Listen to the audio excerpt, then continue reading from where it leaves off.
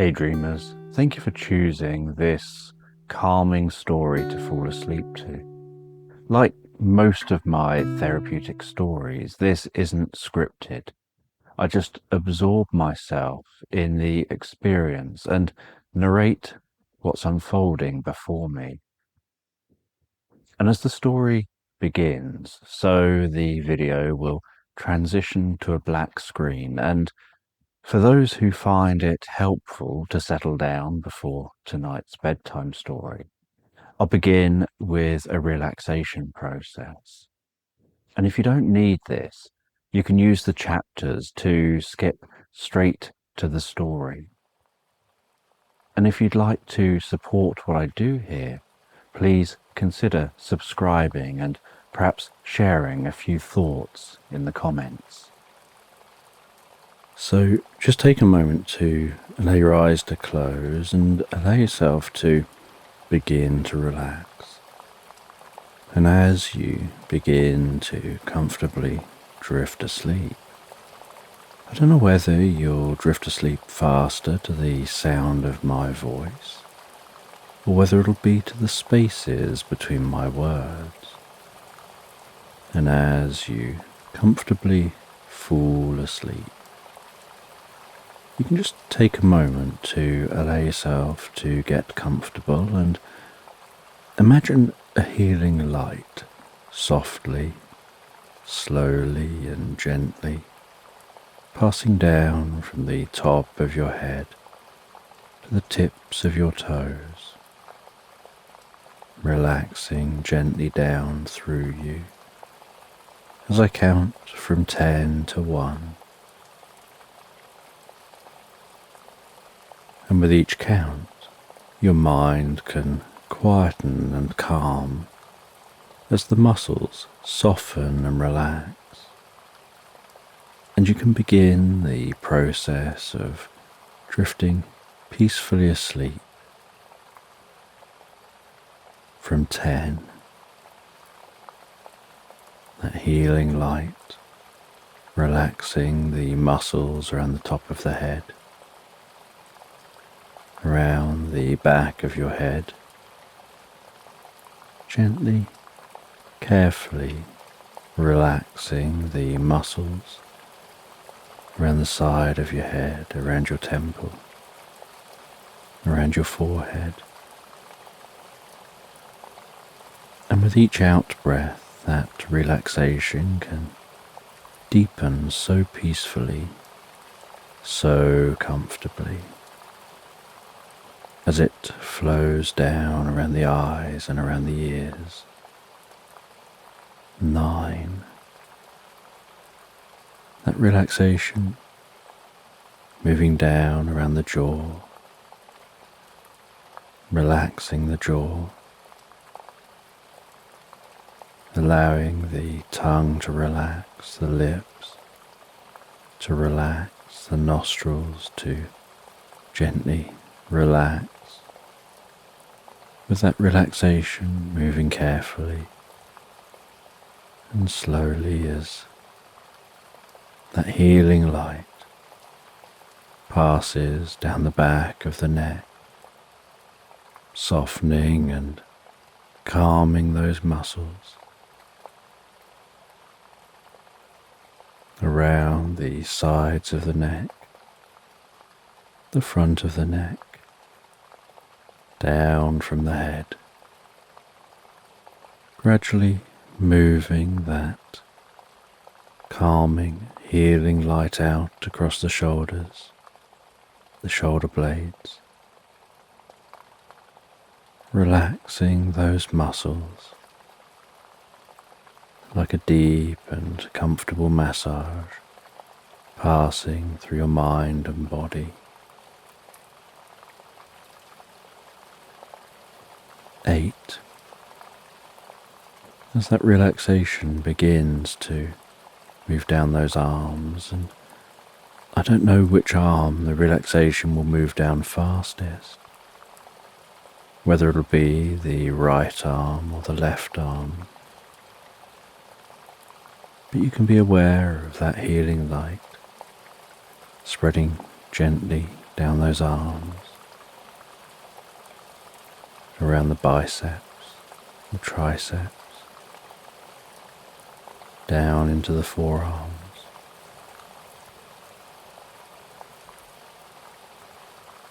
moving all the way down to the wrists,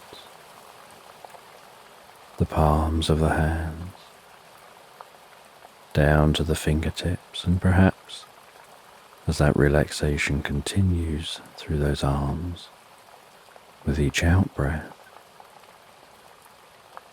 the arms begin to feel heavier or lighter, or some other sensation as relaxation sets in. 7. And you know the process for sleep is that the body begins to relax. And while the body becomes physically relaxed, so the mind begins to drift and dream. Initially to brief reveries before settling on the first dream of the night. 6. And that healing light can spread down from the shoulders and down around the chest, the upper back, softening and relaxing those muscles gently, calming the breathing, helping you drift deeper and deeper into the experience.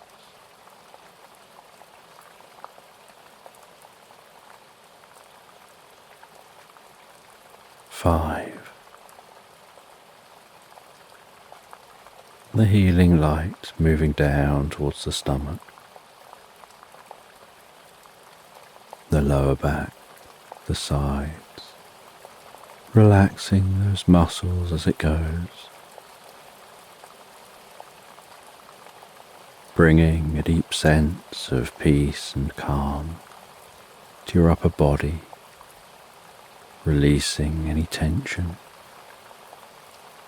perhaps occasionally finding yourself shifting just a little to get a bit more comfortable. 4. With that relaxation spreading down around your buttocks, down into the upper parts of your legs. 3. Passing that relaxation down towards the lower parts of your legs, perhaps those legs feeling heavier and heavier. Maybe as the body becomes deeply relaxed and your focus drifts inside more on what's going on for you in your mind, you lose some awareness of the body as it becomes incredibly still.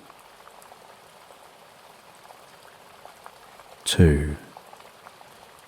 With that relaxation spreading down to your feet, calming, softly relaxing, all the way down to the tips of your toes. 1. As a final wave of relaxation pulses gently through you from the top of your head, down through your body, all the way down to the tips of your toes, as your mind begins to drift and dream and wander into tonight's sleep story. And you find yourself at Faraway Cottage, the most beautiful cottage in this landscape.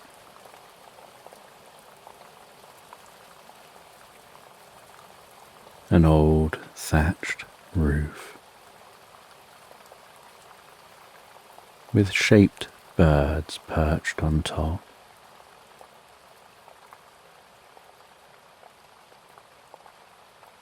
stone walls,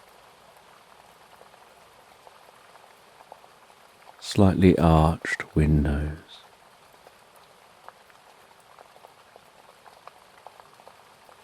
and a garden that attracts so much wildlife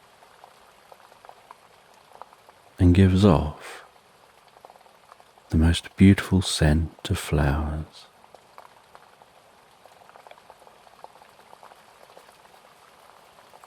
And you're resting within Faraway Cottage. You're sitting in front of the crackling log fire, enjoying a good book while resting in the most comfortable and cozy armchair. And on the floor is the softest of rugs. And in the heart of the rug is a sleeping kitten called Ginger, snuggled down into the fibres of the rug, breathing in and out. Occasionally Ginger's paws twitching as Ginger dreams.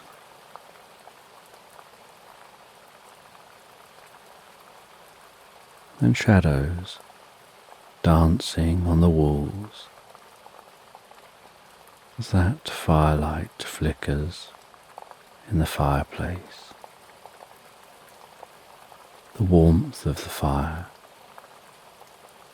casting the cottage in the most cozy orange glow.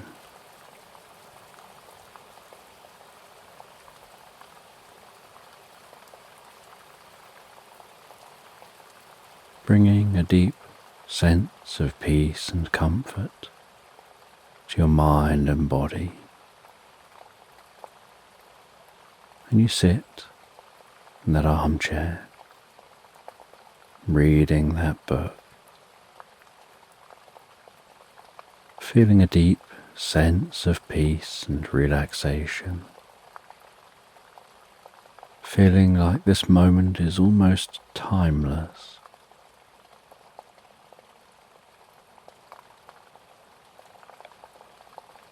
And the living space is all one space within this cottage. It's an open plan kitchen, dining room and living space. At one side is that fire, directing its smoke up a broad chimney.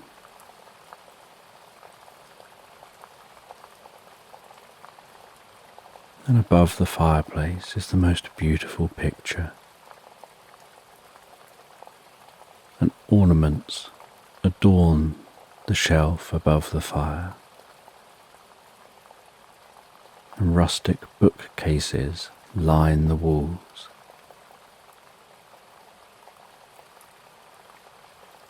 And rugs are dotted across the wooden floor.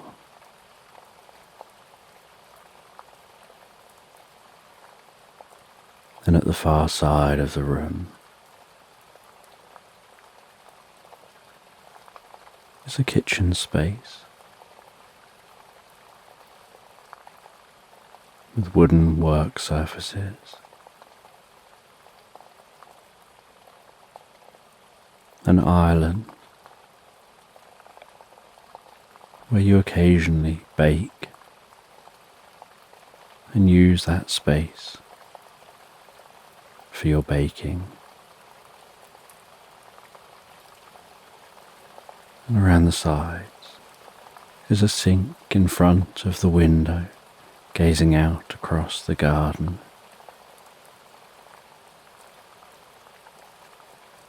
An Aga giving off the most comfortable warmth. And the Aga and the fire together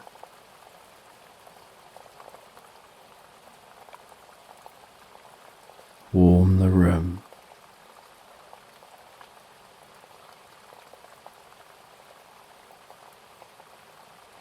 There are old pots and pans hanging on hooks.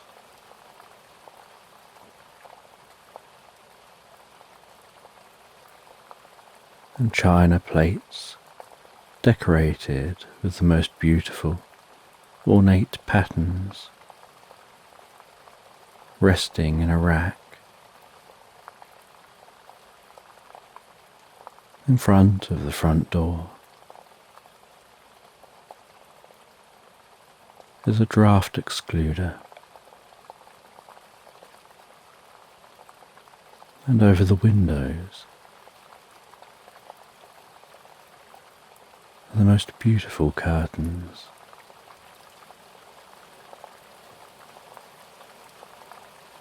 And this space is so cozy and comforting. You get to just sit and read, listening to the quiet.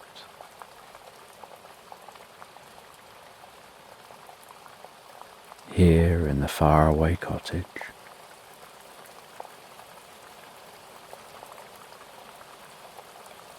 And you read all the way through to bedtime. You close the book and place it down beside the chair. The fire burns down to the faintest of glows.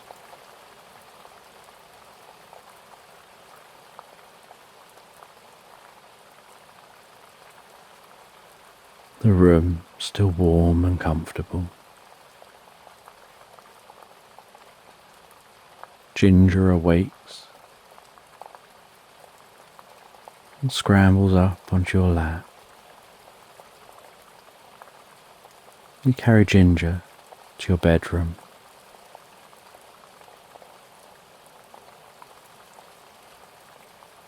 And in the bedroom,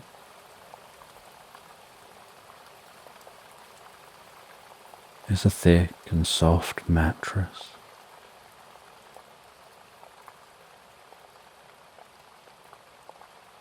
Blankets draped across the bed. Soft pillows propped at the back of the bed.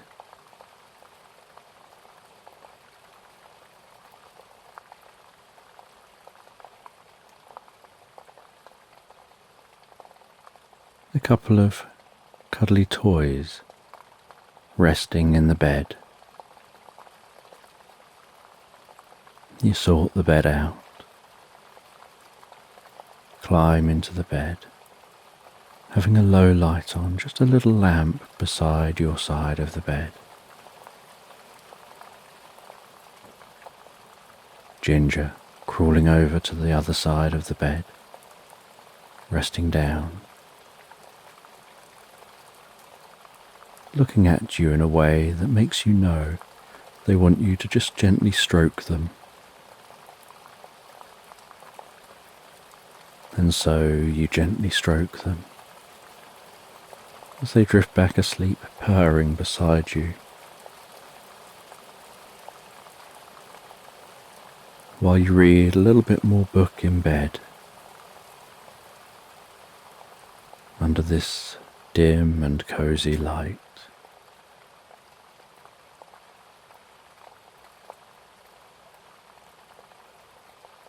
Before feeling tired, placing a bookmark into the book,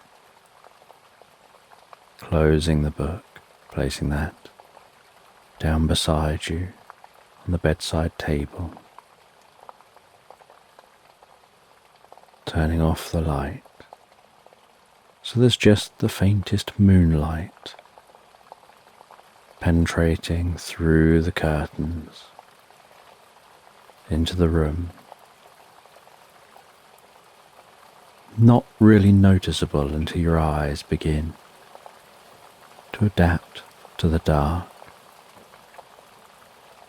In the moments before you close them, and easily and effortlessly drift so comfortably asleep.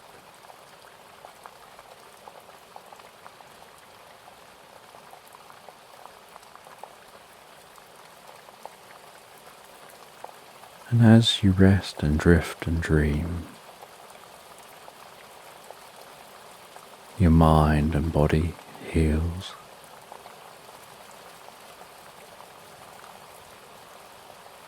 You feel a deep sense of physical relaxation passing through you. As your awareness drifts deeper and deeper into the most pleasant dream.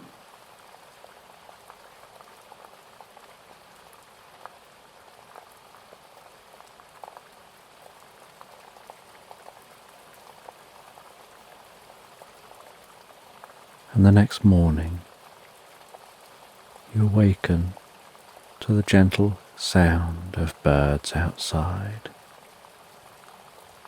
the faint glow of daylight shining through the curtains, feeling fully awake from the most perfect night's sleep. You head through to the kitchen. You make yourself some breakfast.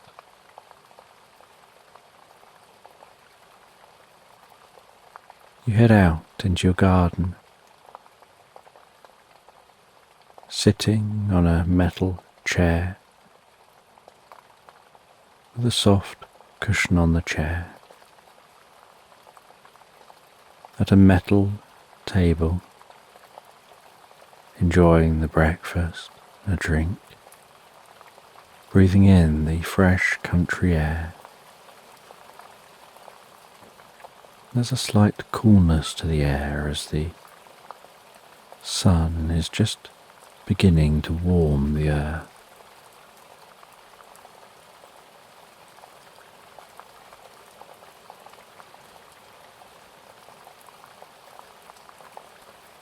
And you can smell that freshness of the air as you listen to morning songbirds singing to each other throughout the garden.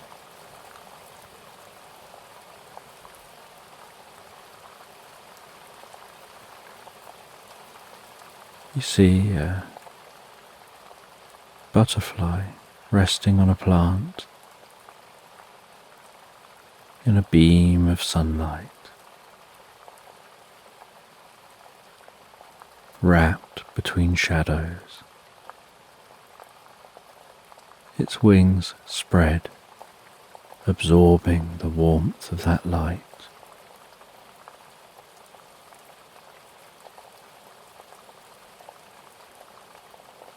You see bees already working their way from plant to plant,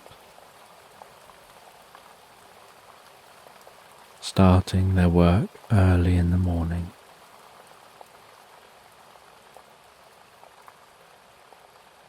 You hear the sound of the pond at the end of the garden and the waterfall that gently trickles into that pond, creating rhythmic soft ripples which dance across the surface of the water.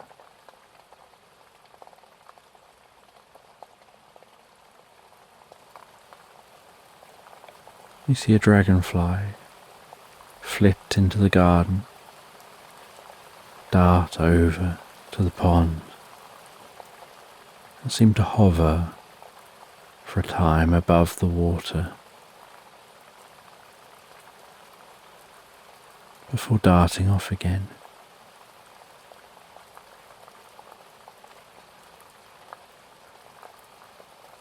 And the sky is the most beautiful morning blue, with just the faintest wisp of some clouds.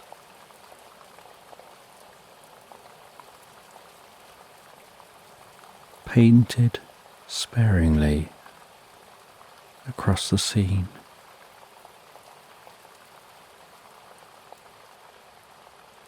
And after enjoying your breakfast, you head back into the cottage You wash up your plate and cup and cutlery. You place them on the draining board to dry.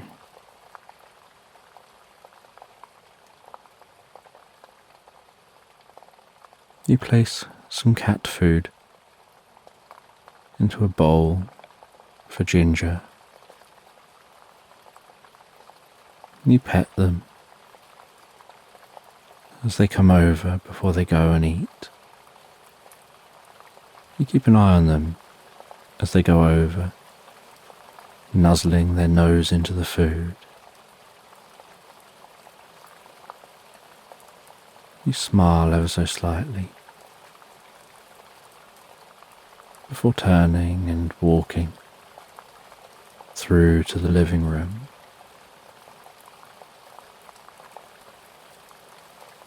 And in a heavy drawer, in a cabinet below the bookshelves, you open the drawer. You take out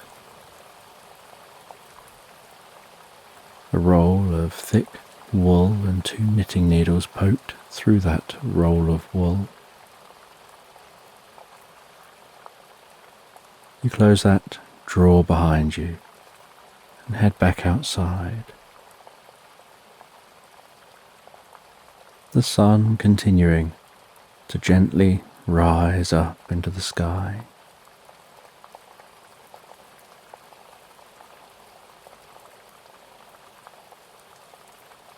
You sit on a swinging bench overlooking the garden.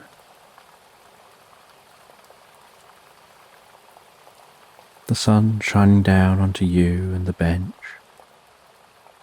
and onto the garden,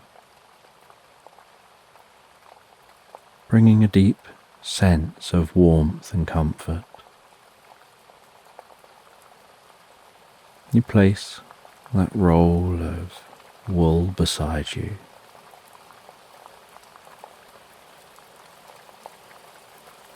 With the knitting needles, you begin to knit. The sound of those needles tapping against each other, the movement of your fingers moving the needles, weaving your fingers out and back as you move the wool around those needles as you knit.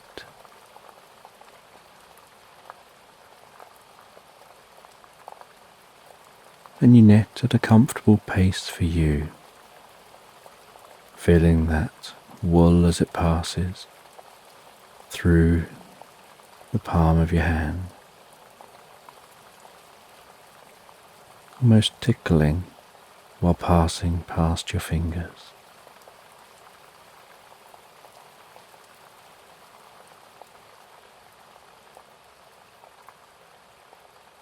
Noticing out the corner of your eye the wool moving slightly as more of that wool is pulled towards what you're knitting.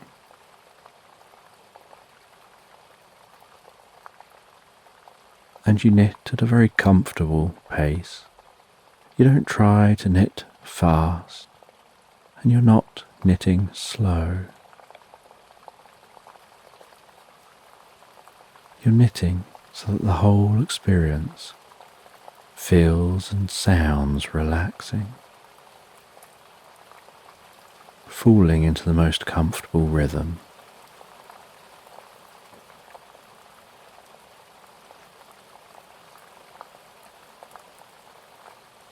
And you're actually knitting a small item of clothing for Ginger.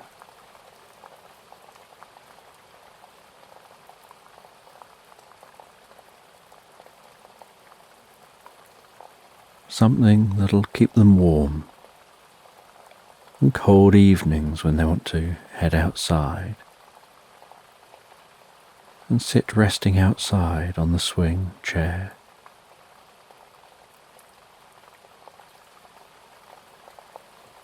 Or at the table.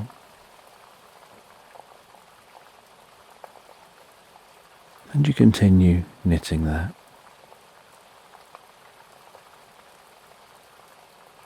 And while you continue knitting, so the sun continues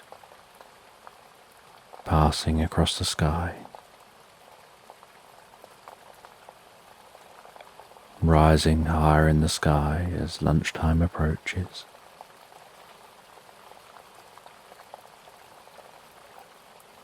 And you stop at lunchtime. You head back into the cottage, to the kitchen. You grab a plate, some cutlery. You grab some items from the fridge and from the cupboards. You make yourself some food.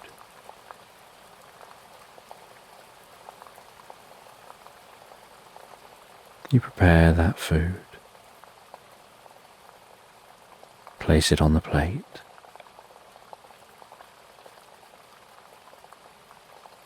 You check on Ginger again.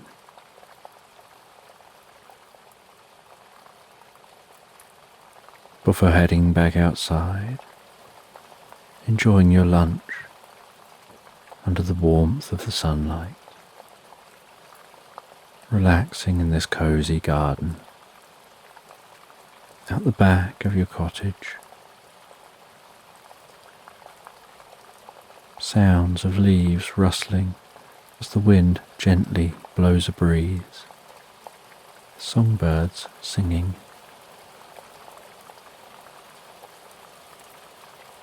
A blackbird landing on the lawn, hopping around and pecking at the grass before launching back up to a tree.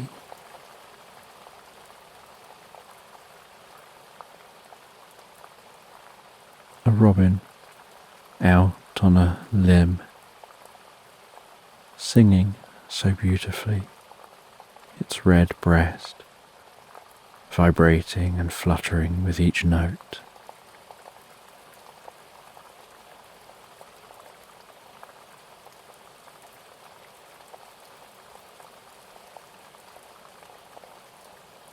And after eating, you continue to knit.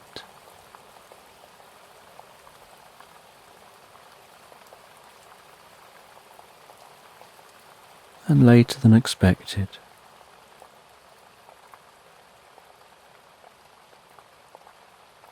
the post is delivered to a mailbox at your gate.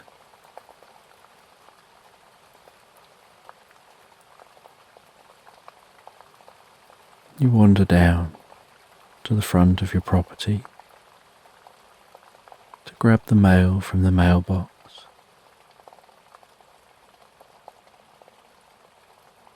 And among the mail is a postcard. And you look at the picture on the postcard.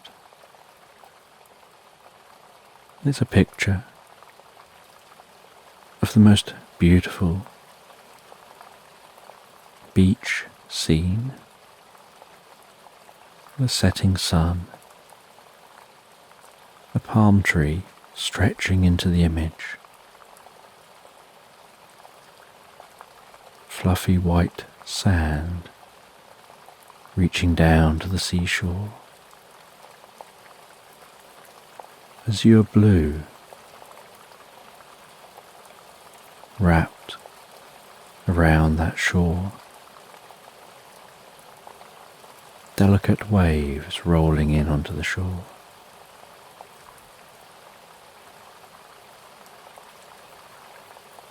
You turn the postcard over. You see the stamp on the back, the markings across the stamp, your address, and the handwriting from a friend addressed to you, and you begin to read that postcard as you walk back to the bench, sitting back down on that swinging seat, rocking so gently as you read the postcard.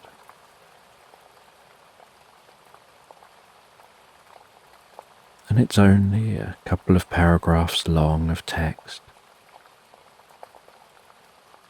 maybe no more than 300 words.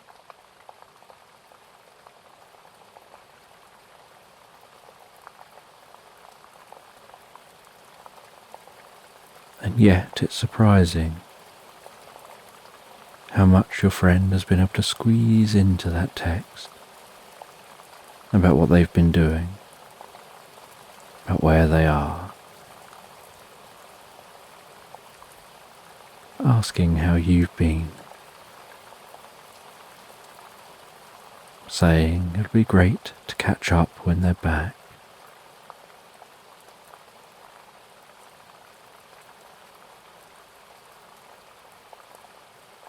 You turn the postcard back over again, looking at the image, imagining what it would be like to be visiting that beach,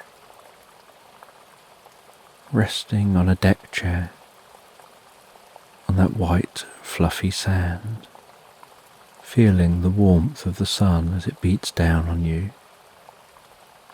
smelling the salty air of the sea, the broad rustling of the leaves overhead from the trees,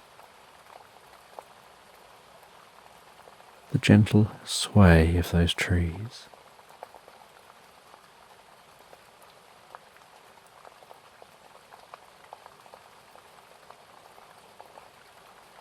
The sound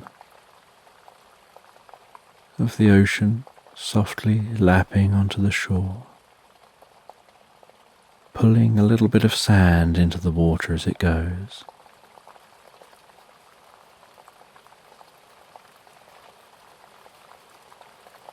The clear sea, the clarity of the water, perhaps struggling to define where the sky ends and the ocean begins, as at the horizon, the colour of the ocean and the sky almost blend together. Maybe walking down to the seashore barefoot through the warm sand, feeling that tickle touch of the sand underfoot, and the coolness when your feet pass beneath the surface of the sand, the way the sand firms up as you approach the water's edge, the warmth of that tropical water, and standing a little way into the water, perhaps just above your ankles, and watching small fish swimming around your ankles.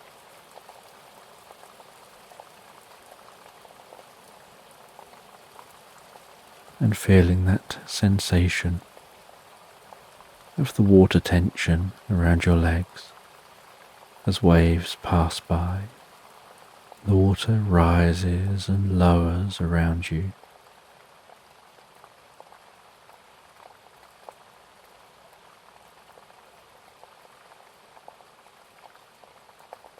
And what a sunset here would be like.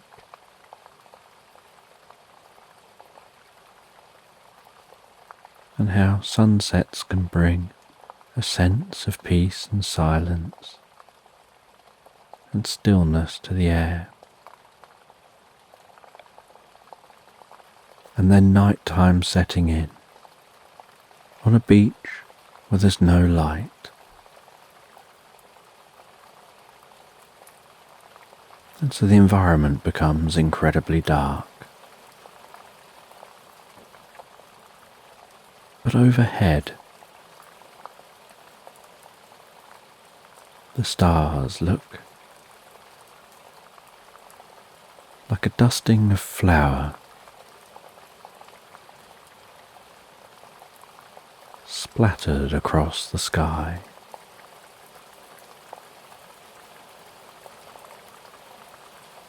With a cloud of dust stretched across the middle.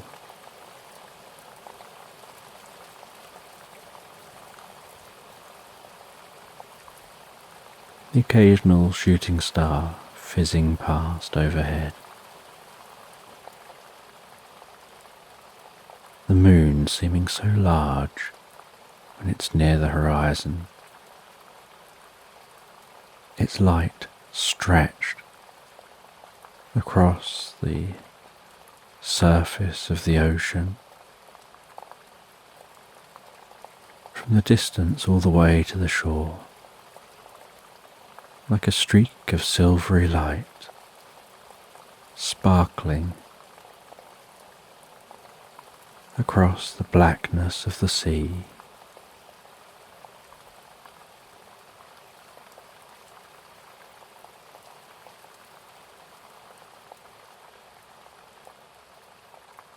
And you place that postcard down beside you. Ginger jumps up and sits beside you, and you continue knitting. As the sun continues to mark out its afternoon trajectory, and you relax deeper and deeper into the experience of that knitting, becoming so absorbed that it's almost like time stands still.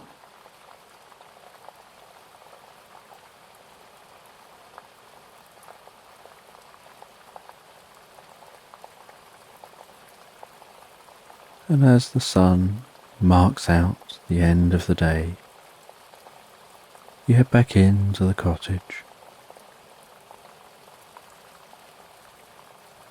You place your almost finished knitting, the needles and the wool back in the drawer.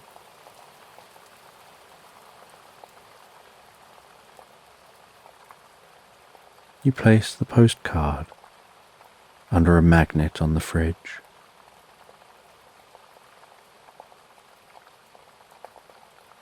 You make yourself some tea and sit back down in the living area, eating the tea.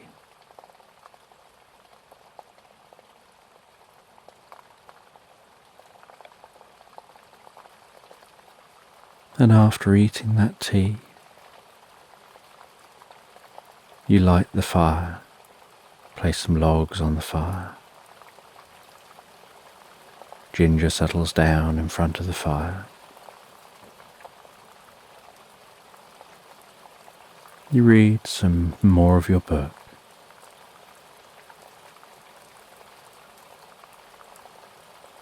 Enjoying how slow and comfortable life is.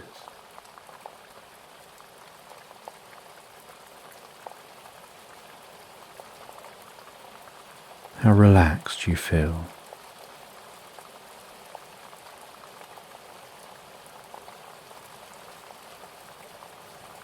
And as another night sets in,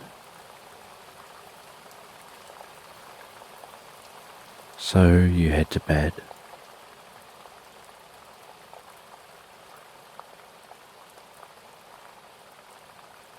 You relax down in bed.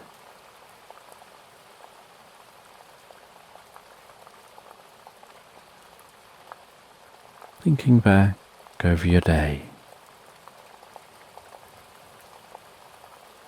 Pondering tomorrow. Before drifting and floating, so peacefully, so relaxed asleep, into Slumberland. So just take a moment to allow your eyes to close and allow yourself to begin to relax. And as you begin to comfortably drift asleep, I don't know whether you'll drift asleep faster to the sound of my voice, or whether it'll be to the spaces between my words. And as you comfortably fall asleep, you can just take a moment to allow yourself to get more comfortable and imagine a healing light softly, slowly and gently passing down from the top of your head to the tips of your toes, relaxing gently down through you as I count down from 10 to 1. And with each count, your mind can quieten and calm as the muscles soften and relax. And you can begin the process of drifting peacefully asleep. From 10, that healing light, relaxing the muscles around the top of the head, around the back of your head gently, carefully, relaxing the muscles around the side of your head,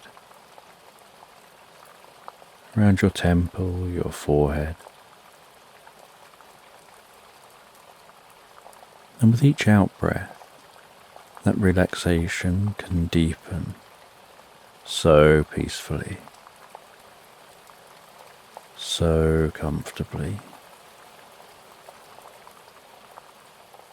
as it flows down around the eyes and around the ears. 9. And that relaxation can move down around the jaw, relaxing the jaw, allowing the tongue to relax, the lips to relax, the nostrils to gently relax. With that relaxation moving carefully and slowly as that healing light continues to pass down the back of the neck, softening and calming those muscles around the side of the neck, the front of the neck, down from the head, gradually moving that calming, healing light out across the shoulders, the shoulder blades, relaxing those muscles. Like a deep and comfortable massage passing through your mind and body. 8. As that relaxation begins to move down those arms, and I don't know which arm the relaxation will move down fastest, whether it'll be the right arm or the left arm. But you can be aware of that healing light spreading gently down those arms, around the biceps, triceps, down into the forearms.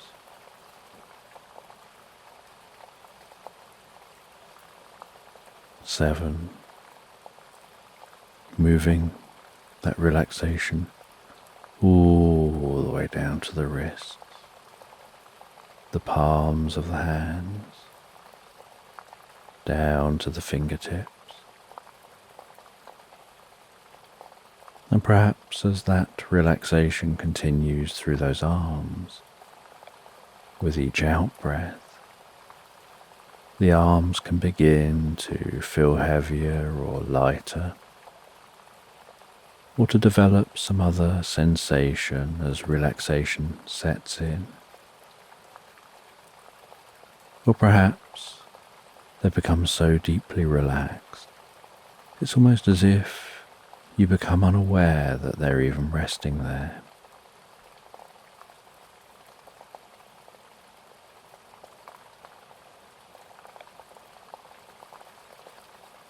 And you know the process for sleep is that the body begins to relax, and while the body becomes physically relaxed, so the mind begins to drift and dream, initially to brief reveries before settling on the first dream of the night. 6. And that healing light can spread down from the shoulders and down around the chest, the upper back softening and relaxing those muscles, so gently calming the breathing, helping you drift deeper and deeper into the experience.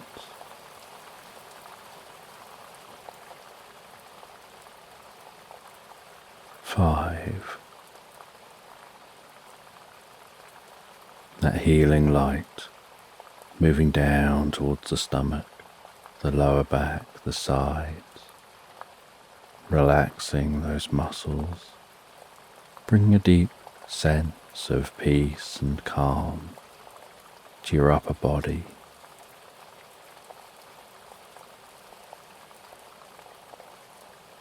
Releasing any tension, perhaps occasionally finding yourself shifting just a little to get a bit more comfortable. 4. With that relaxation spreading down around your buttocks, down into the upper parts of your legs.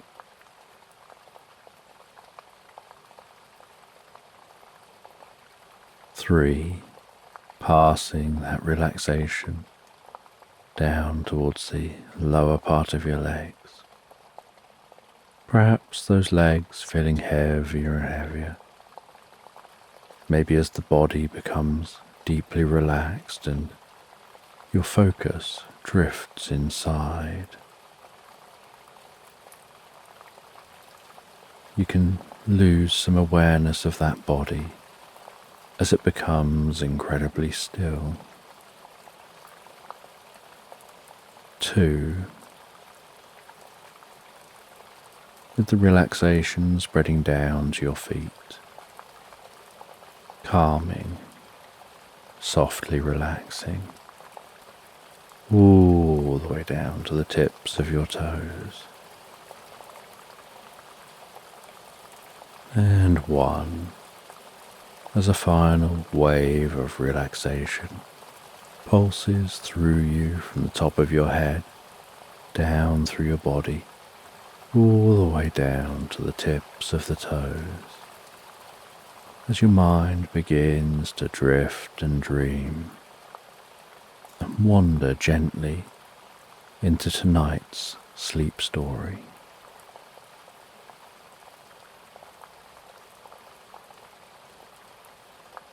And in tonight's sleep story, you find yourself taking shelter under a tree in the middle of a meadow.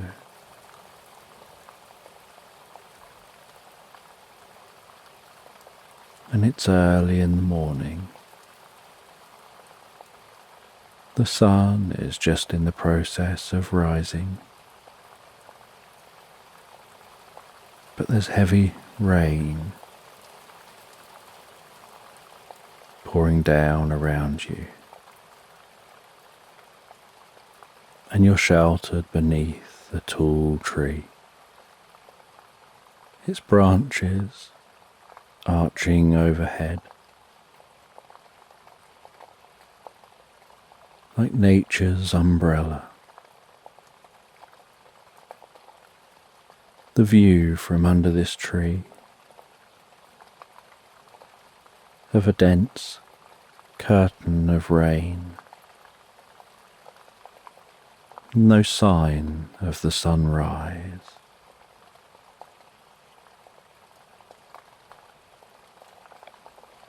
Just a gentle grey in all directions, barely able to see that far through the rain, unable to see any features around you as the landscape disappears into the haze of that rain.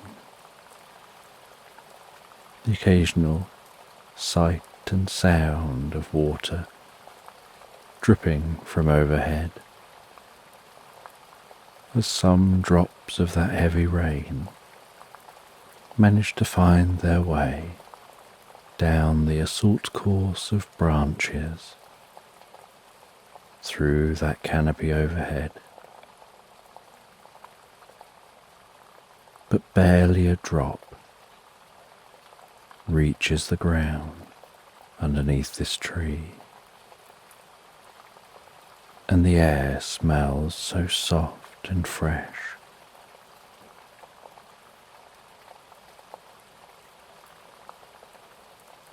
And you can smell that scent of the damp soil and grass of the meadow. The way the heavy rain changes the scent of wildflowers and freshens the air.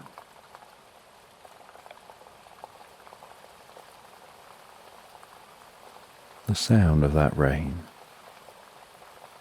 as it pelts the leaves of the tree and strikes the ground around you.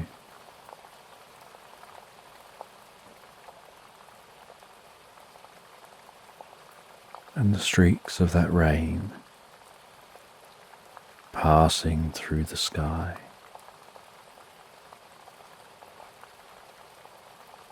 And gusts of wind whipping up some of that rain, changing its direction as it tries to flow to the ground.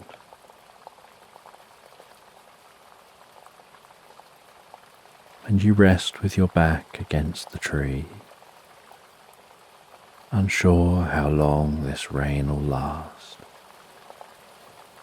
You can feel the bark of the tree against your back and smell the scent of this tree. And something about the experience just feels so peaceful and relaxing. Although for now, there's nowhere else you can really go. The sound of the rain, the smell of the fresh air, just brings a deep sense of peace and comfort.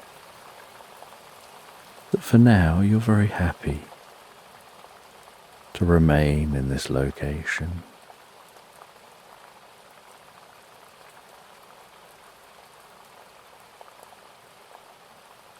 And you would love to have seen the sun rising, but you're comfortable to just be here and dry.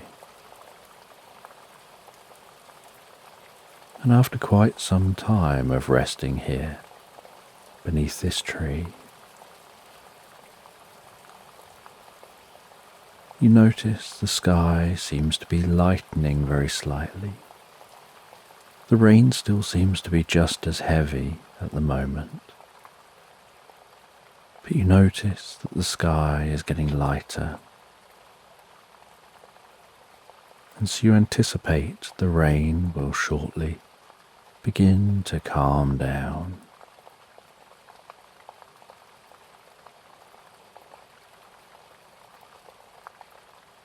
And you sit yourself down onto the ground beneath the tree as you wait.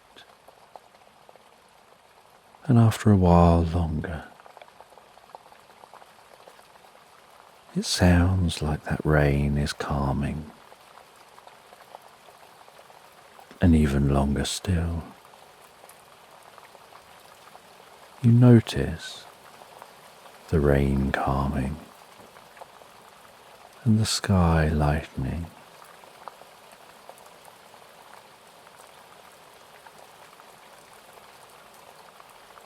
And those rain clouds beginning to move on from this area.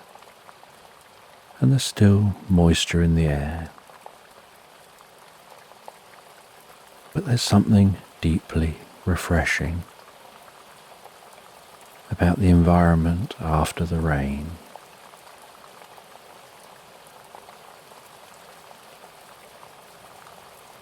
And as those clouds move away, so the sun shines on the ground. A gentle mist begins to form as the warmth of the sun begins to evaporate that rain.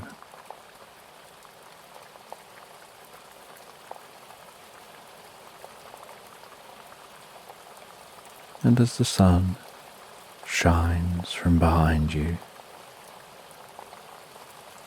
you can see your early morning shadows stretched out before you, the long shadow of the tree, the gentle golden light of this morning.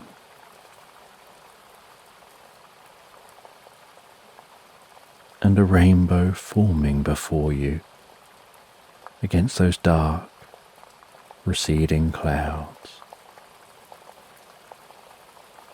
Its striking colours arched across the sky.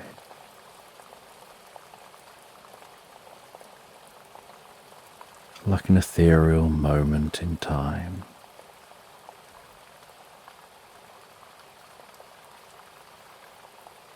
And you think to yourself how everyone has their own unique rainbow. No two people see the same rainbow.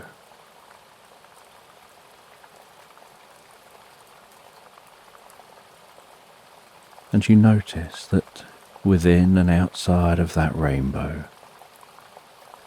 as the rainbow gets bolder and brighter, so some additional rainbows form.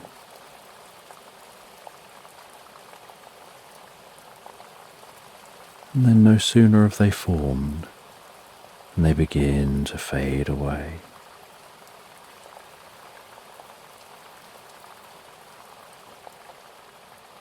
And as the rainbows fade away, so you walk out from under the tree, walking through the damp grass of the meadow, smelling the freshness of the air, still the occasional bit of moisture in the air, reaching your cheeks, catching in your hair.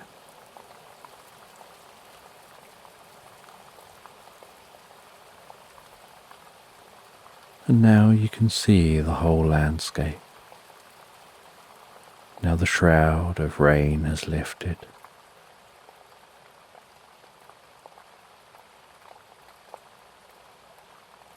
And as you walk through this landscape,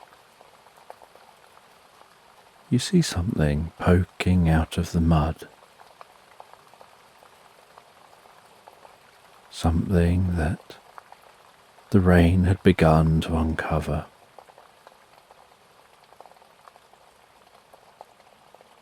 And you reach down with curiosity. You tuck your fingers around that object. You move it a little beneath your fingers, feeling its shape and weight, and realize it looks a bit like a mask. And you carefully pull it out while uncovering it more with the other hand, separating that mask from the mud. And it looks like an old wooden mask which has probably been buried for many years within this mud. And this mud here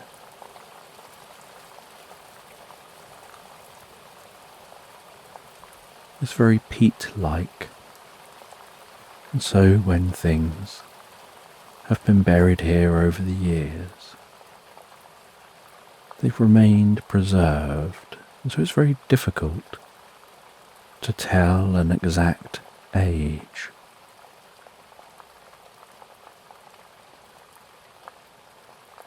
Then you wipe the mud off the mask, and you crouch down and wipe your fingertips among the damp fronds of grass, using the grass almost to wash and clean your hands, and then wiping the mask in the tall grass, to use the grass to try to clean the mask off a little more.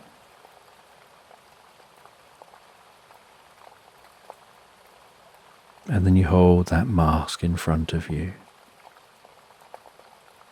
You look at the front of the mask and see its shape, the curious expression on that mask, the texture of the wood,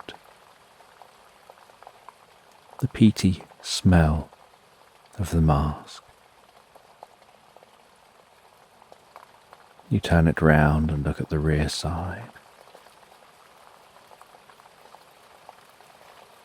And it almost appears a little bit smooth, as if worn down from frequent wear, like it's an item which someone had owned and worn for many, many years, very frequently.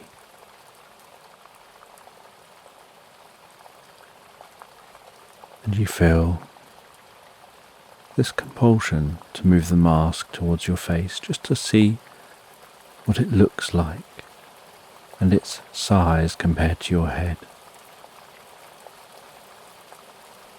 And as you move it to your face and get it so it's almost touching your face, you suddenly feel it almost stick in position for a moment, as through the eye holes the world around you shifts and changes, and then you hear the world as different, and you see the landscape change and undulate, almost as if different realities are flashing by, as if you're in space, watching moving images in clouds.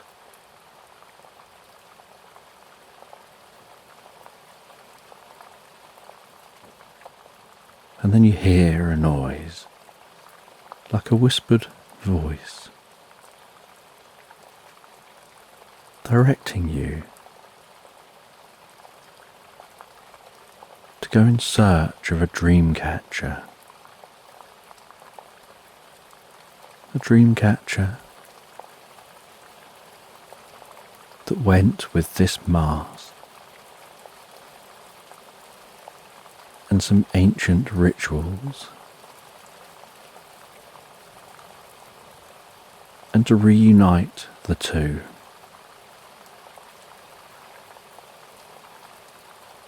And give them a proper burial together, storing them in the same location. And you don't know where the voice came from. It was almost as if it came from within your mind, but it most definitely wasn't your voice. And it was an unusual accent, although the words could be understood. You move the mask off your face, and the world around you shifts back to normal. But as you look around you, you now notice there's a gentle glow, and this glow seems to almost guide you, as if it's marking out a path through the landscape.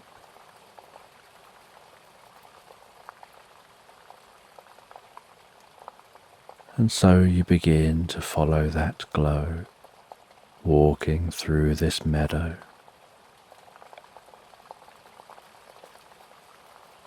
And as you walk, so you place the mask in a backpack, placing that backpack onto your back.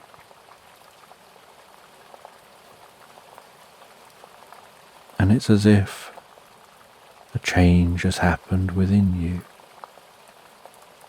but that glow just seems to remain.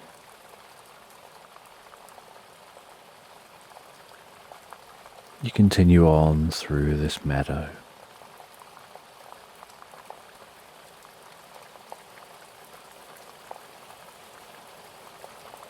And the dark clouds continue on into the distance, the sky now turning the most perfect blue.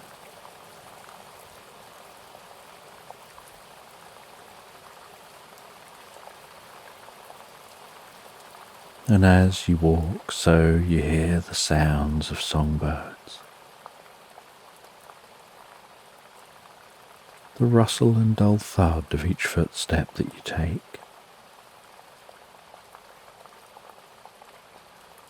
You watch as bees and butterflies come out after the rain and begin to flit from plant to plant.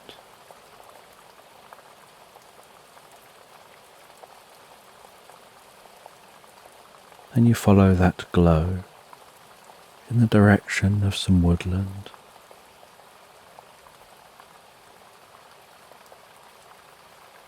And you wander into the woodland.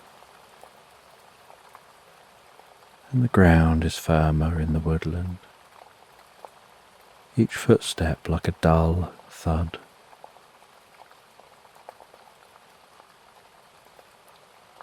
The gentle rustling of the leaves of the trees, the echoing of songbirds singing through the trees.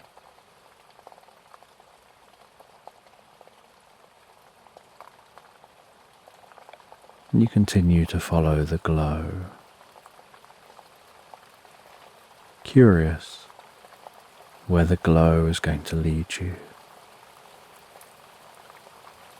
Whether it's somewhere you can get to on foot,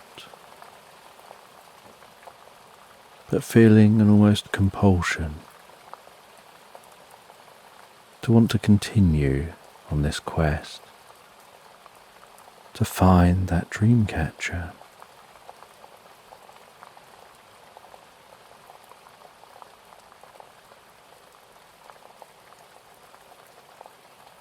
And as you continue through the woodland, so the day continues to get later and later.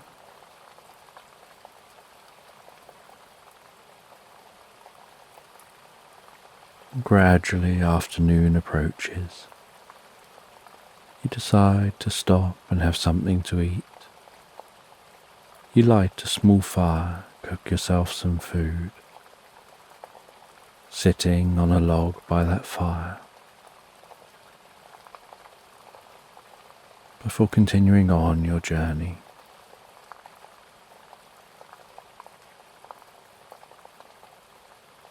And you notice, as afternoon moves to early evening, that the glow remains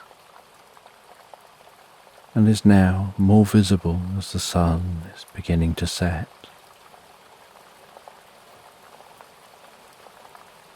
And in the distance, you see the lights of a cabin.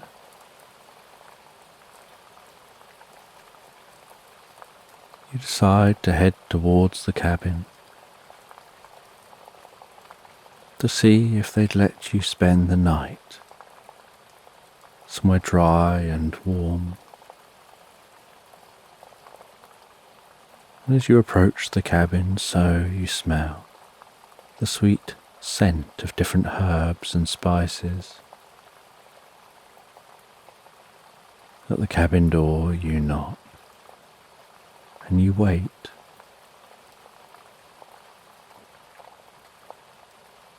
And after a few moments, a small, hunched-over elderly man with a long grey beard, a very toothy smile,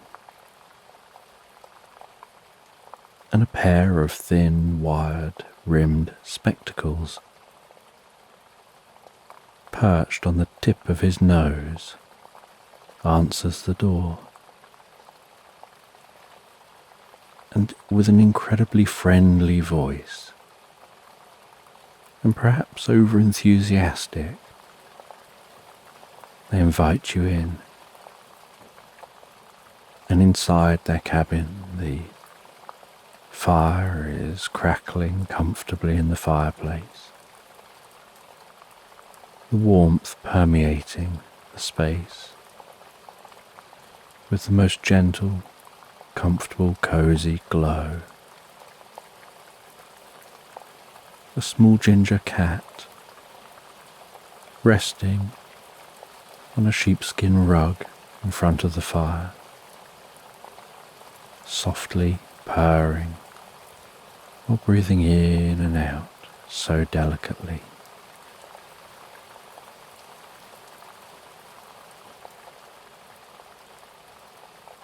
You share your journey with this person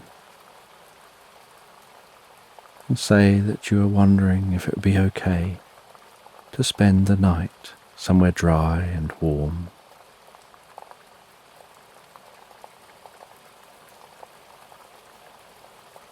And this person says that would be fine. They'll make up the spare room. And they make you a drink and suggest you sit by the fire for a while before they disappear off. You hear them pottering around. And as they potter around out of sight, you hear them mumbling away to themselves. And they come back in. And they sit down opposite you. They tell you that's all done, it's all set up. You ask them who they are and what they do, and they explain that they're a herbalist. They mix herbs and spices and other ingredients to get curious and healing effects. You explain about the mask and even show the mask. And they take the mask from you. And they try the mask on and nothing happens to them. They get no experience at all. They hand the mask back. But you feel there's a certain energy with this mask. And you gaze up from the chair and look out the window, and you can see that glow out of the window. The glow you've been following. And you ask the herbalist what they can see out the window. And they just say that all they can see is a darkening woodland. And they can't notice this light you speak of.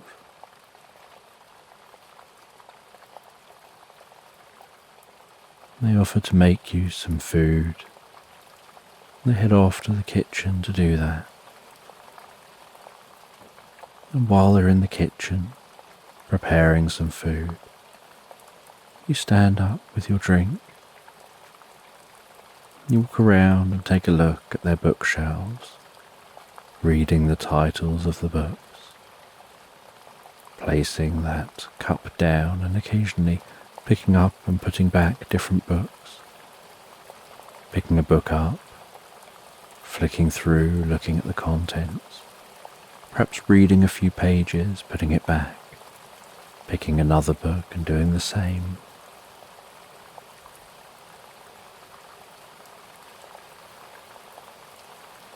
And as you look at those different books, you eventually begin to smell the cooked food. And the herbalist lets you know that dinner's ready. And you sit down at a dining room table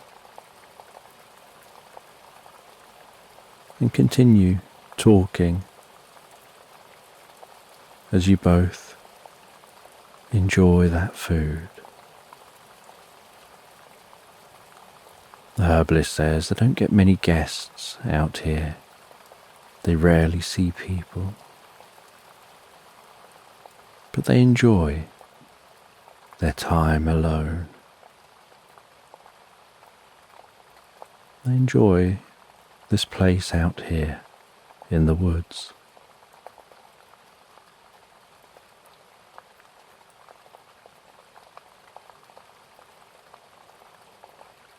And after eating, you settle down for a bit longer, reading in front of the fire, before saying you're going to head to bed. And they show you to the room they've prepared. You head into that room, the smell of fresh bedding. You sit down on that most cozy and comfortable bed and prepare yourself to settle down for the night, wrapping yourself so comfortably within the sheets on the bed and drifting and floating deeply asleep. And as you drift and float deeply and peacefully asleep, so your mind wanders to thoughts about that mask. Those who perhaps made the mask, wondering whether the voice that you heard could be the owner of the mask.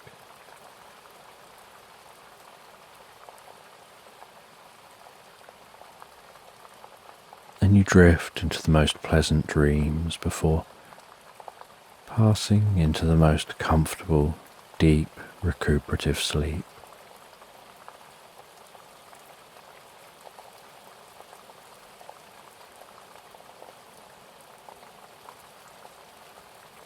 And the next morning you awaken to the clattering sound from the kitchen and the gentle glow of light through the curtains into the bedroom, and the scent of the most beautifully cooked breakfast.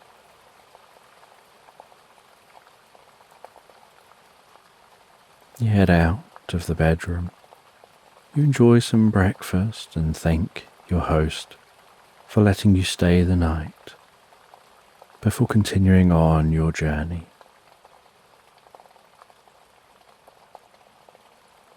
And you're surprised to see that that glowing light is still outside the cabin. And you follow that light, initially deeper and deeper into the woodland.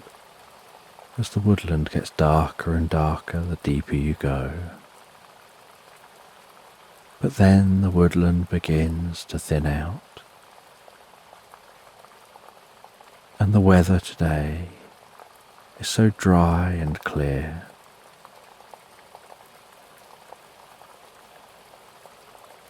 You head out of that woodland, finding yourself heading through another meadow, following that light, heading towards a valley and some cliffs that line that valley.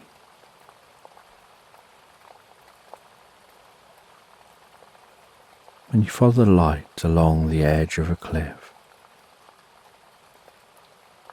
having to work your way through the trees that are at the base of the cliff. And you find your way to a cave, and the light passes into that cave.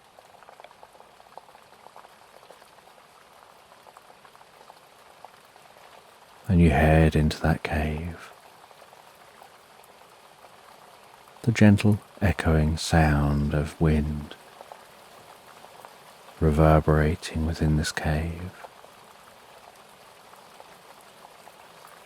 And you don't need a torch of any kind, because that glowing light lights your way, even though you know no one else seems to be able to see it.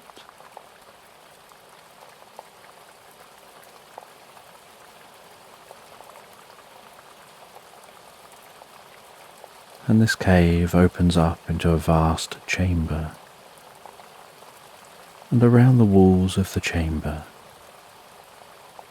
you see different cave art.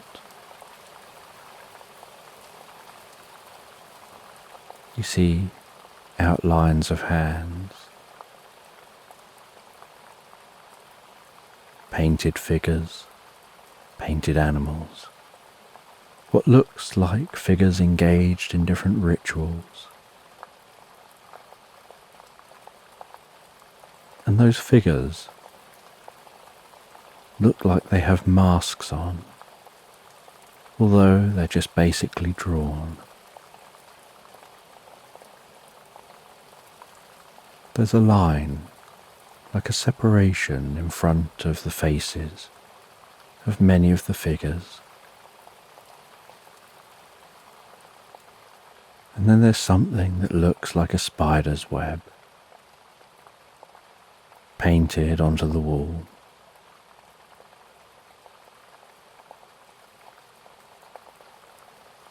And you continue to follow the glowing light.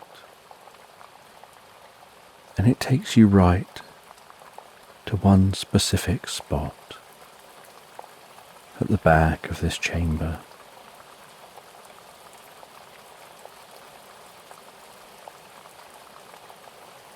And you go to that spot and find that there's a cavity, and you reach in with an arm and pull out a box from within that cavity. You carefully open the box, and inside the box you see what looks like the dream catcher in such good condition.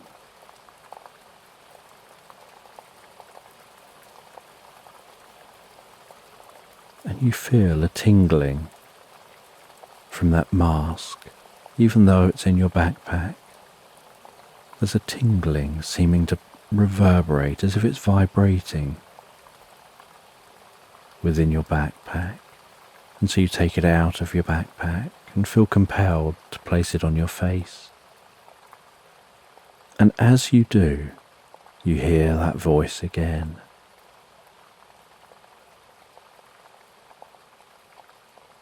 And the world shifts around you. You hear the sound of drumming. You hear the crackling of a fire. As you look through the mask, around you, it appears like there's a tribe of people dancing around a fire wearing those masks. There's a dream catcher hung up near the fire, and it seems to be catching the sparks which find their way up into the air from that fire, and the voice in your mind talks about that dream catcher and the ritual and the masks, and how the masks allow you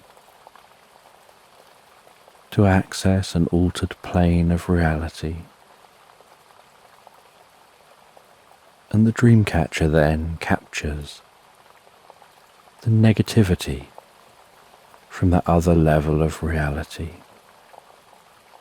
and holds onto that negativity so that you can live without it. They explain that it takes on the negativity of negative thoughts and ideas that come to mind.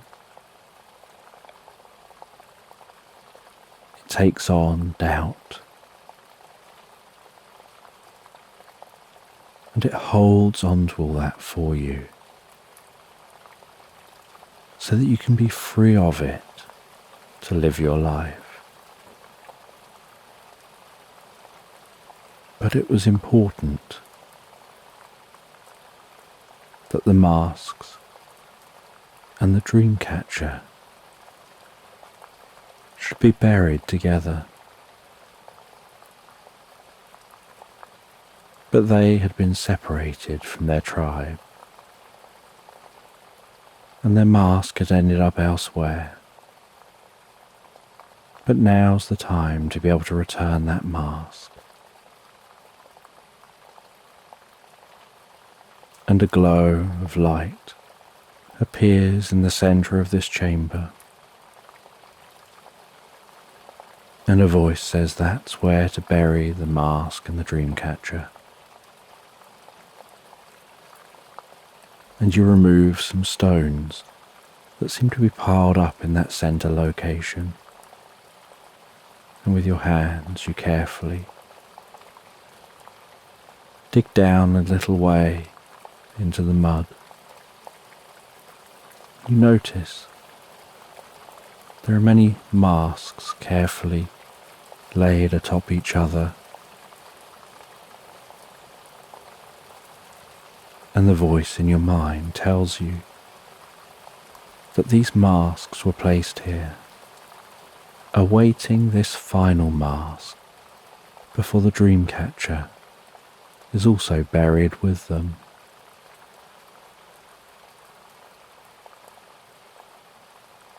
And then all that negativity gets buried and freed from the world so that it won't infect anyone else's mind.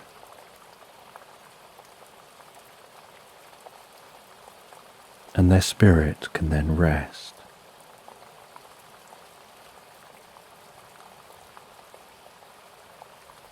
And you take the mask off. You place the mask down in the same pattern as the other masks.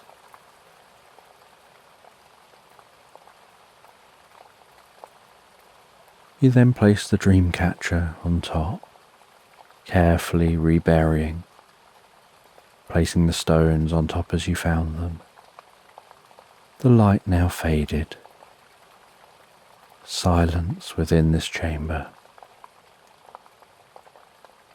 Knowing you've helped bring peace and close a chapter on a very old story,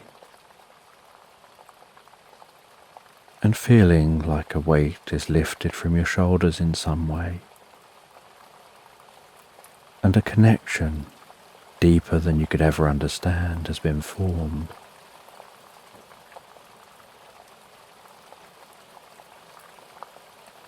You find your way out of the chamber, out of the cave,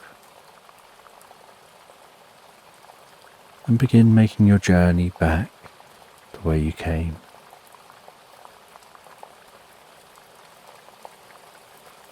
You stop once more at the herbalist's cabin.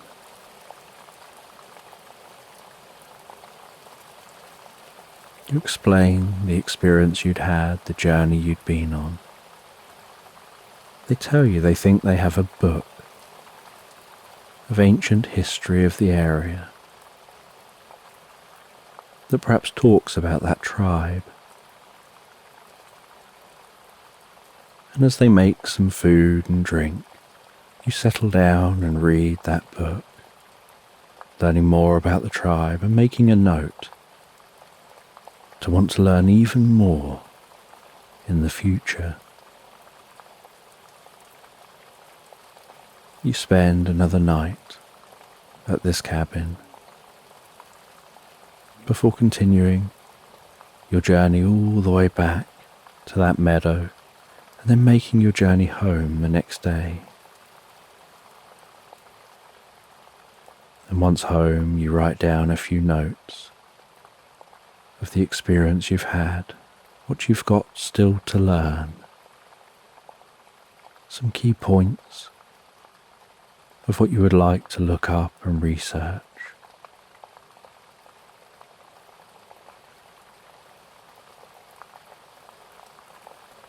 And feeling a deep sense of peace and calm.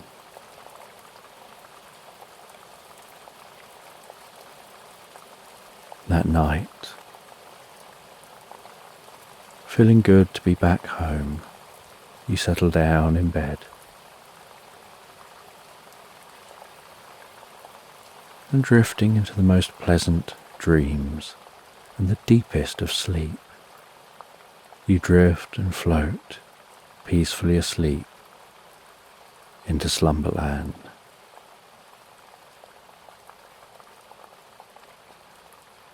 So just take a moment to allow your eyes to close and allow yourself to begin to relax. And as you begin to comfortably fall asleep, I'm just going to count down from 10.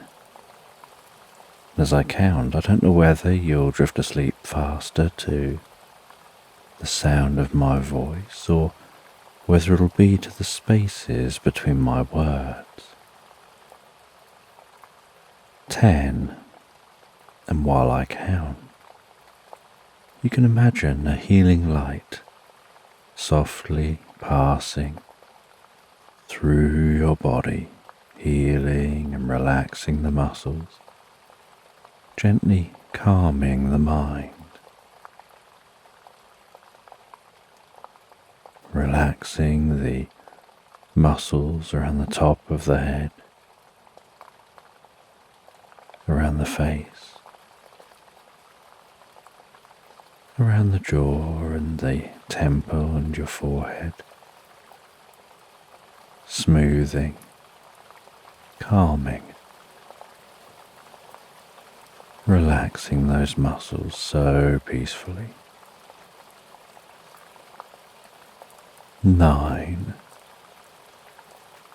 As that relaxation works its way around your neck, around the back of your head,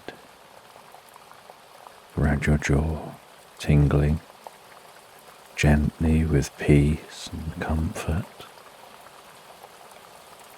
And with each out-breath that you take, you can find yourself relaxing deeper and deeper asleep. And I don't know whether you relax deeper to the sound of my voice or the spaces between my words. That's 8. As that relaxation moves down from your neck, along your shoulders, down around the upper back, around your chest and down into those arms. And I wonder which arm will relax the fastest as you continue to drift and float deeper and deeper relaxed asleep. As the relaxation continues moving down those arms towards those fingertips. 7. The arms can perhaps feel heavier or lighter, or maybe some other sensation as they drift deeper and deeper.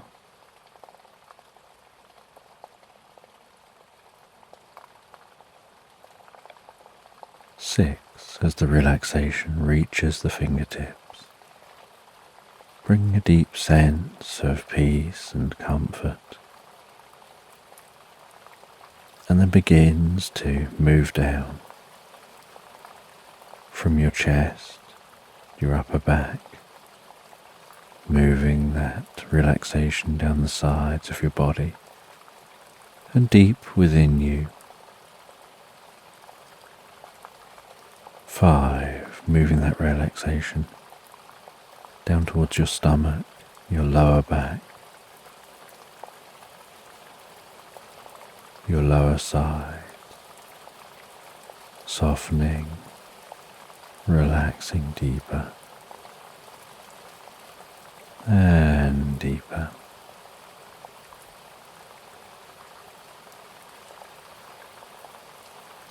4, moving that relaxation down around your bottom, around your legs, carefully moving the relaxation down towards your feet.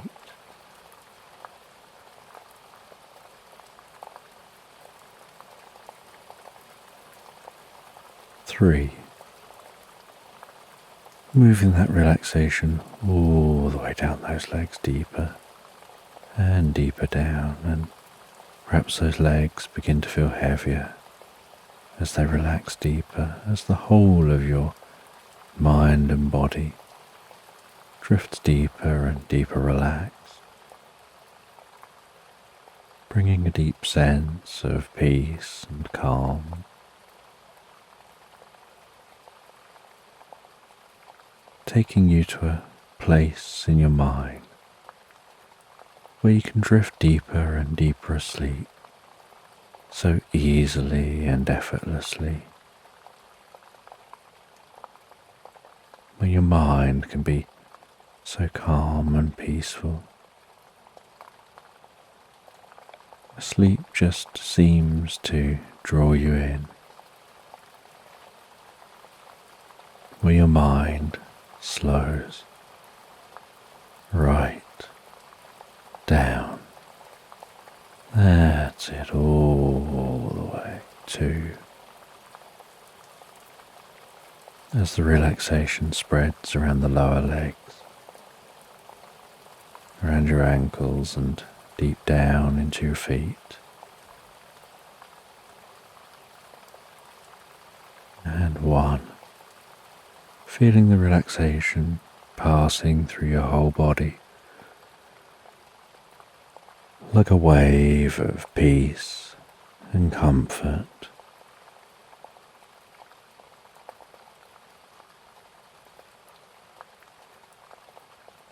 And you know the process of sleep involves the body relaxing fully as the mind begins to drift almost into its own reverie before passing into pleasant dreams.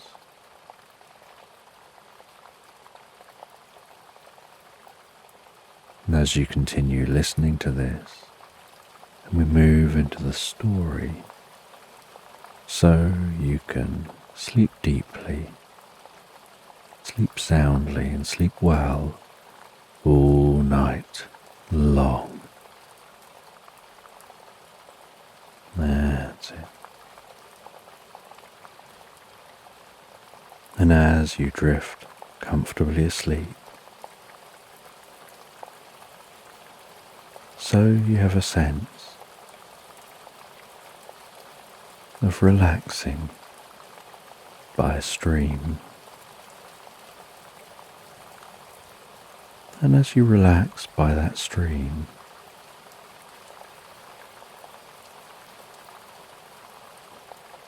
your dog comes along and rests beside you. And with just a minimal gesture, They snuggle up next to you.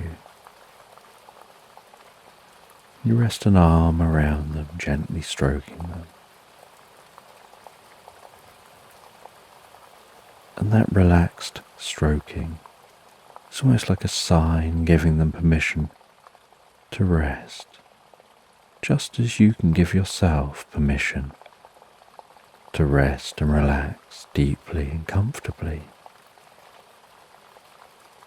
And you find yourself lost in thought as you gaze out across the stream. And there are ducks tootling along that stream, and occasional sticks floating past, and some leaves drifting like boats on that stream, bobbing up and down on the small waves. The sound of the stream bubbling along the bank, the breeze blowing so comfortably, so relaxed.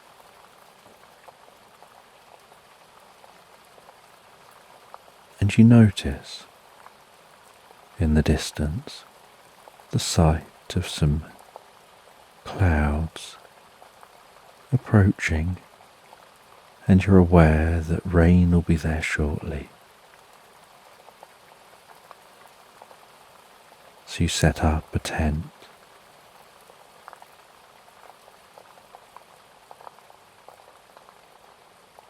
And your dog and yourself settle down in that tent. And you zip up the tent just as the first drops of rain arrive. And that rain begins to pitter-patter down on the outside of the tent. The outside of the tent gently waving in the breeze. Sound of the rain increasing on the tent, bringing a deep sense of peace and comfort.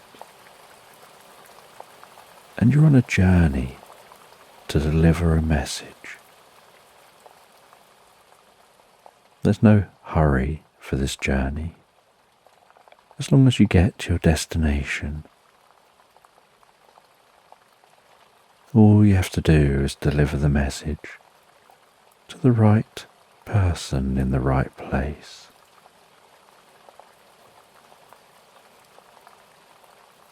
And it doesn't take long for your dog to fall asleep,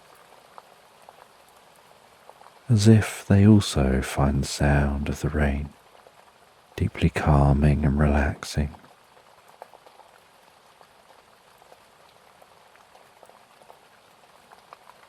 And you're in that tent for quite a while that you notice the light outside the tent fades through to night time.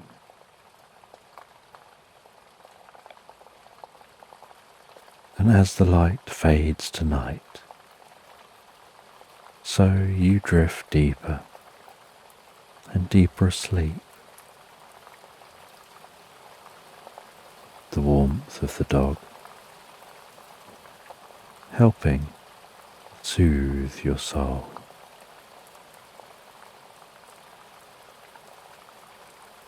And you can feel and hear its breathing as you relax deeper and deeper down into the most pleasant night's sleep. And while you drift and gently sleep, certain thoughts and ideas come to mind. You have ideas about what it would be like to live on Mars in some kind of a future habitat, where when you gaze up you see this giant dome overhead? Would it be filled with trees and other nature, similar to what you find on Earth, and under the slightly different gravity? What difference will that make to how those trees and plants grow? And how about to the sensation of walking on Mars?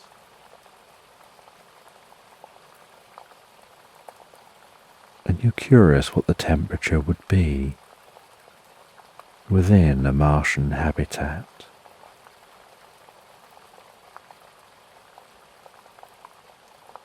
And what it would be like to be on Mars, looking back towards the Earth and seeing the Earth in the sky, in the same way that you could now sit outside, gaze up into the sky and see Mars.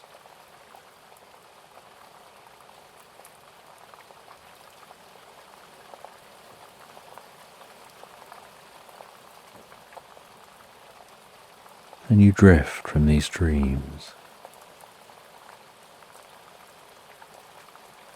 into a deep and healing recuperative sleep. And at some point during your sleep, the rain fades and comes to a halt. The breeze calms down, and there's stillness beyond the tent.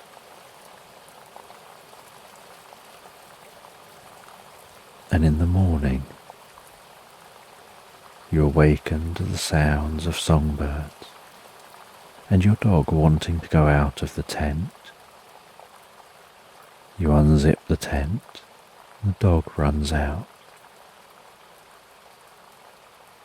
And you instantly smell that smell of wet ground from the rain the night before. The damp grass smell, mixed with the scent of that stream and the sound of the flowing water. And as you gaze around you, you notice within the meadow that hugs this stream is the most beautiful white horse. And you watch for a while as that white horse just grazes. And you don't know where this white horse has come from.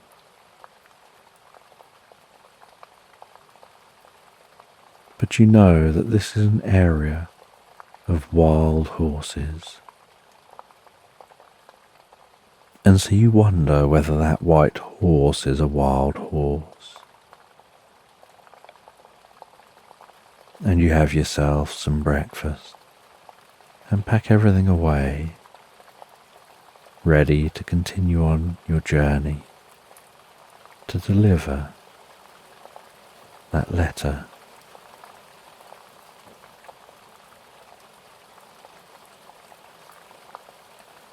And you head over to the horse, and it appears to be wild.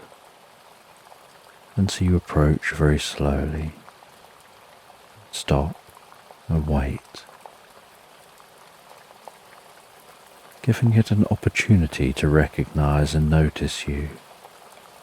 Then your dog follows a few paces behind and sits patiently. And the horse continues grazing, and then raises its head and walks a little closer and continues grazing, and you walk a little closer to the horse and you keep your head down, and eventually the horse comes to you. You gently touch the side of its neck in a very calm yet firm way. And as you touch the side of its neck, you feel a deep connection between the two of you. You feel your breathing shifting to be in time with the horse's breathing, and the horse seems to notice that as well. and it doesn't take long before you're able to climb onto the horse, and with the slightest of nudges, you continue your journey on horseback, with your dog walking alongside you, occasionally running off into the undergrowth, and then coming back and joining you, running off ahead a little way, sniffing around, exploring, stopping and waiting, and then returning to your side. As you walk along very slowly on horseback, looking around you, taking in the environment,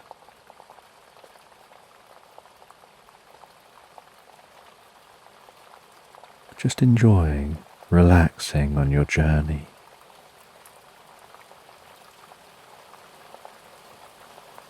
Feeling the warmth of that horse beneath you, hearing its breathing,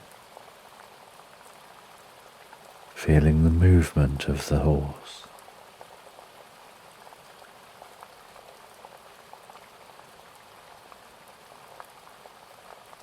And you continue on through most of the day, and you don't even stop when you get out the map and check the map to make sure you're still on track.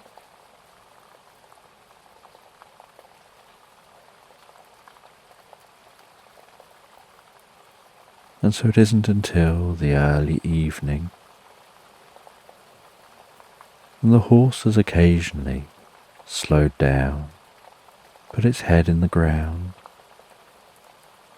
eaten some grass. But once you're ready, and you think the horse has eaten enough, just giving the slightest nudge has encouraged it to continue on. And you've been in the most pleasant rhythm all day long. And now you're ready to stop and rest and eat and set up camp for the night. And so you set up camp on the edge of a tree line between a meadow and the trees. And the horse just grazes nearby. And it's not tied up or anything, it's free to come or go. It can stay if it wants to, it can walk off if it wants to. And your dog continues to keep you company.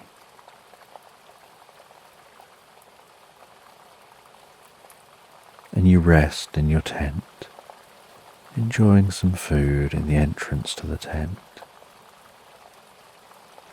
enjoying a warm drink, and your dog enjoys some food.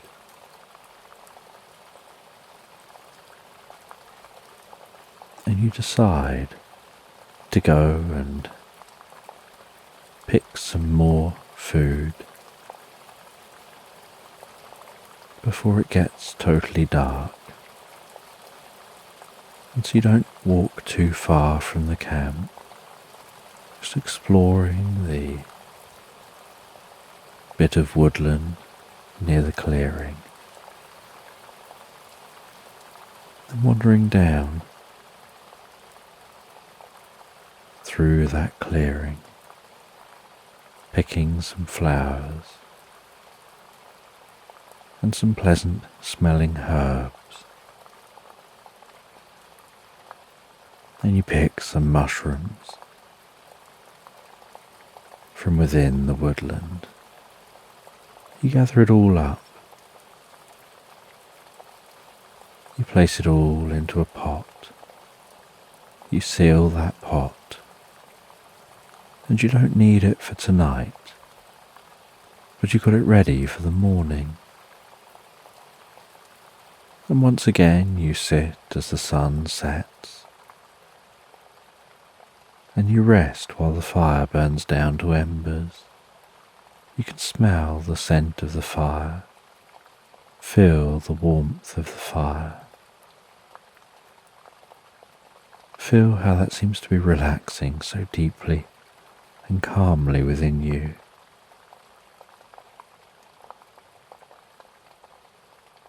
That it seems to bring peace deep down to your core. And when your eyes are ready to close, you settle down to sleep once more, your dog resting beside you, both drifting pleasantly asleep. And when you awaken in the morning, you make yourself some breakfast and you make a soup with the ingredients you found the night before. You mix that all up in a bowl, and it smells so incredible that your mouth gently salivates, and the scent seems to bring you a deep sense of peace and calm.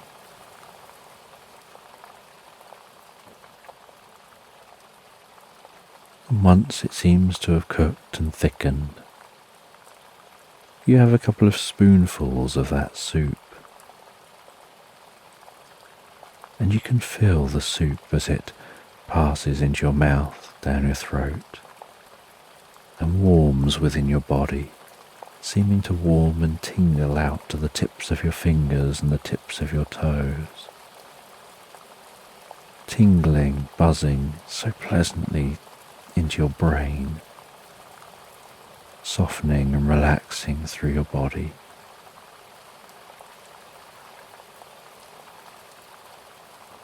And you can feel that deep relaxation being caused by the soup. And your dog rests beside you. And then you notice the strangest of things. That when the dog goes to bark, instead of barking, it talks and you can understand it.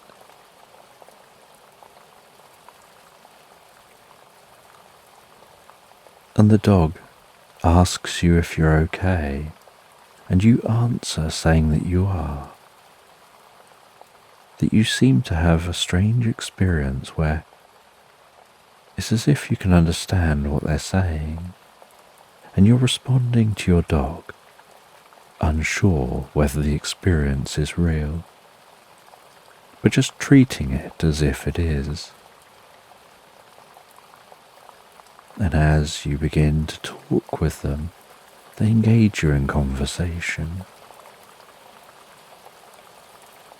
And they explain that they could smell that the mushrooms you'd picked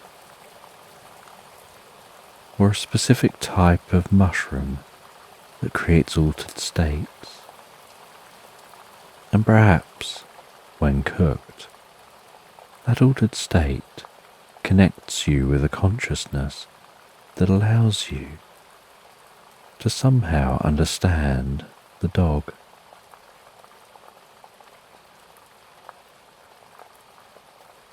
And the dog shares how much they enjoy your company, how they like going out on these journeys with you. They get excitement from being able to run around and explore places they've never been before, or the different scents in those places, that they can follow the different scents around, like ribbons weaving through trees.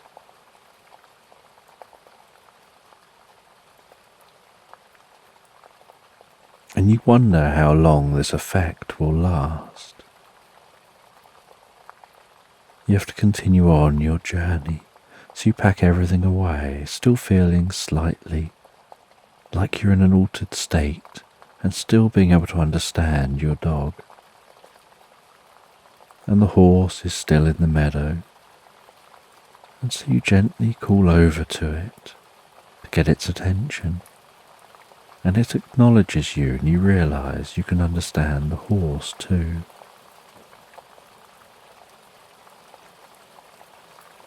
And you walk over to the horse, and the horse walks to you.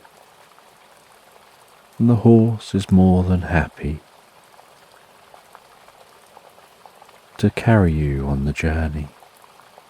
And as you continue on the journey, so you have conversations with the dog and the horse about their different experiences of reality.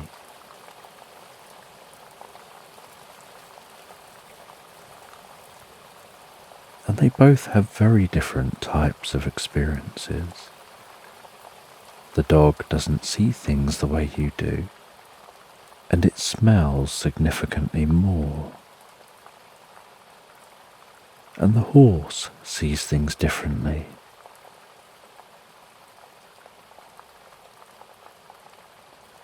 And so you start to understand the world from these different perspectives.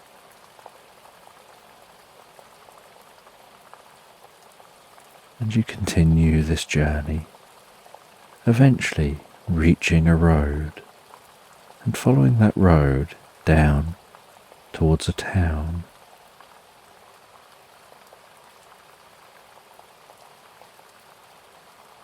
And the horses' hooves change how they sound as they go from walking on the grass and mud to walking on the stony ground.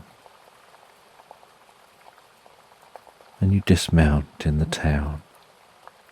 You walk through that town, over a stone bridge across the centre of town, where a river passes through this town. And there are people milling around and markets, different scents of different herbs and spices.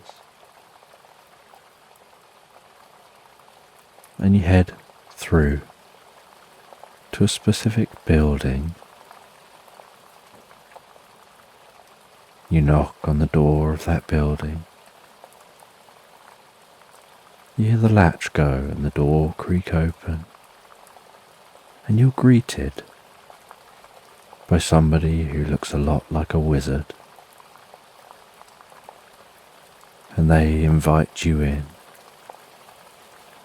And you and your dog head into their home, and the door closes behind you. And in the main room are walls of old books, piled floor to ceiling, and a deep scent of old book smell, and a stillness to the air.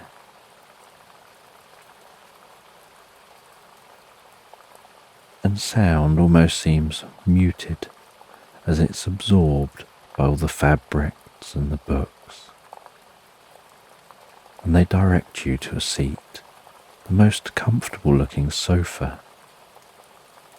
And you relax down on the seat, and your dog relaxes on the floor, keeping itself a little closer to a crackling log fire.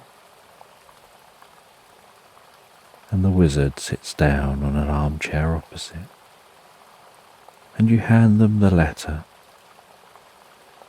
and they place that down beside them. They offer to make you a drink.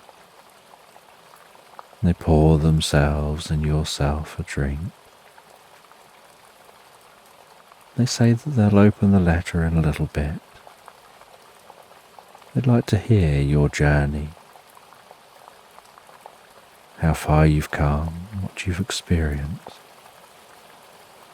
And they listen for a little while, and you're curious about the letter. And they open and read the letter, and they share that this letter is a letter about a magical spell that can be used to help to bring peace and comfort to people. They really want this spell to be within their collection, and the message with this spell is just saying about how it's from one wise person to another.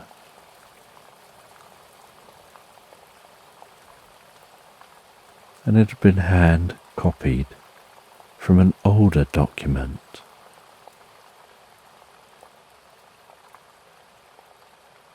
And they begin to explain a little bit about magic. And as the sun is setting outside, so the room, which is already dim, is getting darker. So they light a few candles. And the candles flicker around the room, shadows dancing from the corner of your eye. Your dog has fallen asleep in front of the fire, and you feel tired and deeply rested on that sofa. And it doesn't take long for you to feel that your eyes want to close, and so you say that you should perhaps go and find somewhere to rest for the night, maybe check in at the local inn. And the wizard says, no, don't be stupid, you can spend the night here.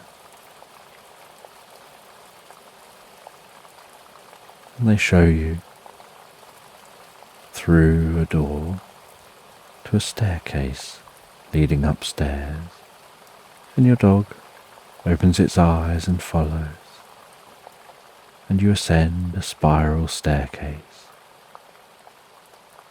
to a room with what looks like the comfiest of beds. They say that they'll make you breakfast in the morning. Just tap your head a couple of times on the pillow, the number of times for the hour you want to wake, and you'll wake perfectly fine at that time, feeling deeply refreshed and revitalized. And you climb into the bed, reading for a little while before resting yourself down, tapping your head 7 times on the pillow. The 7th time sends you into the deepest, most pleasant sleep.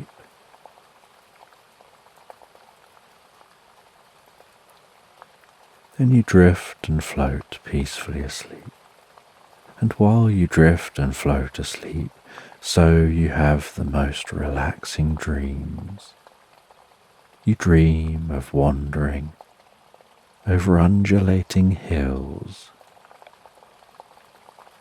You dream of exploring strange lands.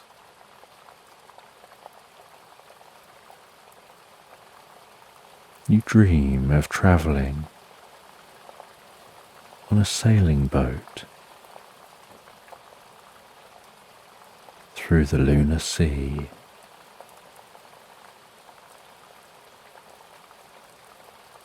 May you explore the possibilities here and watch the way the moon's light reflects across the waves. You dream about passing through lunacy to a distant magical island where, climbing off the boat onto the shore, you land on the shore with a splash, and each step through the sandy shore splashes beneath your feet as if the sand is water, and yet it's dry like sand, has the texture of sand, but each step is a splash. And when you touch the trees, they wobble like jelly.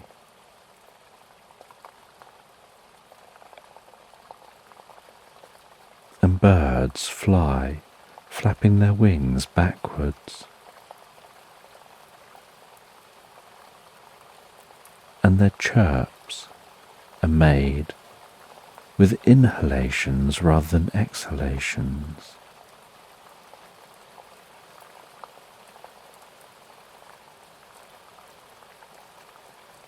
And the stars overhead twinkle and pulse in unusual rhythms.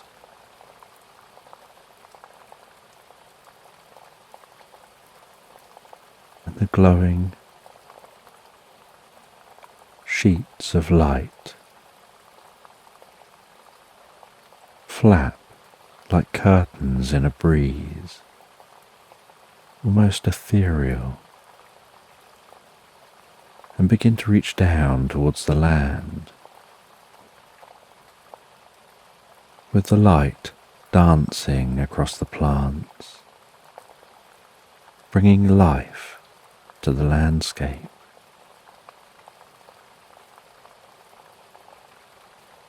And at the deepest point in the night, when the sky is darkest, the trees open their eyes, the grasses come to life,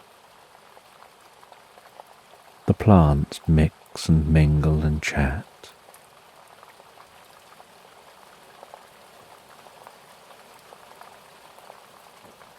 And then by the morning, they all go back to sleep, and as the sun rises, the island looks like any other island.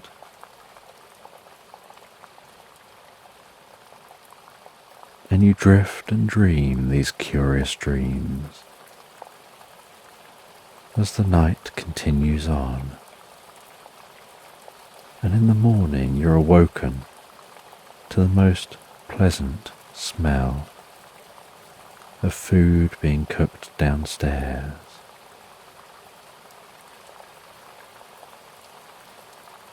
You head downstairs to see that wizard in the kitchen and the food that they've prepared.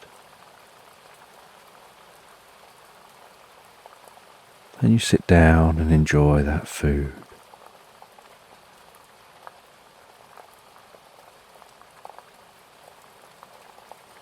And you ask if you can take a look at their books and see their collection. And after eating, they show you their collection of books. Old magic books, curious stories,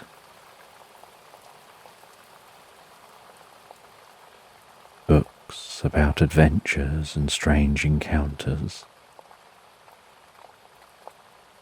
and a long-lost history of the world, unknown to most mortals nowadays.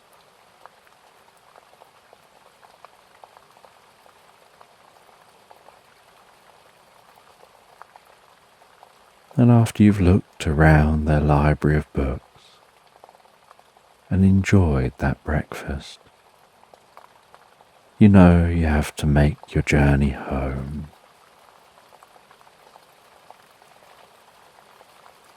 And so with your dog you set off.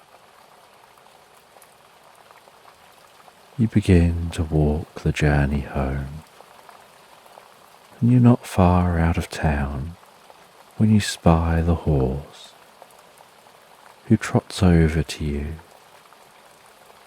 You realize you still seem to be able to talk to and understand animals, and they talk back and forth with you.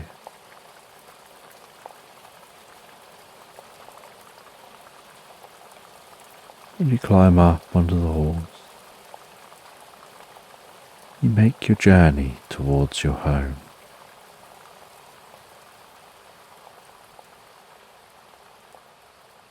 You head along through the meadow. You take a journey into and through some woodland, heading out across another meadow, following the edge of a river. And you're curious how long this connection to the animals will last.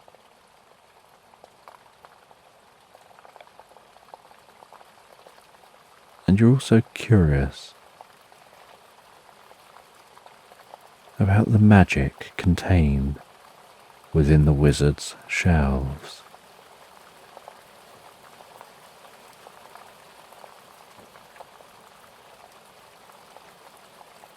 And eventually you find your way back to your hometown.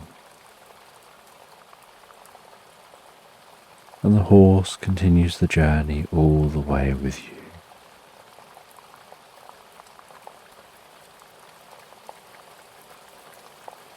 And they say they're happy to join you and to live with you in your land that you have.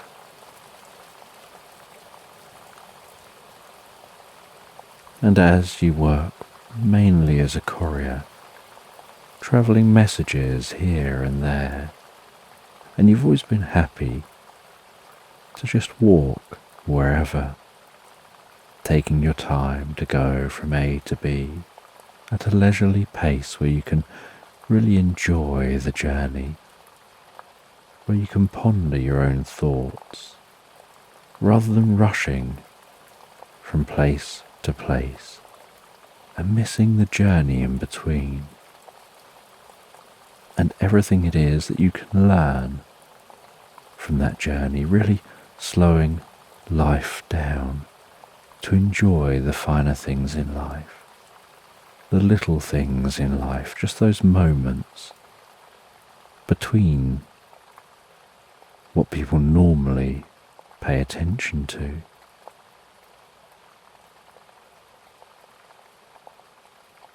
Where you really feel a sense of discovery, where you find calmness and peace in travelling from place to place, in the stillness between the places. But you're happy to do so on horseback, as long as the horse is okay with you taking your time. You don't take on any job that requires you to rush. Just jobs where the person sending a message says it doesn't matter exactly how long it takes you to deliver this, as long as it gets to its destination.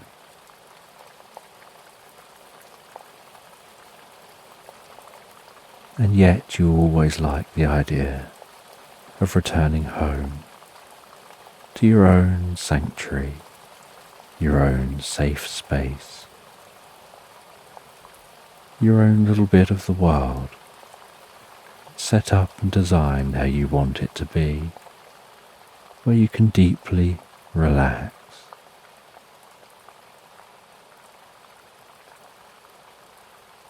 And so now you enjoy being back home.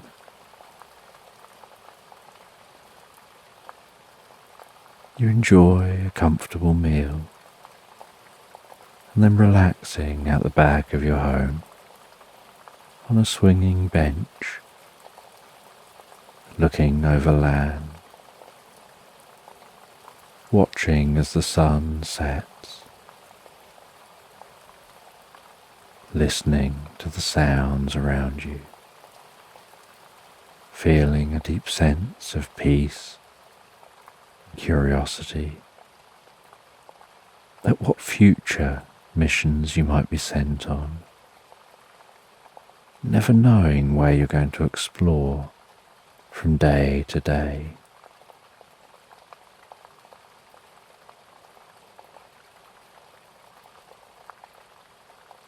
And then as the night continues on and tiredness creeps in, you head back into your property, you head up to bed.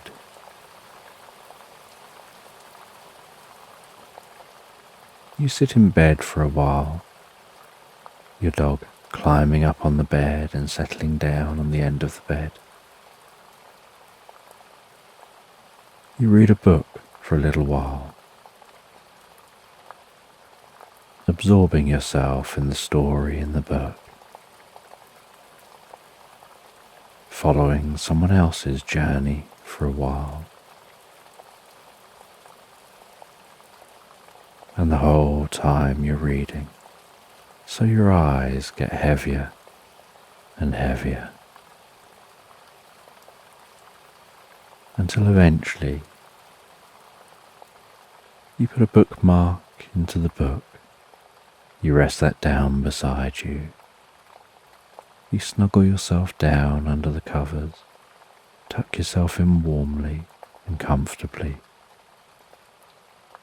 and you begin to drift asleep. And as you drift asleep, so your mind wanders and dreams,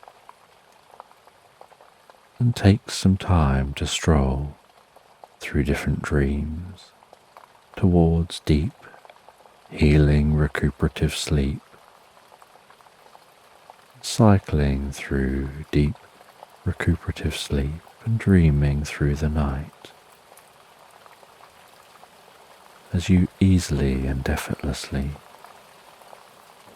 drift soundly and peacefully asleep all night long into Slumberland.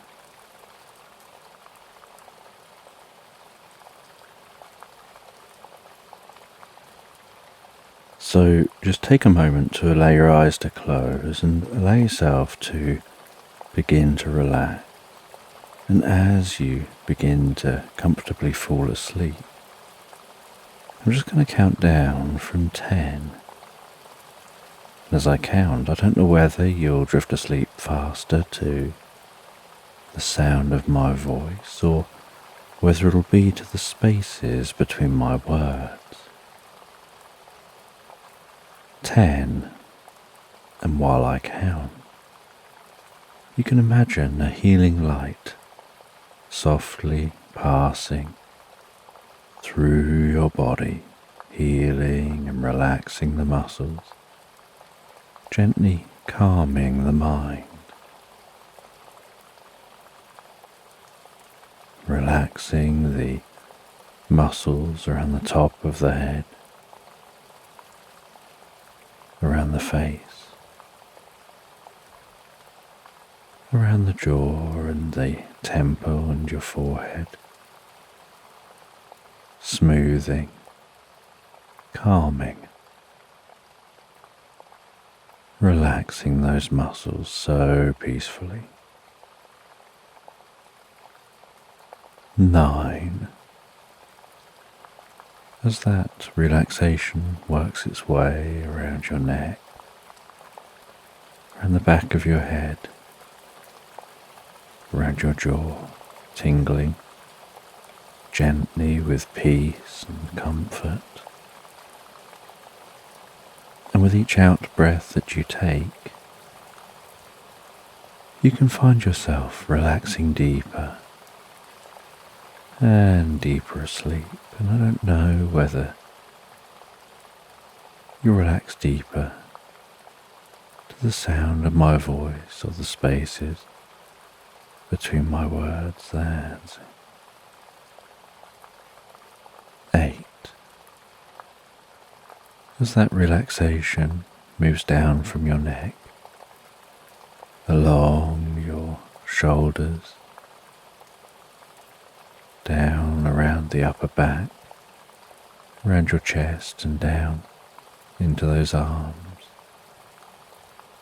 And I wonder which arm will relax the fastest as you continue to drift and float deeper and deeper relaxed asleep. As the relaxation continues moving down those arms towards those fingertips. 7. The arms can perhaps feel heavier or lighter, or maybe some other sensation as they Drift deeper and deeper.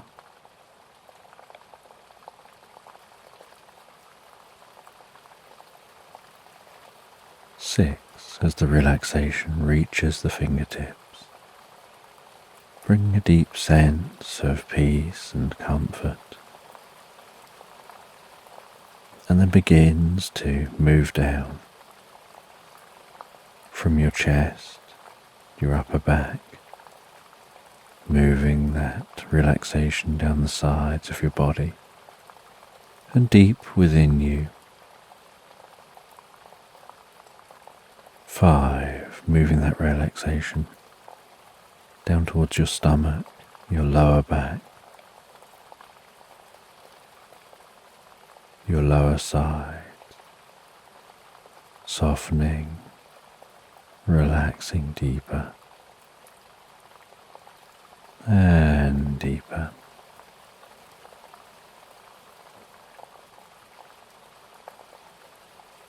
4, moving that relaxation down around your bottom, around your legs, carefully moving the relaxation down towards your feet.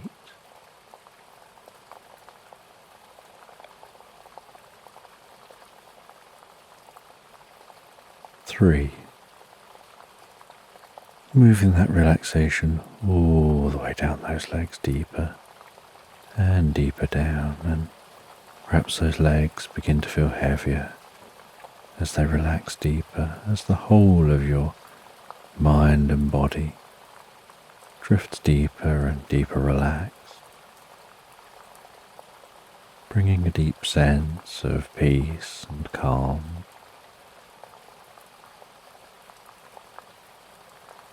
Taking you to a place in your mind where you can drift deeper and deeper asleep, so easily and effortlessly, where your mind can be so calm and peaceful. Sleep just seems to draw you in, where your mind slows right down. That's it, all the way to, as the relaxation spreads around the lower legs, around your ankles and deep down into your feet. And 1, feeling the relaxation passing through your whole body like a wave of peace and comfort.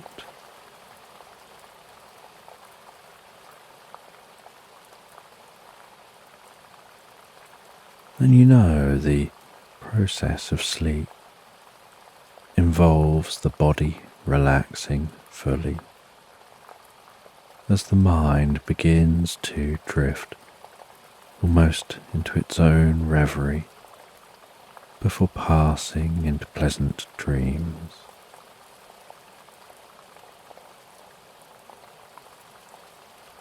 And as you continue listening to this, and we move into the story, so you can sleep deeply, sleep soundly, and sleep well all night long. That's it. And as you continue drifting deeper and deeper asleep, you can have a sense of resting under a tree in a meadow,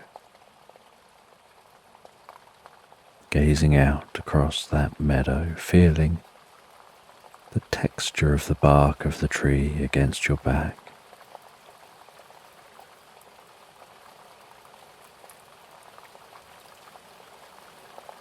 And while you rest there,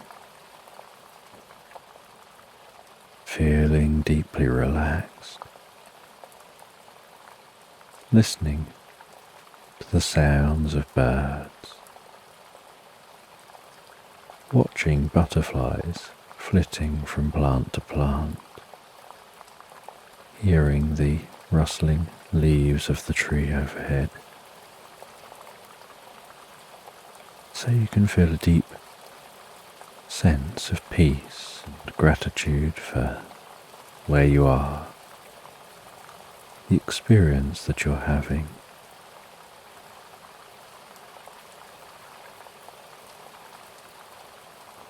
You have this sense of time beginning to pass, and as you rest there, deeply relaxed,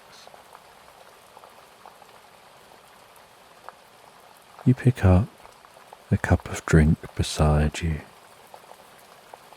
feeling the weight of that cup, the size of that cup in your hand, and how you choose to hold the cup as you raise it up towards your mouth. Feeling the slight movement of the cup as the liquid within the cup shifts and moves while it moves towards your mouth. Feeling the temperature of the cup through your hand and the temperature of the liquid as you begin drinking, the sensation of the lip of the cup on your lips, and the sensation of the liquid as it passes into your mouth, down your throat, calming, relaxing you deeper and deeper into the experience.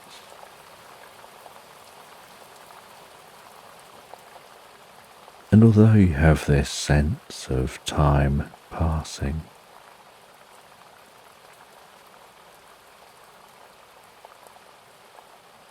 something feels slightly out of sync, as if the universal clock is moving faster than expected. Yet you're remaining still in your bubble at your own speed. So from your perspective, it's as if everything around you begins to speed up,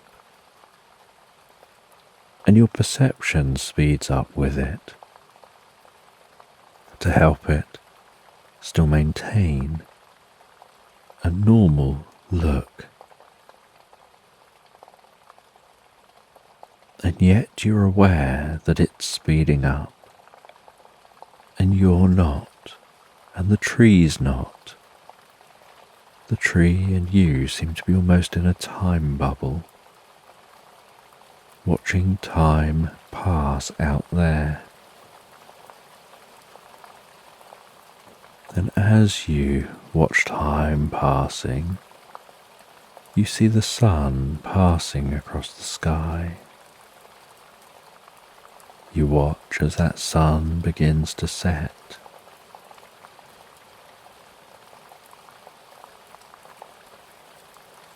You light a candle beside you as you watch the world passing by, noticing the candlelight shimmering gently, its glow making shadows dance around, those stars twinkling in the night sky.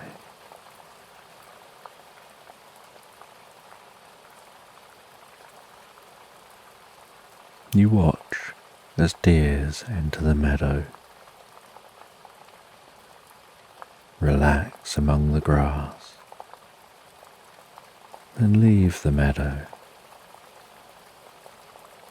The stars begin to fade as the morning light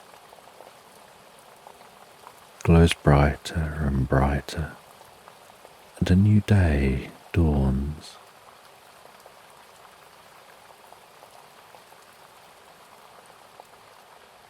And while you rest here, on that grass beneath that tree, your back resting against the tree, drinking that drink, putting out the candlelight,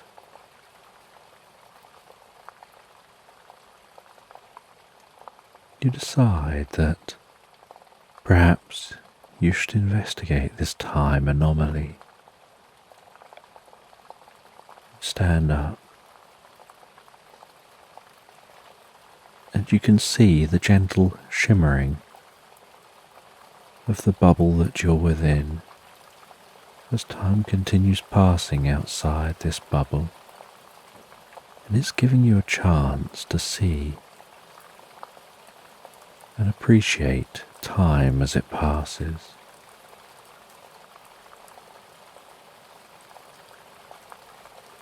And you touch the edge of the bubble and you feel the sensation of the bubble under your fingertips. A slight tingling sensation, almost like there's energy contained within the bubble. That sensation like touching a soap bubble that doesn't pop. But as your fingers move along the bubble, so you begin to notice time shifting even more, like as a hand moves from left to right, time speeds up, and as a hand moves from right to left, time slows down. And if you move your hand far enough to the left, time begins to reverse. And you watch from within this bubble as you move your hand and time speeds up. And you watch spring progress into summer, summer progress into autumn, and autumn into winter, and back to spring. You watch the way the seasons change. The different life and activity in this meadow as those seasons change. The changing height of the sun, where it's lower in the sky as it approaches winter, and it begins raising again, being at its highest point in the summer. You see the different birds coming and going, different animals exploring the meadow. You see the night sky, auroras,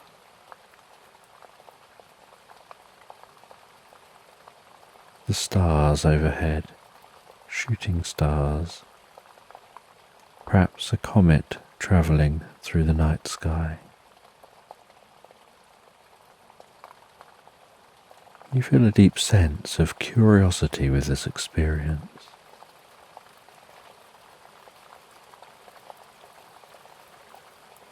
And now you know that you can control time, speeding it up in one direction or the other. You're also aware that you could move your hand swiping to a point where it isn't going in reverse and it isn't going forward,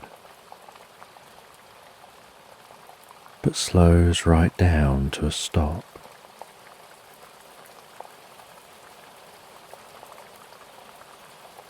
And and you slow time right down to a stop.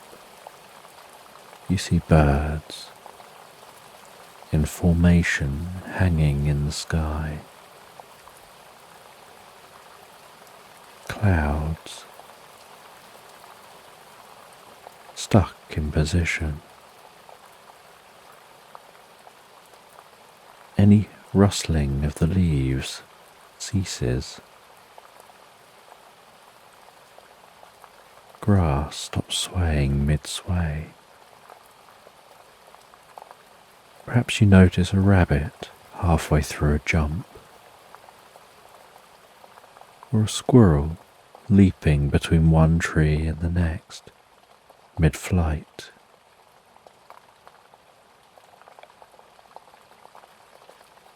You're curious what it is you can learn from this experience of watching the world from within this bubble, and what it is you have to do to be able to leave this bubble. This bubble wasn't here when you sat down, and you don't know how this bubble formed.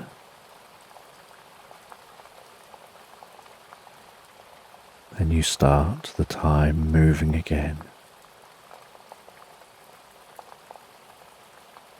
watching as it ticks on, 1 second at a time, each second into the future. You hear the rustling of the leaves overhead as the wind softly blows a breeze.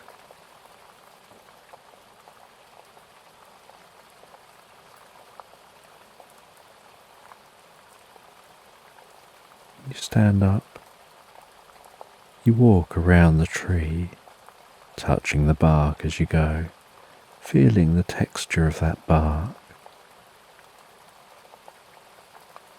You notice, as you stand under the centre of the tree looking up into the branches, that it looks like that bubble is emanating from within the tree, almost like a magnetic field emanates from a bar magnet. And you're curious whether you can stop that field so that you can leave from by the tree. As you climb up into the tree, and you find within the tree a small box wedged into a crook of the branches. And that small box has a gentle hum. And you pick the box up. You examine the box. You find a button on that box. And pressing that button stops the humming, but also makes the force field drop. And as the bubble fades away, so you descend back down the tree, and you've noticed that everything beyond the bubble has reset to the time it was in the same time period as the time of the tree. So the time within the bubble and the time outside the bubble seem to have reset to be the same. And you wander through the meadow, and as you walk through that meadow, feeling the grass underfoot, smelling the sweet scent of flowers, you want to know where that device came from. What triggered the device to make that bubble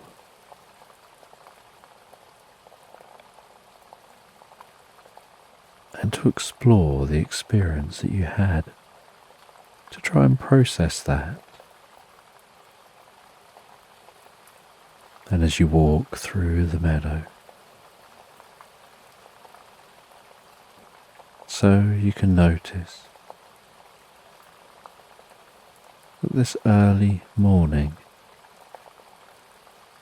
the drops of dew dotted among the fronds of grass.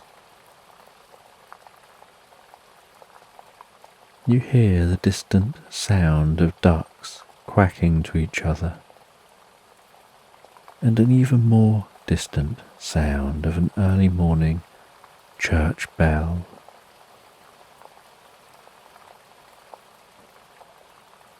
And you feel the warmth of the morning sun on your skin as the water begins evaporating from the grass,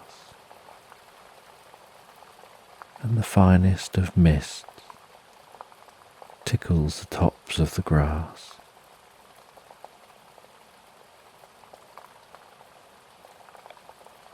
And you continue walking through this meadow, past some rabbits chewing on the grass.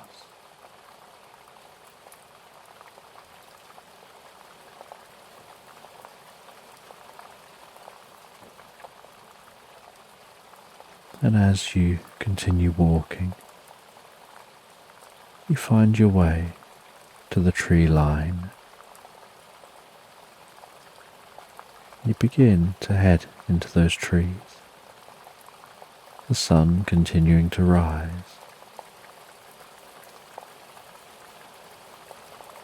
And the sun's light creeping through the trees, shards of light dancing delicately in the breeze.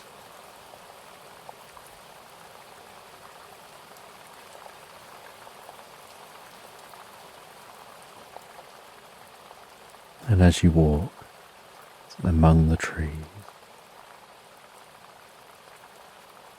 you feel yourself relaxing deeper and deeper. You feel the muscles around your face relaxing,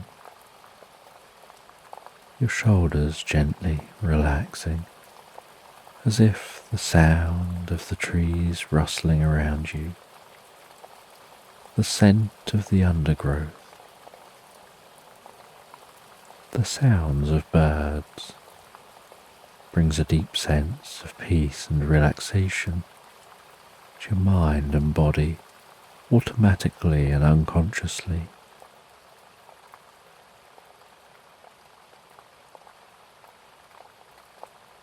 And you stop after a little while. You rest on a fallen down tree, which has left a slight clearing here among the trees.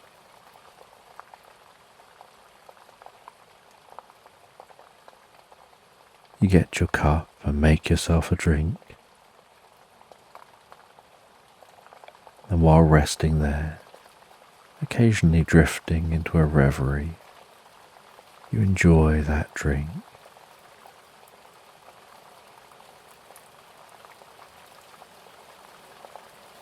And you think that the sun's light, now golden, weaving its way through the branches, seems to almost shimmer and dance like candlelight as the wind continues to blow a breeze.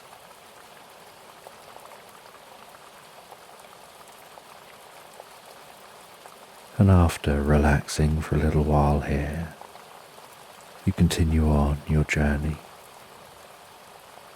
walking deeper and deeper into this woodland. Each step so rhythmic, calming, the sound of the footsteps on the undergrowth, the rustling of leaves overhead,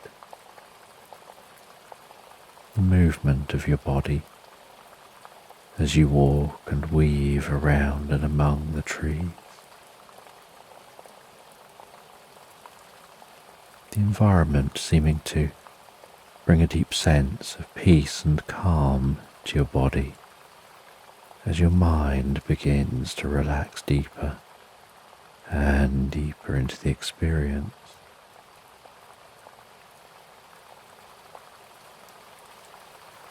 And as you continue relaxing deeper,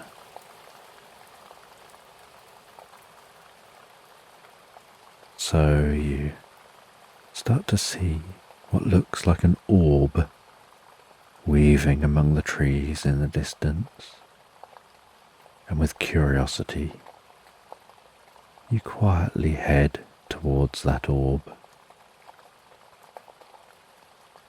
walking slowly, in a very measured kind of way. The closer you get, the more you see that orb looks like a small sprite that just seems to be glowing so bright. You can hear its wings buzzing as they flap so fast behind its back. And that sprite sees you and stops flying around and heads towards you, settles down on a branch near you. They introduce themselves as being a nature spirit. They head around among the trees. They look after this environment. They protect the environment from any trouble.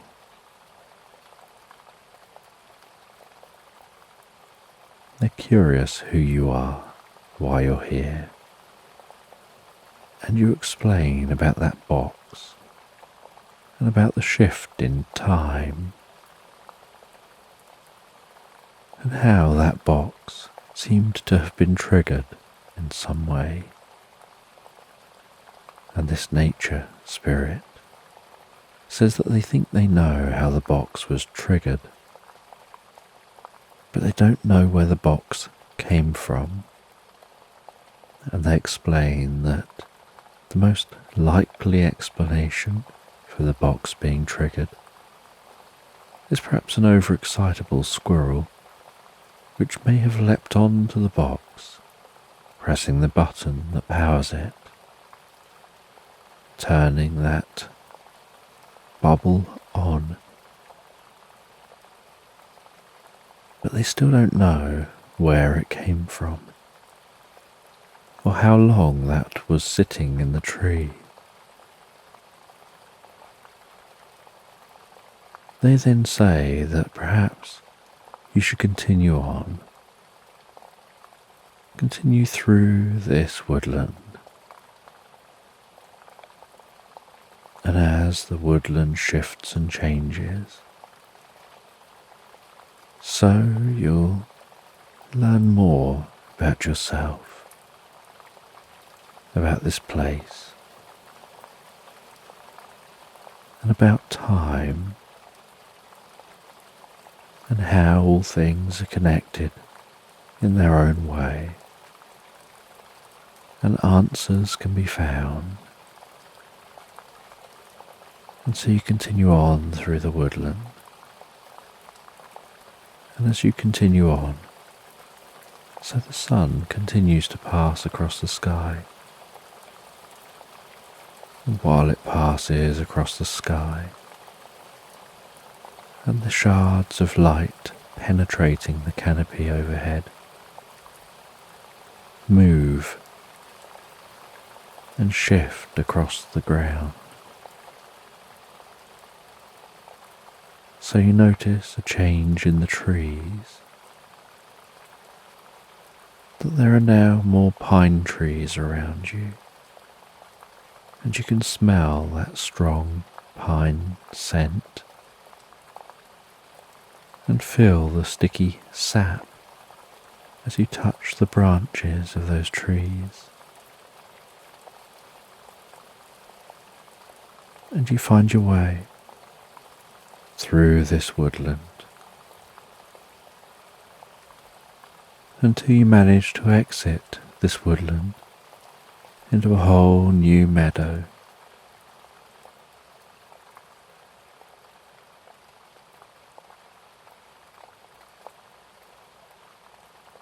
Then you walk through this meadow as the sun is just beginning to set.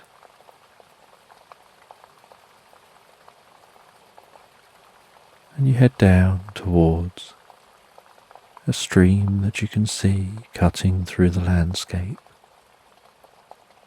The setting sun glistening across the surface of the water. The trickling sound of the water. You set up camp beside the stream. That fresh scent of the water wafting up to your nostrils. You light a campfire. You enjoy something to eat and drink. You watch as the light of the fire dances before you, shimmers on the surface of the water, crackles, makes shadows leap around. Cool air wrapping itself around your skin, breathing that in and out before you settle back into a tent and the fire burns down to embers and is just glowing ever so slightly with the most comfortable warmth. And you drift and float peacefully asleep while the sides of the tent gently undulate in the buffeting breeze while you listen to the water trickling past, guiding you to sleep, almost as if it's washing away your worries and anxieties.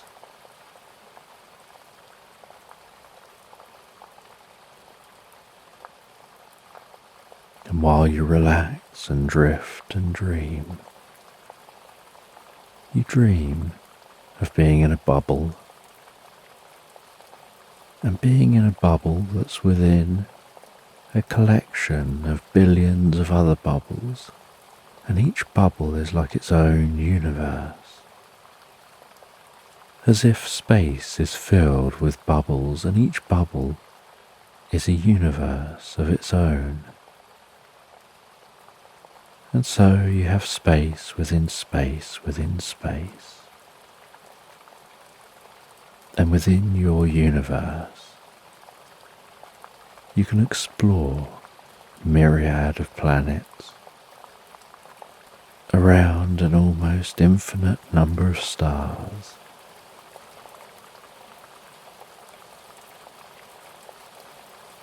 And you can see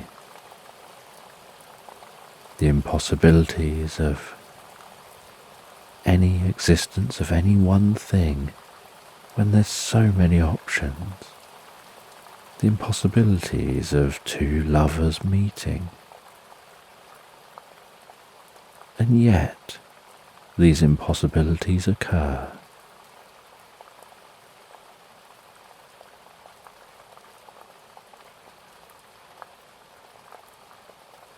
And within your bubble, you focus your consciousness on one point, and you find yourself drawn to a strange new world. And as you settle on that world, and you begin to explore, you're aware you're now just a tiny speck, deep within a bubble within bubbles, surrounded by more bubbles.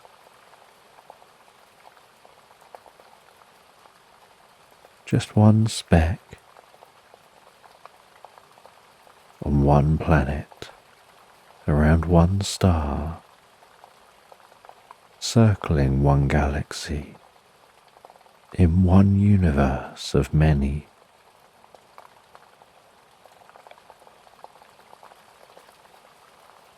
And although you feel small here, you're aware of your connection, the thread that weaves through you all things and connects all the universes. Even though consciously, you'll never be able to understand all of that. It's just something that you're grateful for. That deep inner knowledge and wisdom. The unknowing knowing.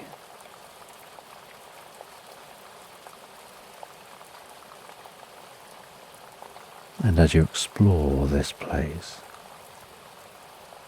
you meet curious creatures you've never seen before. You see mushrooms that glow and sparkle in the breeze. You watch as an unusual toad-like creature leaps through the grass of this meadow, leaving behind a trail of light, before diving into a pond.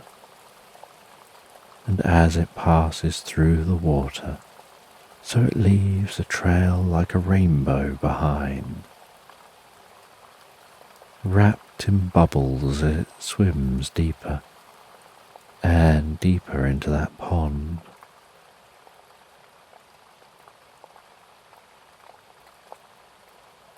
And you drift and dream from one dream to another, processing your experience,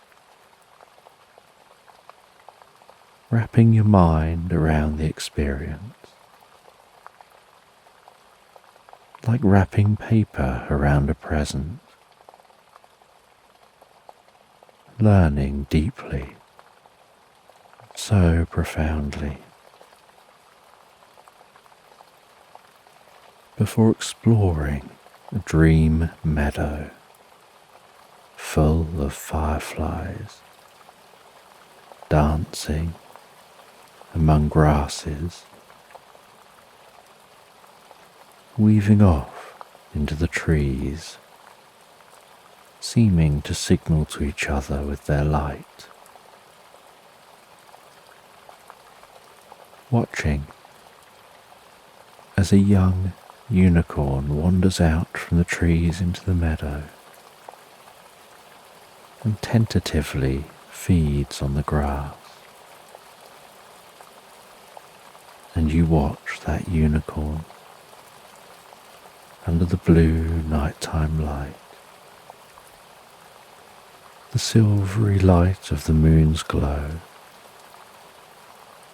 bathing that unicorn as it feeds. And then you watch the unicorn as it heads over to a tree, a grand old oak tree. And on the ground beneath the tree is a broken branch from the tree, and the unicorn seems to be standing on the edge of that branch, or tapping away at it with its horn. And it taps away at that old branch with its horn.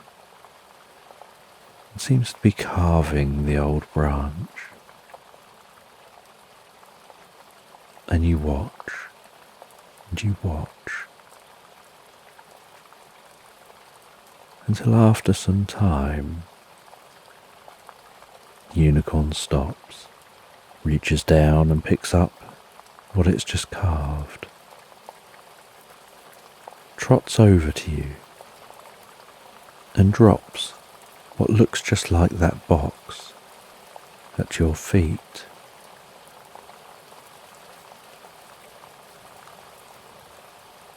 And you pick that up. And somehow you know you understand that this is your answer. Your unconscious has solved the riddle and shared the answer with you as to where the box came from.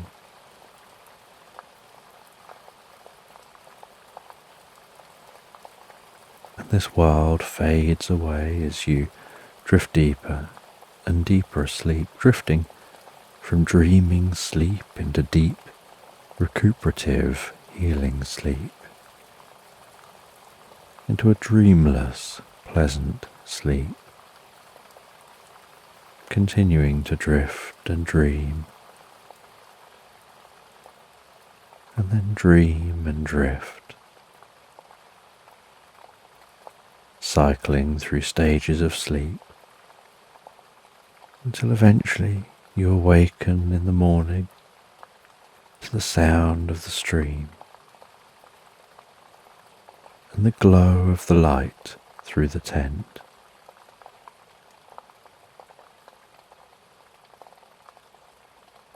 And when you awaken and open the tent and feel the cool air, you relight the fire. You feel a deep sense of relaxation passing through your body. You cook yourself something to eat. You warm up a drink. You take that cup in your hands and bring that drink to your mouth. You drink that drink and feel deeply relaxed.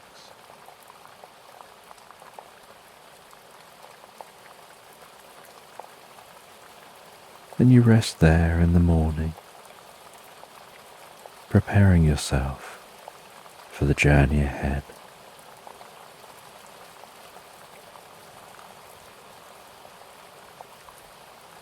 You decide that you're going to follow the stream. So after your drink, you pack everything away. You walk along the side of the stream.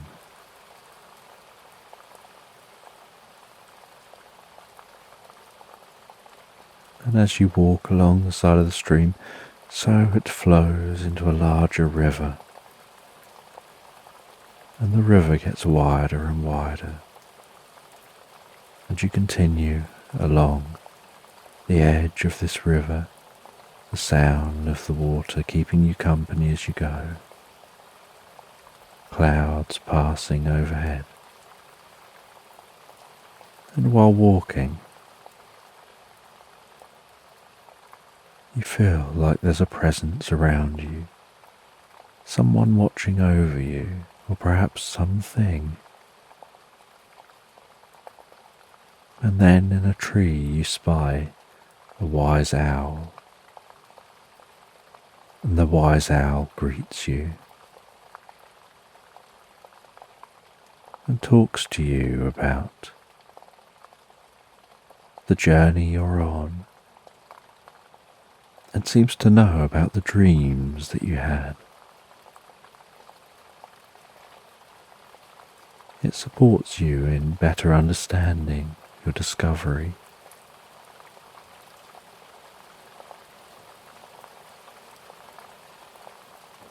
And you continue walking along,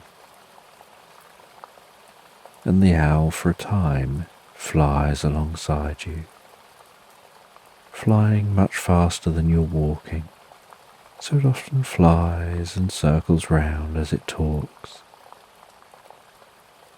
It then lands in trees and then flies and circles round.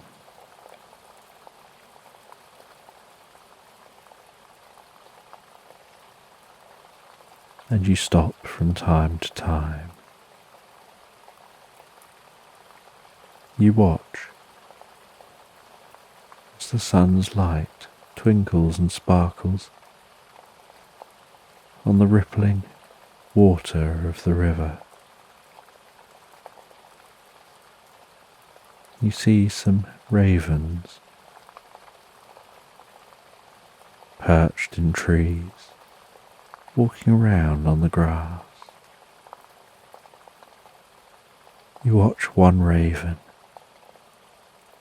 as it uses a stick to pluck something from the river.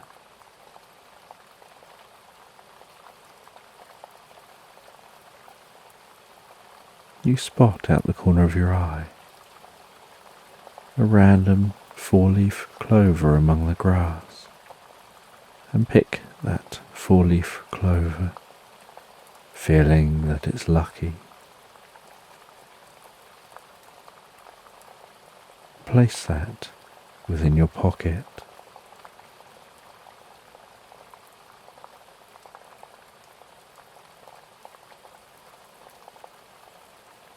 And the landscape begins to open up wider and wider. The river leads into a vast lake,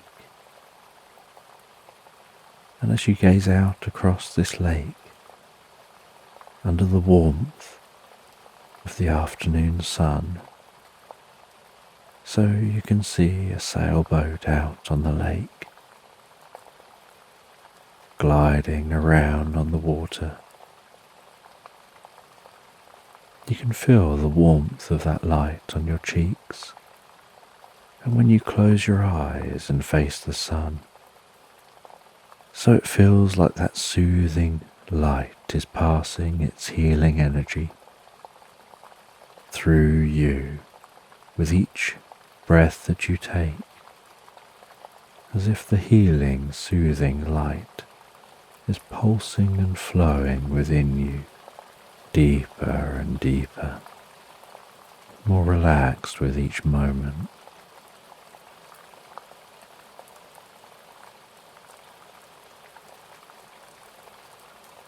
And you sit on the edge of this lake for a while, just resting on the grass, the water lapping so gently on the shore, exploring the environment. The owl landing near you, talking to you, educating you, sharing its wisdom.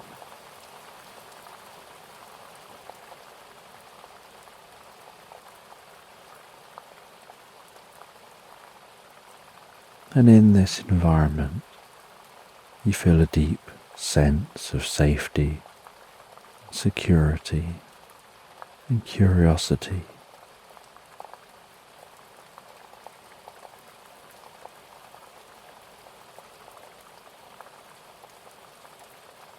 You decide as the sun begins to set, just to stay rested here. You set up your tent here. You light a fire. You make yourself a drink and enjoy that drink.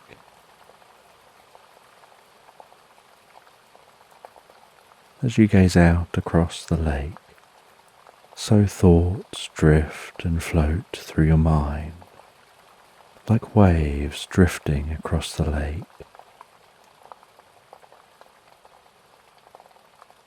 You hear the nighttime sounds set in. You begin to have a sense that this is like a sanctuary, a safe haven for you, somewhere you can relax, somewhere that can feel so peaceful and calm and like home, as if there's something magical about being out in nature. Distant trees, leaves rustling gently in the breeze, lying back on the grass, watching the stars twinkling overhead, eyes adapting to the dark and seeing the dusty stretch of the Milky Way arching overhead, the occasional shooting star fizzing past, the sounds of the wildlife, off in the distance, some settling down, some waking up, feeling deeper relaxed with every moment, gaining a greater sense and understanding of that object in the tree.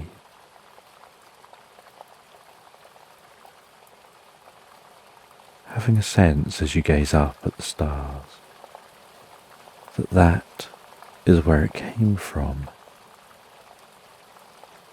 that it's a very unique item, and you don't exactly know how it got in the tree. Perhaps it got lost and it was a chance encounter, and it was just luck that you happened to stumble across it.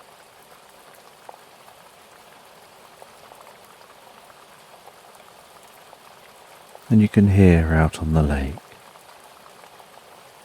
the splashing of a duck, the occasional sound of ducks quacking. And as the moon rises in the sky, so its silvery light dances across the surface of the water, and you head to bed in the tent, and you feel so fortunate to be able to have this time to explore nature, from that tree to here, to be able to give this time to yourself, to your own inner discovery and well-being, to being able to follow curiosity and explore the wonders of the world, and explore the pleasant thoughts that can come to mind.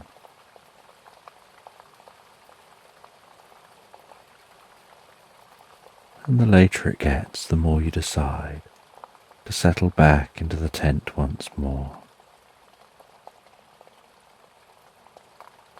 And settling back in the tent, you relax down so incredibly comfortably, and you drift and float so deeply, so profoundly asleep, drifting and floating deeply asleep into Slumberland.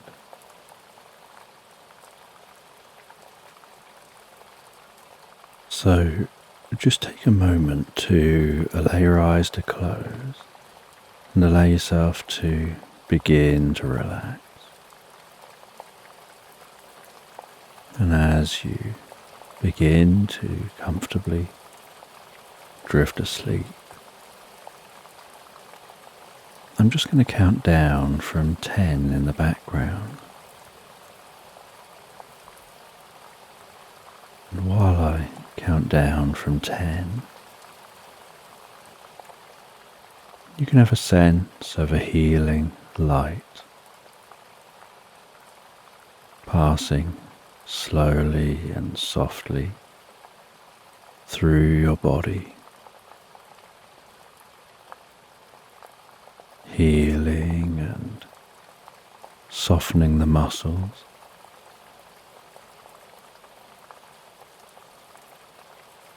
and calming the mind. From 10, relaxing the muscles around the top of the head, around the face, around the jaw, relaxing those muscles around your temple and your forehead, gently smoothing those muscles out, calming,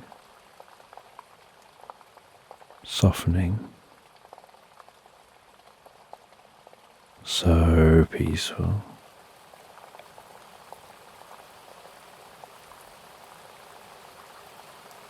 Nine. Just allowing that relaxation to slowly work its way around the back of your head, relaxing down the back of your neck, perhaps tingling so gently with peace and comfort.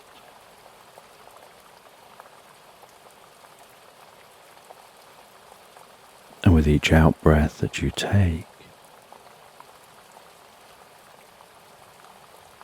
you can perhaps find yourself relaxing deeper and deeper asleep. And as you relax deeper and deeper asleep, I don't know whether it's the sound of my voice that helps you drift deeper asleep, or whether it's the spaces between my words.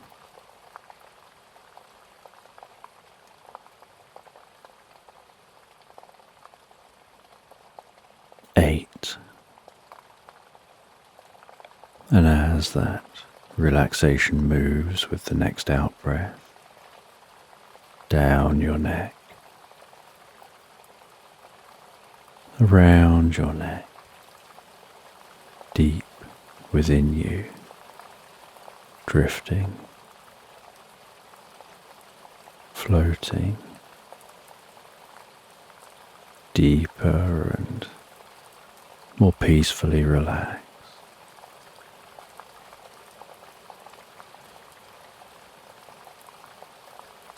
Seven. That relaxation can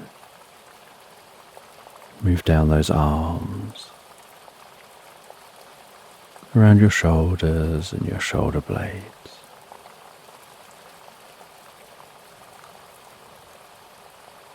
Softening and relaxing the muscles.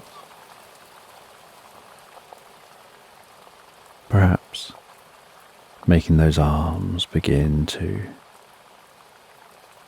feel heavier and heavier,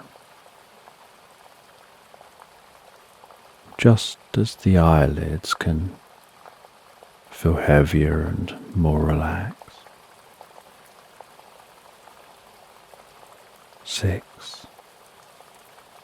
With that relaxation moving down those arms, it can begin to reach the fingertips, bringing a deep sense of comfort and peace to those fingers.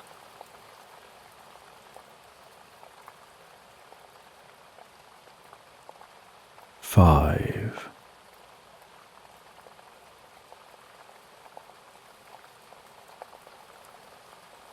Relaxing down around the chest, the upper back, and deep within you.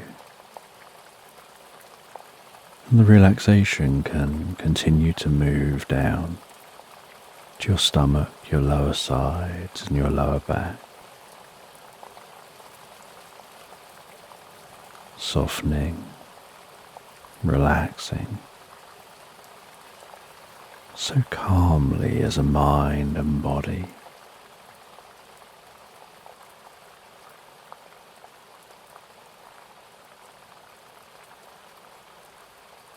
4.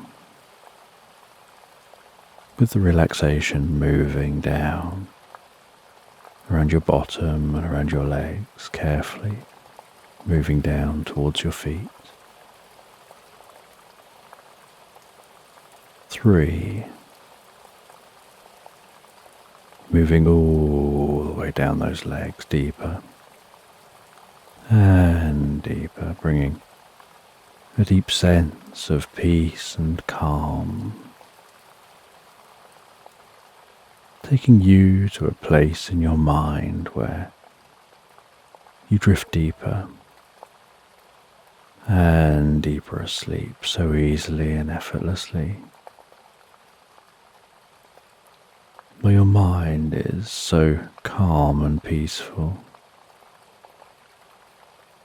where sleep seems to just draw you in, where the mind slows right down. That's it.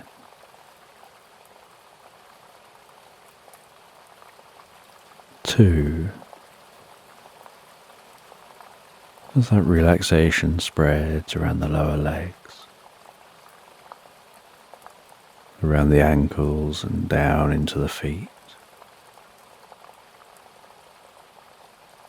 One, feeling that relaxation as it flows through your whole body like a wave of peace and comfort. And you know the process of sleep involves the body relaxing fully as the mind begins to drift almost into its own reverie before passing into pleasant dreams. And as you continue listening to this, and we move into the story, so you can sleep deeply and sleep well all night long.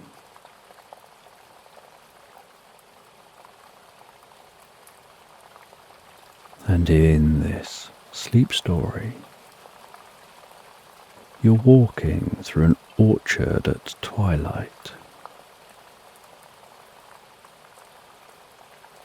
hearing the dull thud of each footstep on the soil beneath your feet.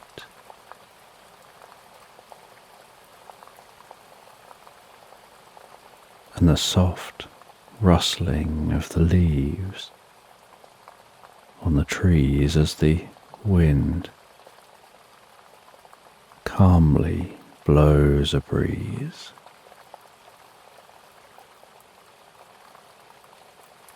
Noticing the air cooling as the sun sets.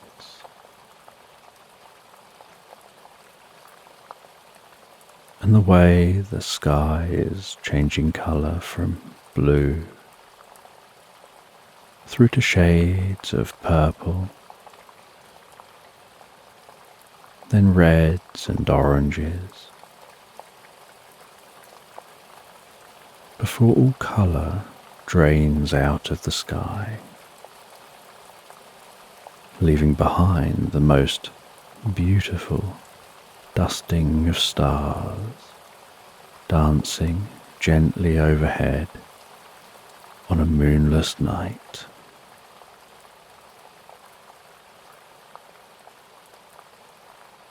And you continue walking, songs of the birds all but gone,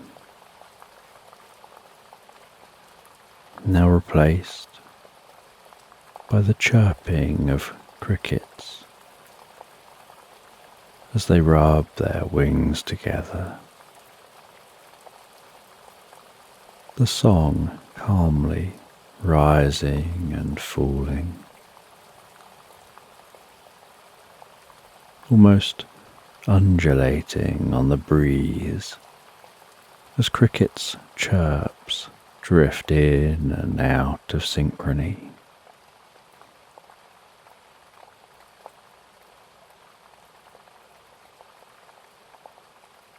And after a while of walking through the fresh, cool countryside air, you could notice the lights of your cabin gradually come into view.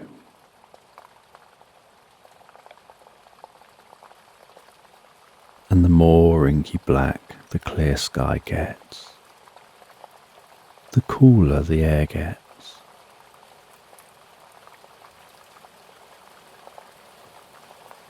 And although calming and beautiful outside at night time, you look forward to getting into the warmth of your cabin.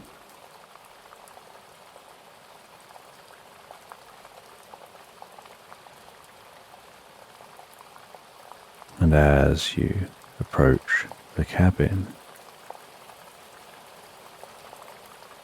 you reach a gate into your garden.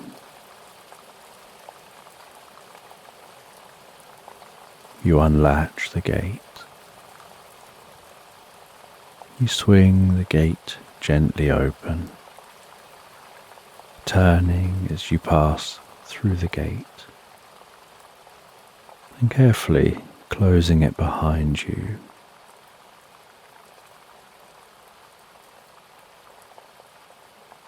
Walking through the garden and up a step to your front door.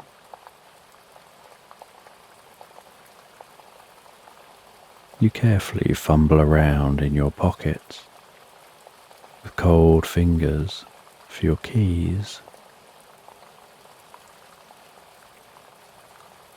Feeling the metal of the keys and instinctively working the keys into position in your fingers, even as you're pulling the keys from your pocket, ready to open the front door. Fingers slightly numb as they grip the key, jabbing and scraping around the lock slightly clumsily, until the key finds the keyhole and slides in, feeling the sensation of that key entering the door in small jumps as the serrated edge of the key pushes and works its way past the lock pins until it's fully embraced by the lock.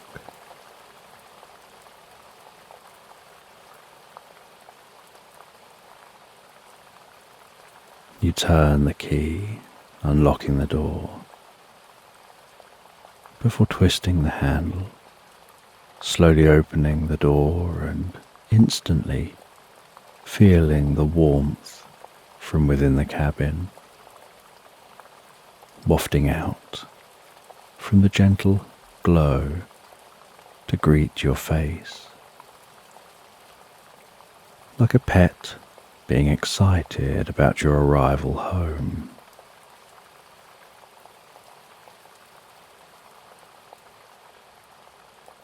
You place your keys into a small pot beside the front door.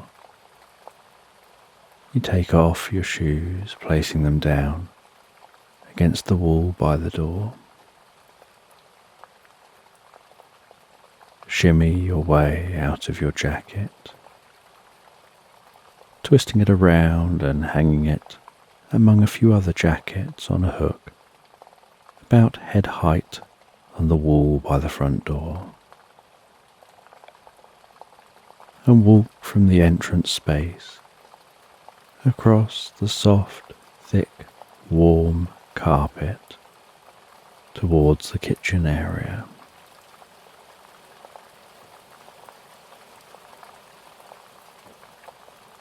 And in the kitchen area, you fill the kettle with enough water for a single drink.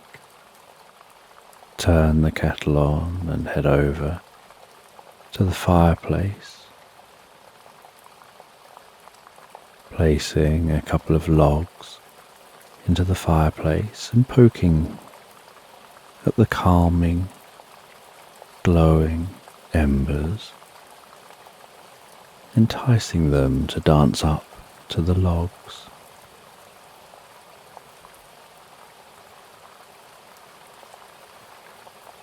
You watch as a few of the embers take hold of the log, and the fire begins to slowly crackle to life. as the kettle begins to bubble loudly behind you in the kitchen before switching itself off.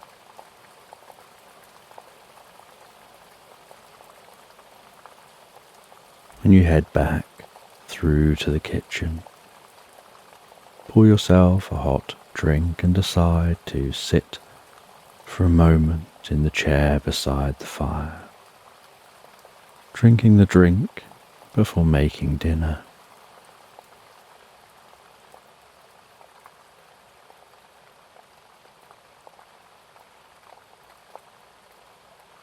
And you sink into that most comfortable chair, wrapping your hands around the mug, feeling the warmth permeating your palms and fingertips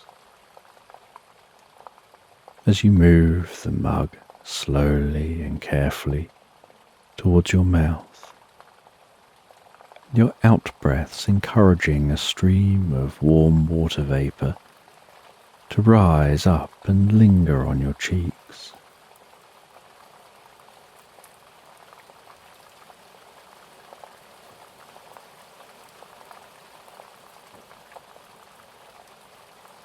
And with each sip of the drink, you can feel the warmth of the liquid travelling down into your body, warming your body and calming your muscles, your breathing slowing as you relax deeper and deeper without even trying.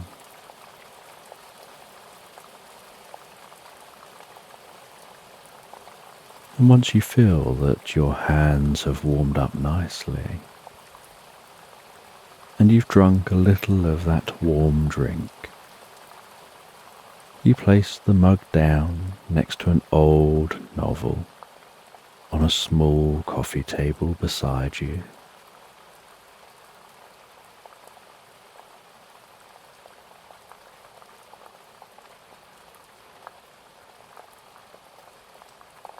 You pick up the novel, feeling the texture of the cover between your fingertips, the weight of the novel in your hand,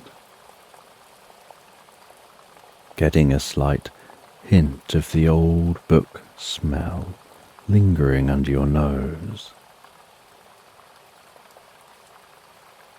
You turn to your bookmarked page and decide to read a few chapters as you finish your drink before making your dinner.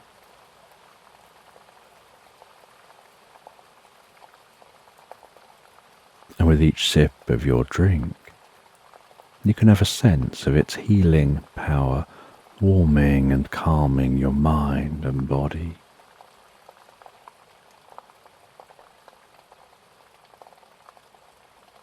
Then you open the book and begin to read. And it only takes a few pages of reading for you to find yourself deeply absorbed in the story once again. Almost as if you start off consciously reading, paying attention to each word,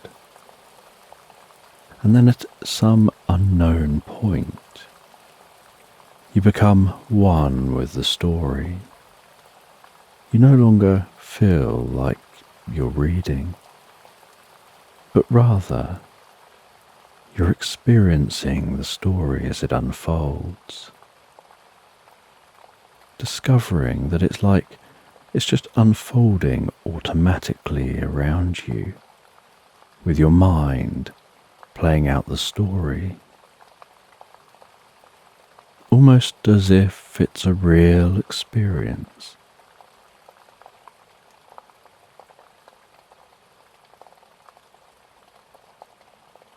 And the story is about a princess who drank a magical potion which they believed would make others see them how they see themselves.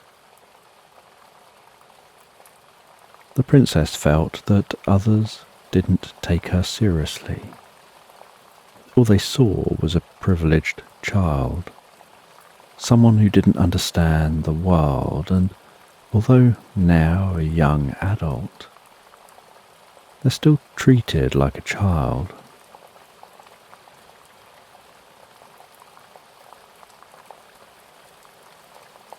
She feels that she presents ideas to people and they almost seem to humour her. They listen and then, metaphorically, pat her on the head and tell her what a good idea, before continuing on as if she hadn't said anything.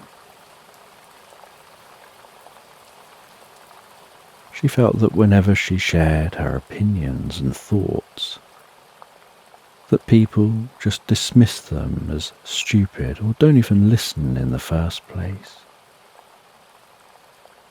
All she wants is to be heard and treated as an equal.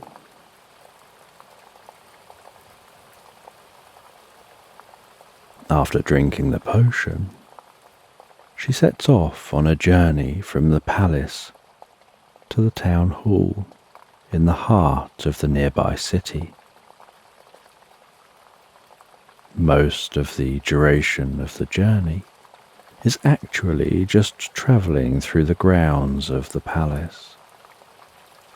The palace is surrounded by vast swathes of meadows and woodland. It takes about half a day's travel by horse and carriage just to clear the palace grounds before passing through an ornate marble arch out onto the road to the city.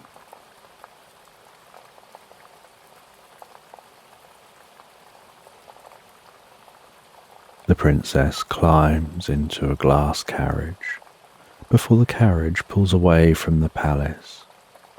Two horses pulling the carriage, clipping and clopping away from the palace and into the surrounding grounds. From within the carriage, the princess gazes out over the landscape, the rolling hills and meadows, the distant woodland, the most beautiful blue sky and occasional wispy clouds. A buzzard circling high overhead, catching an updraft of warm air. A family of deer chowing down on the meadow grasses. The soft scent of wild flowers working their way to the princess's nostrils, evoking happy memories of times long past. The carriage continues on through the palace grounds as the sun continues on ambling across the sky.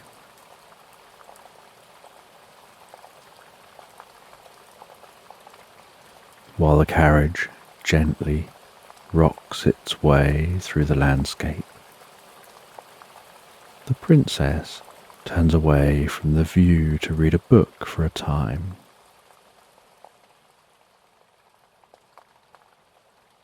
She reads her favourite book, one which she has read dozens of times since childhood, about a snow angel.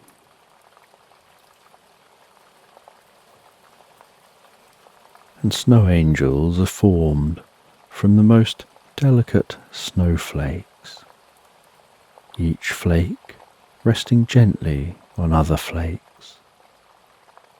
And as they melt slightly when the sun is at just the right angle in the sky, the kind of angle which makes snow glisten and sparkle with magic,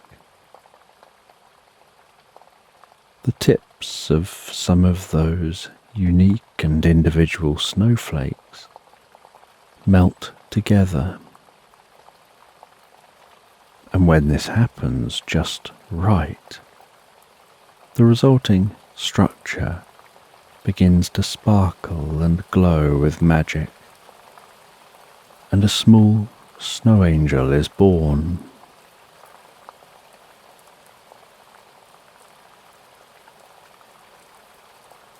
And these snow angels have one purpose: to go throughout the land, whispering kind thoughts into the minds of children and adults who believe. They bring hope and joy to the minds of those they communicate with. The snow angel in this story was drawn to a princess who lived in a palace in the heart of a distant land. The princess felt alone, trapped by rules and the expectations others had on her. When her carriage would pass through the land, as her parents carried out their duty, she could see other children playing with each other, yet she'd never played with another child. She didn't know what that experience was like, and dreamt of being able to laugh and play like the children she saw.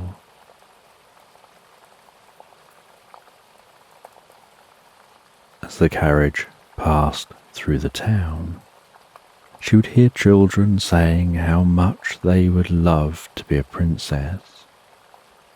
She was here wishing to be like them, just as they were wishing to be like her.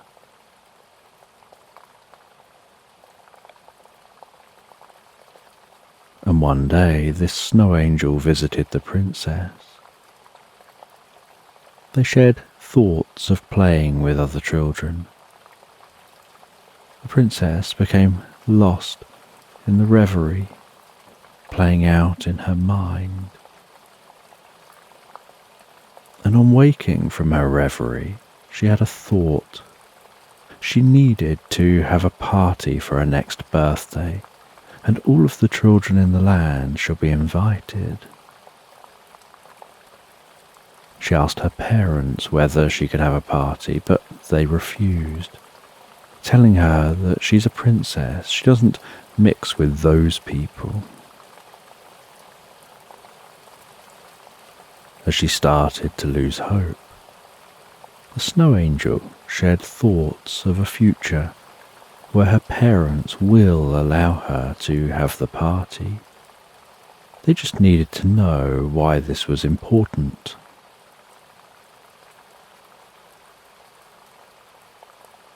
The angel visited the parents as they slept and began to implant dreams of their daughter and of what would bring their daughter happiness, and how they can bring their daughter joy.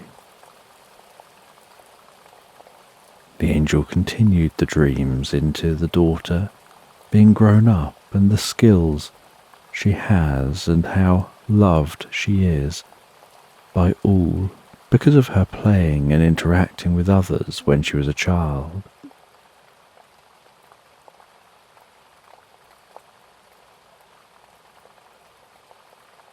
The next morning, the parents tell their daughter that she can have the party. She designs the invitations herself before sending them to the royal printer. Every child in the land receives an invitation, and all but one responds to say that they'll attend.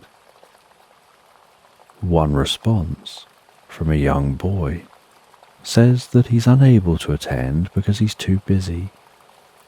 He has to work to provide for his family, to care for his mum. The princess has never had to do any of these things and doesn't at first understand. She'd never thought about children having to work or having to care for their parents. She'd grown up where her parents don't work, and if anyone needs caring for, staff do that. She learns from her parents that everyone in the kingdom pays them money, but they don't get anything in return, Her parents tell her that this is the way things have always been. They are royalty. This makes them special. They explain that everyone is born into their position in life and that that position is where they're meant to be, which is why they were born into it. The princess doesn't understand or believe this. If people are born to people who are born to people in certain situations, then if everyone treats it as this is the way things have always been and so must be, then her family will always be in this position and everyone else will always be in their positions. She felt that that doesn't seem like people are born into a position they were meant to be born to live in, but rather people are born into the only position possible to them. The snow angel continues to give hope, and the princess sees that there could be hope not just for her, but for those in the land. She encourages her parents to share the wealth, to help improve the lives of those in their kingdom with the money they give. And years later, when it's the princess ruling the kingdom, she's much loved for helping the community and giving everyone the opportunity to have the life that they want to lead.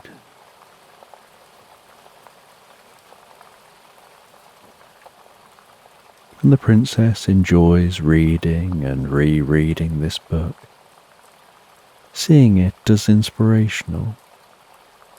She wishes that real life was like that and has taken this magic potion to try to be taken more seriously, and perhaps she can change things for people like the princess in the story.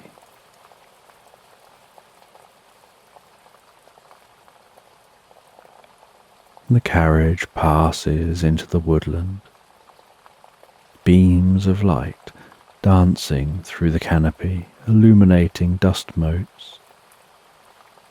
And it takes many hours before finally making it out of the woodland and onto the road leading to the city.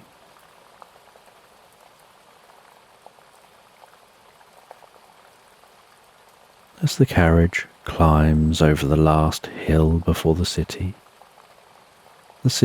skyline gradually rises into view. A patchwork of buildings surrounded by a large stone wall. Approaching the city, the carriage passes over a broad wooden bridge which stretches across a wide river and waterfall, the sound of which rumbles into the carriage, along with a little soft, cool, watery spray.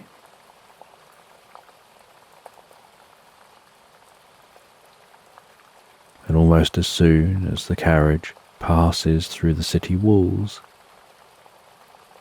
and the sound of hustle and bustle can be heard, with people busily darting around the streets, a place of life and activity with almost too much to look at. The princess wonders whether her brain can keep up with the amount of information her eyes are taking in. And eventually, the carriage arrives at the town hall. The carriage comes to a halt. The driver can be heard climbing down and walking to the carriage door, before opening the door, reaching a hand out to support the princess as she climbs out of the carriage and onto the street.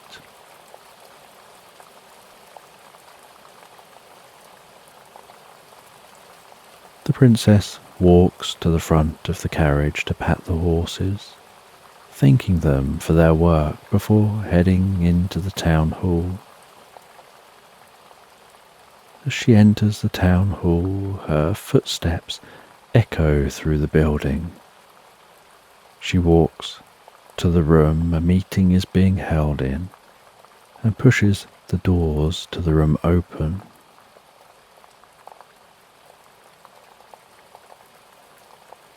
As the doors open, so everyone in the room goes quiet. The chair stands up. They watch as the princess walks around the rectangle of tables to her seat and sits down. And once she's seated, so the chair sits back down and begins to talk. Not the chatter they were having before the princess entered, but now focusing on what the meeting is actually about.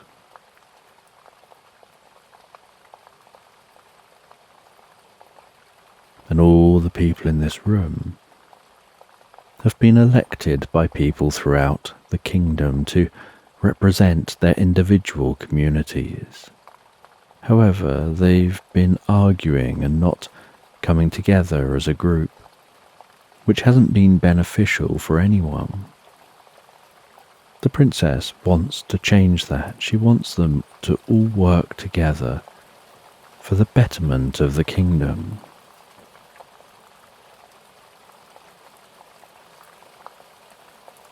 Once it's her opportunity to speak, she gives a rousing and passionate speech about community, about coming together and working together, about best representing those who put you here by finding common ground and starting from where they all agree, and looking at how they can be helpful to each other, rather than focusing on what they can get for themselves.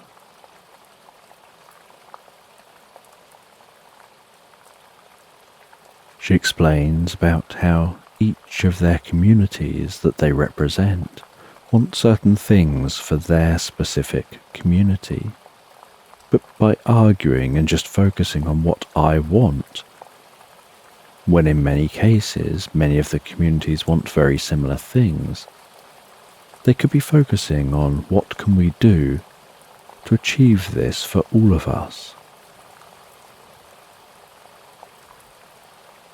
And she's holding her favourite book that she'd been reading in the carriage. And she shares an overview of that book, sharing the points from the story that are relevant to this situation. She shares her vision for the future of the kingdom and how this can only happen if we all work together for everyone.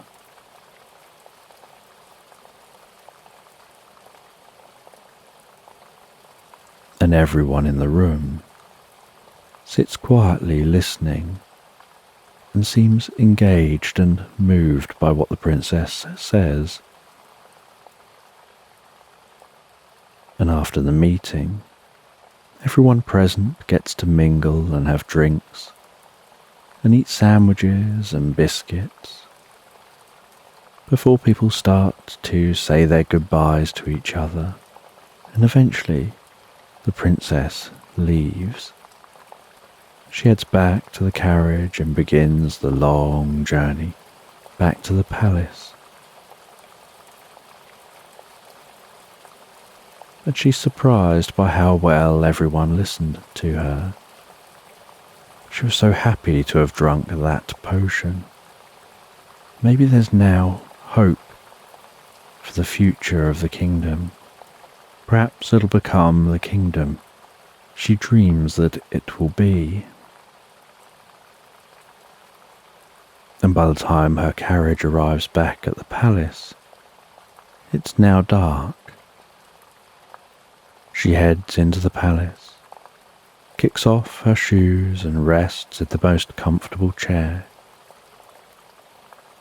The potion bottle she drank from earlier is still sitting on a small table by the chair.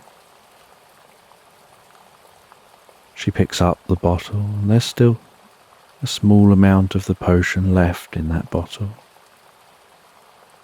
She wonders how long taking the potion lasts for. It lasted long enough for her to do well and be taken seriously at the meeting. But would its effects last a day or 2 days, perhaps a week, or maybe even longer? She looked at the bottle to see if the small print revealed how long its effects lasted. But all she could see was the ingredients. She noticed something odd about them. There was only one ingredient: water.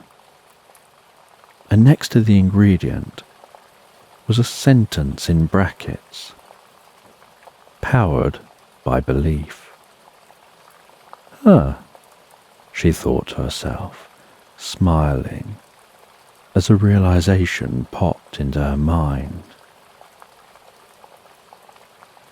And you continue reading the story through those last few pages to the conclusion of this novel, before realizing the rest of your drink had now gone cold. You've been sitting here reading for over an hour. The fire is in full flow in the fireplace. The cabin is comfortable and warm. You take your mug to the kitchen, pour away the last of the cold drink before beginning dinner. Putting on a pot of water, placing a little oil in the water and giving that water a gentle stir. And as the water is heating up, you chop various ingredients, the smell of which dances within your nostrils, tickling your taste buds. You begin to cook and blend the ingredients together in a frying pan, hearing it calmly hiss as you move the ingredients around with a wooden spoon. As the water begins to boil, so you place spaghetti into that water, fanning it out and watching as it starts to relax, go loose and limp and sink gently into the water. And while the spaghetti's cooking, you continue to stir the food in the frying pan. And once the spaghetti has completely submerged, you use a different wooden spoon to move the spaghetti around, just to make sure it doesn't stick or clump up. It doesn't take long for the food to be cooked. As it approaches completion, you get a large plate which curves gently up around the edges. You drain the water from the saucepan and place the spaghetti onto your plate, using a fork to carefully shape it into a nest. You pour the bolognese into the middle and decide whether to add cheese or not this time, before heading to a table and enjoying your dinner.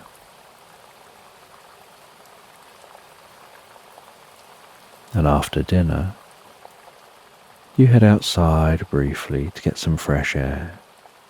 Gazing out across your garden, you can see the patchwork of stars peppered across the sky, feeling the stillness, noticing how more stars come into view as your eyes adapt to the dark. You sit on a bench which leans against the wall of your cabin, just out of the cool, slight breeze. And occasionally you hear a chirp of a songbird, and wonder whether perhaps it's dreaming, and that it's like a bird talking in its sleep. You can still hear the crickets rubbing their wings together, calling out for a mate. And from time to time you notice shooting stars streak across the sky.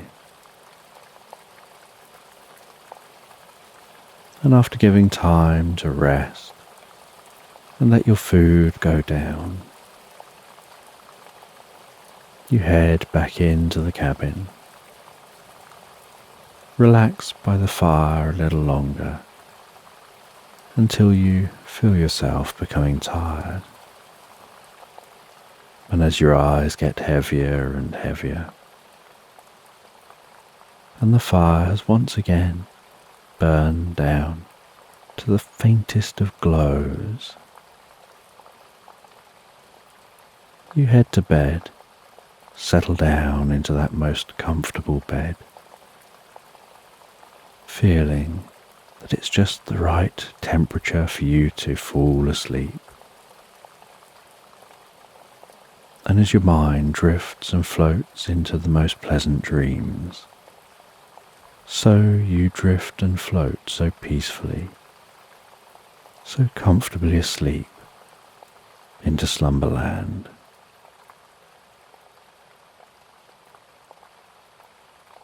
So just take a moment to allow your eyes to close and allow yourself to begin to relax. And as you begin to comfortably drift asleep, I'm just going to count down from 10. And while I count down from 10, you can imagine a healing light passing slowly through your body, healing and softening the muscles and calming the mind. From 10,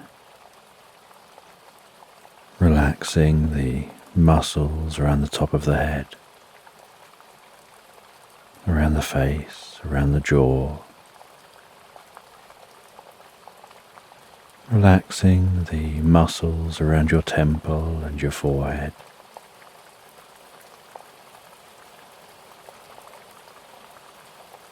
smoothing those muscles out so calmly, so peacefully. 9.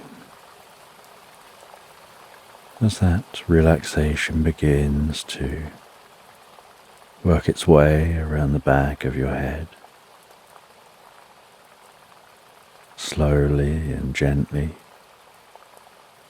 relaxing down the back of your neck,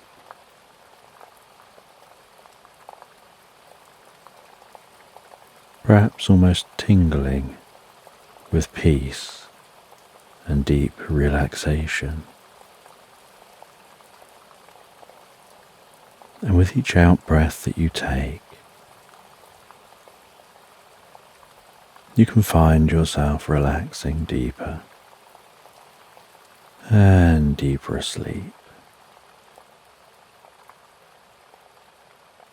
And as you continue to relax deeper and deeper asleep, I don't know whether it's the sound of my voice that helps you drift deeper and more relaxed, or whether it's the spaces between my words.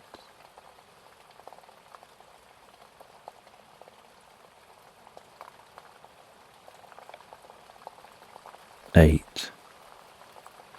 As that relaxation moves with the next out-breath, slowly, softly down your neck, around your neck and deep within you, drifting, floating deeper and more peacefully relaxed. 7.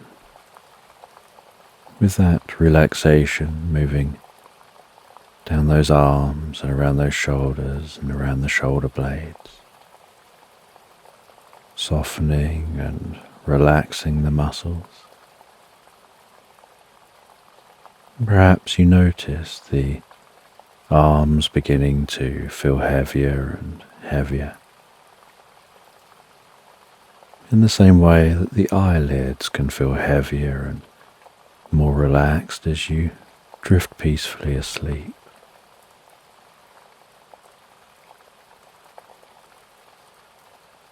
Six.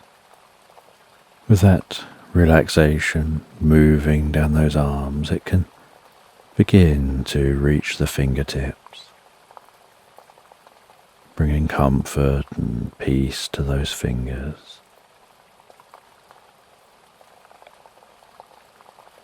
5. Relaxing down around the chest, the upper back, and deep within you. And the relaxation can move to your stomach, to your lower sides and your lower back, softening, relaxing, so calmly as a mind and a body.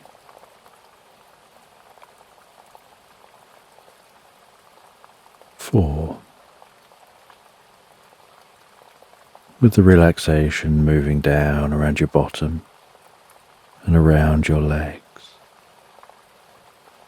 carefully moving down towards your feet. 3. Moving all the way down those legs, deeper and deeper.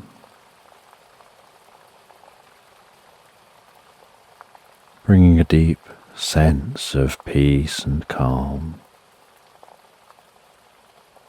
taking you to a place in your mind where you drift deeper and deeper asleep, so easily and effortlessly,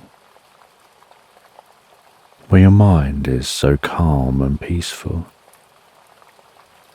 where sleep just seems to draw you in, where the mind slows right down. That's it. 2. As the relaxation spreads around the lower legs, down around the ankles and all the way down to the feet.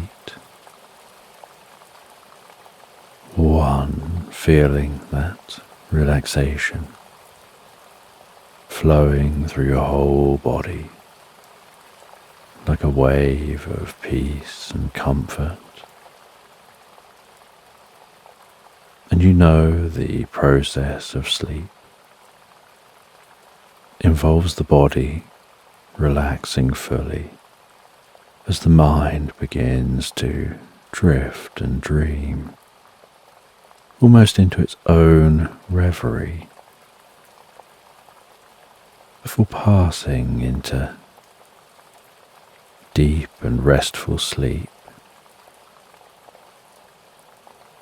And as you continue to listen to this, and we move gently into the story, so you can sleep deeply and sleep well all night long.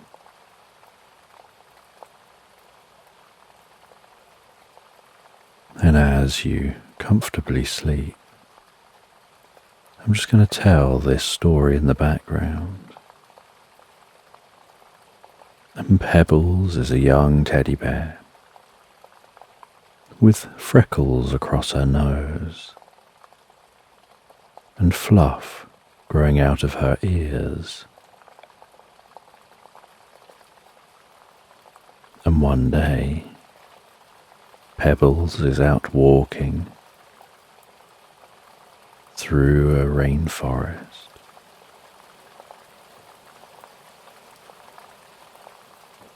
Droplets of moisture hanging on the tips of her fur.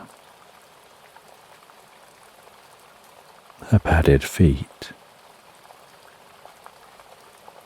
softly pushing through the undergrowth.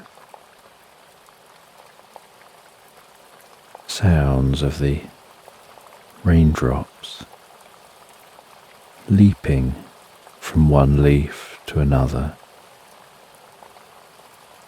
as they find their way to the forest floor.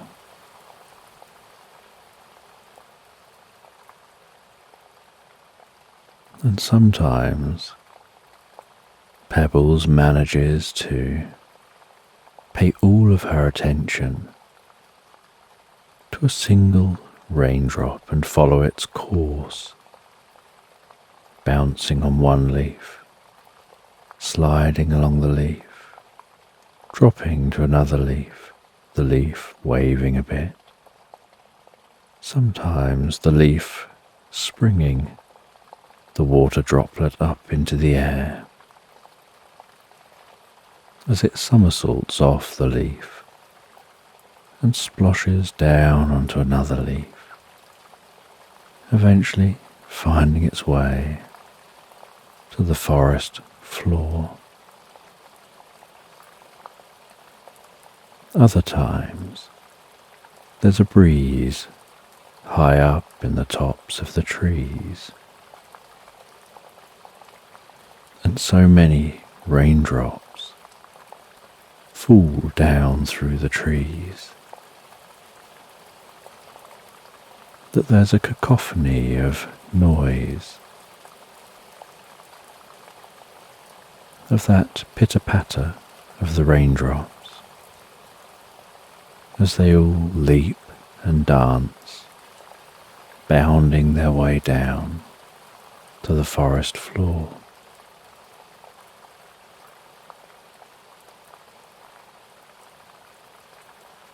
And within the forest, there's a lot of moisture in the air, which is gathering on her fur. But she feels incredibly comfortable and so peaceful in this environment, enjoying the feeling of being out in nature.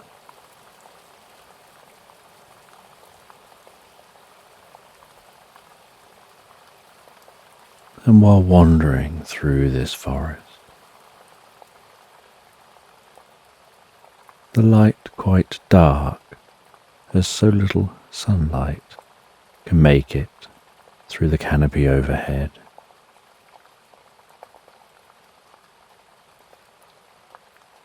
She sees some friendly bats hanging and sleeping in the trees, the branches gently swaying, causing the bats to gently rock back and forth.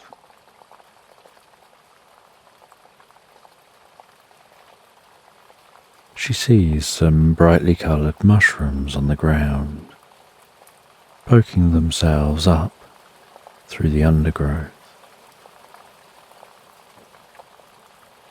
And while walking past, disturbing the air above those mushrooms, you can smell how sweet those mushrooms smell.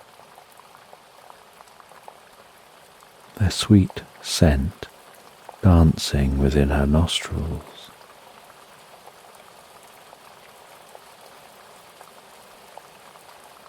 And Pebbles continues on through this rainforest until she finds what it is that she's seeking.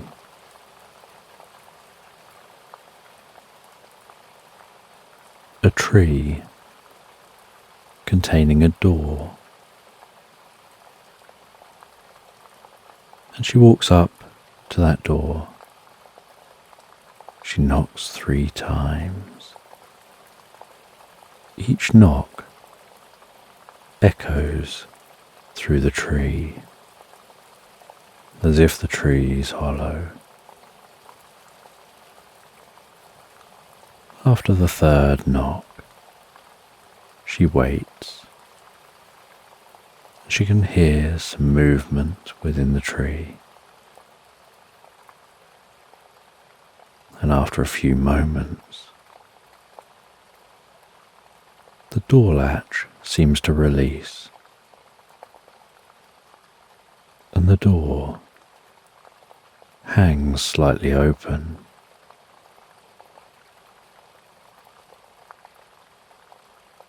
And she reaches for the door, pulls the door open, feeling the weight of the door as she does, steps inside and pulls that door closed. And there's a slight coolness in here and a faint glow, and the air is incredibly still.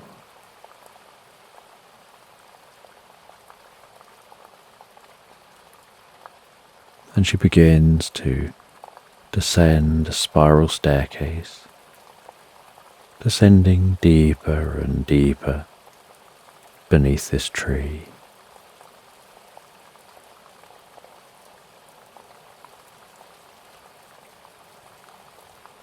And within the tree, the atmosphere is so calm and comfortable.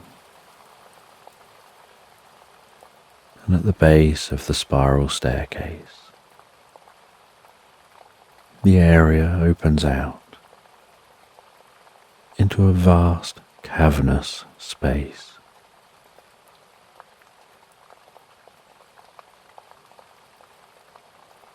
And somehow this entire cavernous area is glowing with light. And Pebbles looks around and can't see any lights, and yet the whole space is illuminated.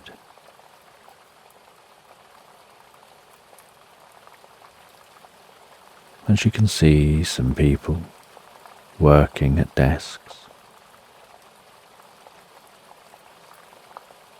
and everyone going about their tasks.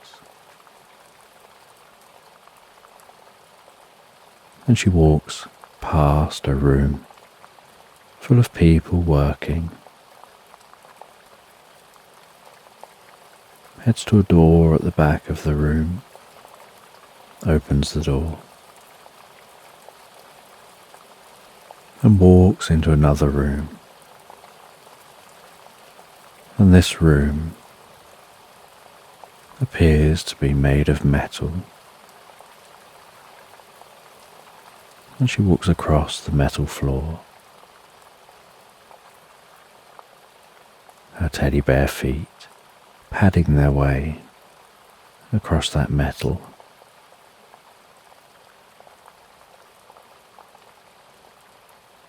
And this room has windows around 3 of the sides. And out of the window as she walks into the room, she can see the darkness of space. She can see the grey lunar landscape and the view of the Earth rising over the horizon. And in this room, people are working at computer consoles.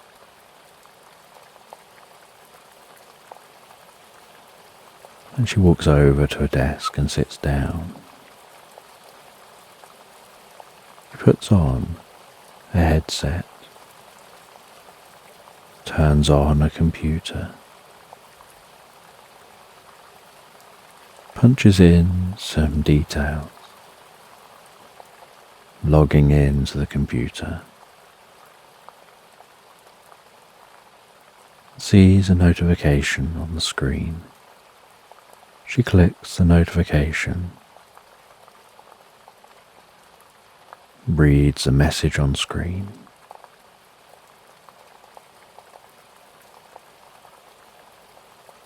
the message informs her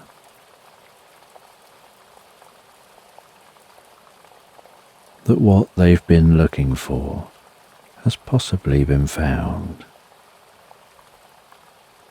and attached to the message is a map and the location.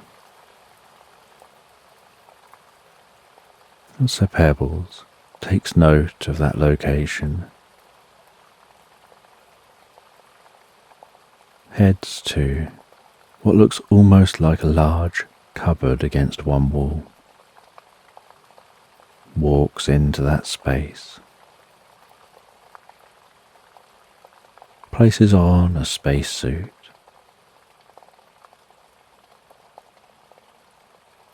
on her arm she punches in the details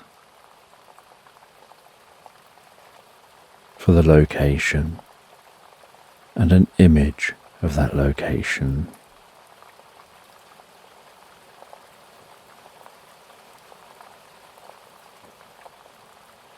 She does a final check of her suit and presses a button, and a door behind her closes. There's a gentle hissing sound before another door opens to the lunar surface. She walks out onto the lunar surface, presses a button on the outside. The door closes behind her.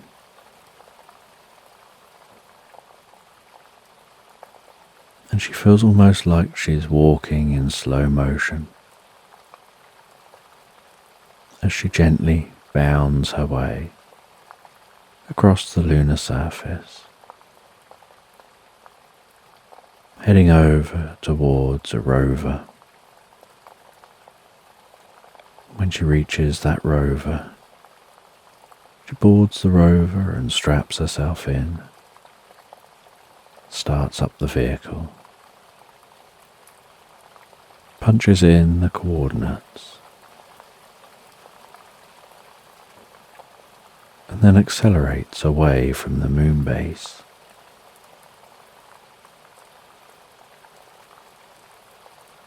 And she feels she's travelling for quite some time.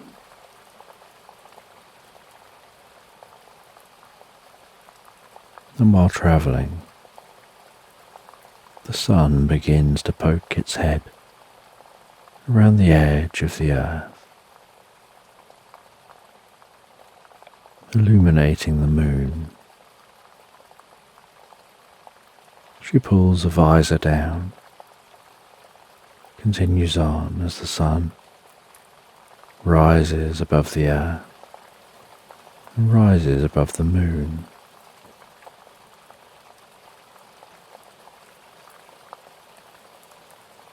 And while that sun continues to rise,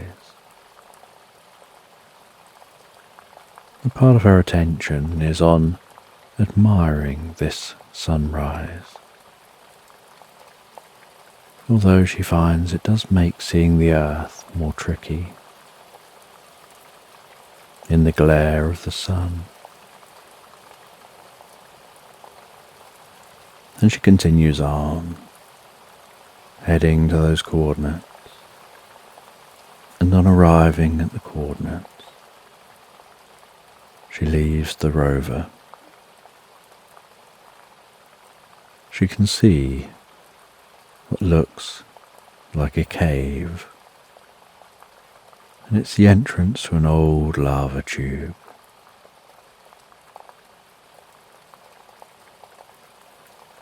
And there are some people working at the outside of the cave, and they greet her as she arrives.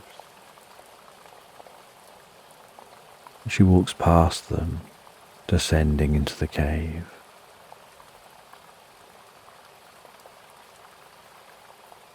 And there are strip lights lining this cave.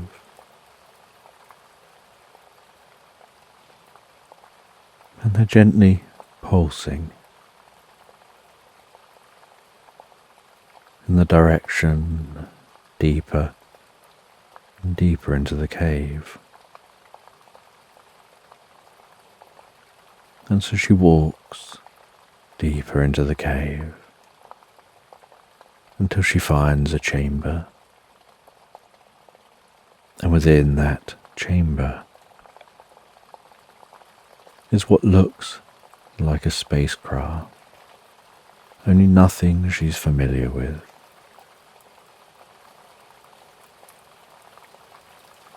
And she walks over to the spacecraft and is told that they've gained entry.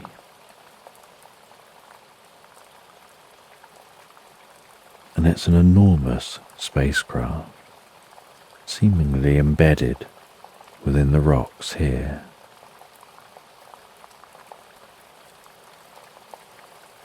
They head up a ramp and into the spacecraft. And a short way into the spacecraft is what appears to be a makeshift tent. And it's actually a makeshift chamber where people can walk in, seal the chamber, match the atmosphere of the craft, open the other side of the chamber, closing it behind them,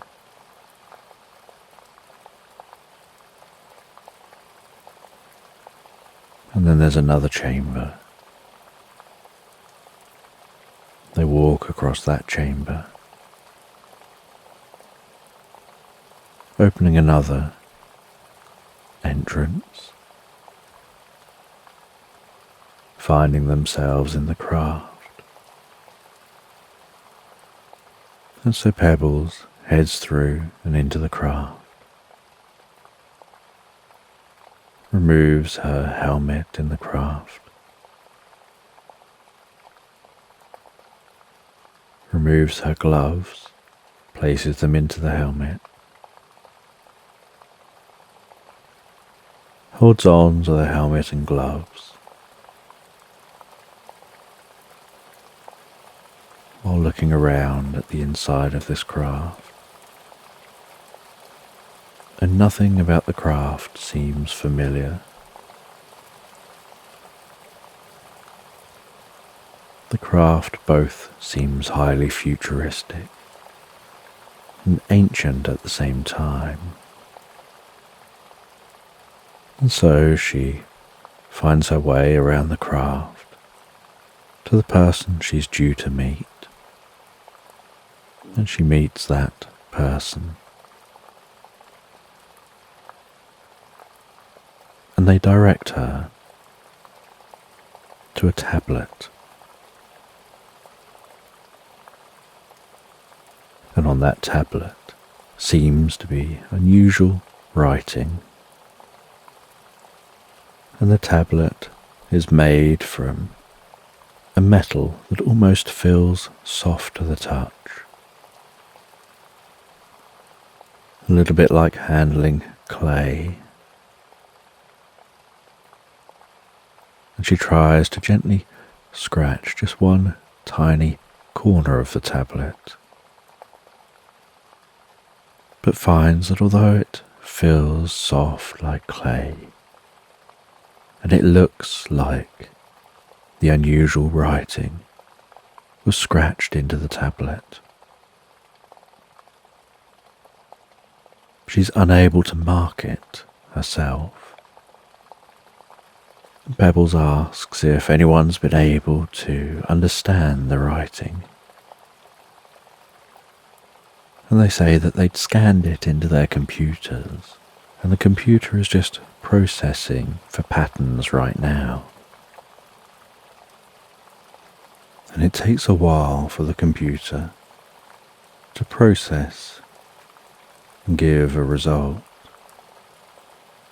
But eventually on the computer screen, up pops the tablet. And where the text is on the tablet is a translation. And this translation demonstrates one thing they already know, which is that aliens definitely exist. But another thing, that aliens had visited the Earth.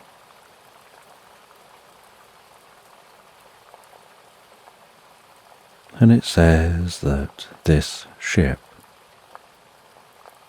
had run into some difficulties and had crashed onto the moon, and it had embedded itself into the surface of the moon. But the being that was on this craft, which is already quite a small ship apparently, had left in an emergency escape pod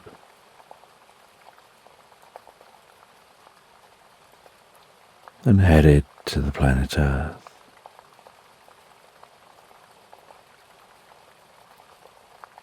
And the computer analysing that tablet was able to understand the language,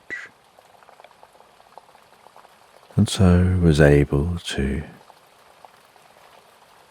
create an augmented reality projection of any written areas within this craft.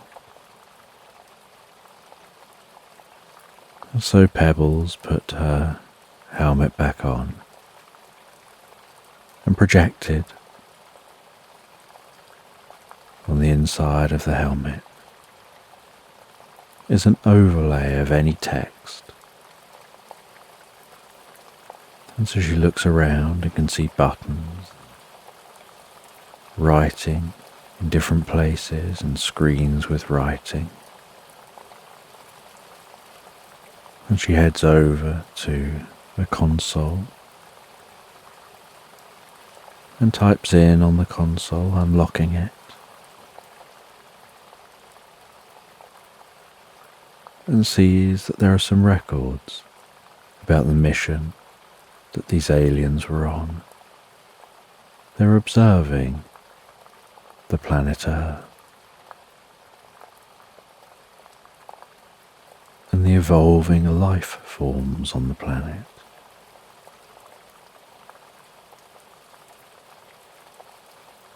They were curious about how some of the life forms had begun to use tools.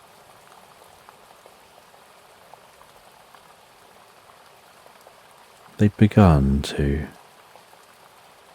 cover their bodies in furs and leaves, helping to protect them from the elements on the planet, allowing them to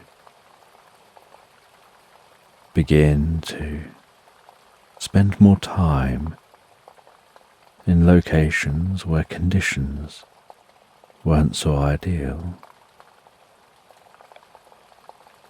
And although often those conditions were harsh, they were hardy creatures who continued to push forward, and they explored different areas.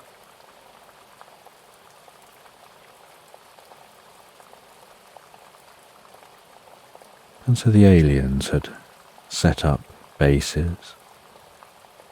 They were confident that the beings on the planet wouldn't understand who they were or any of their technology, or even that their technology is technology, and would perhaps just think that their bases were just rocks, not understanding metal is. And so they didn't do much at the time to hide their bases. They just made sure that they could keep separate from the life forms here, so as not to be seen as other life forms and potentially cause any alarm. And these aliens come from a planet with very different gravity, and they exist around a planet, around a star that whips itself around a black hole. And the gravity where they came from is so intense that it took them an enormous amount of time to become advanced enough to be able to leave the planet's surface.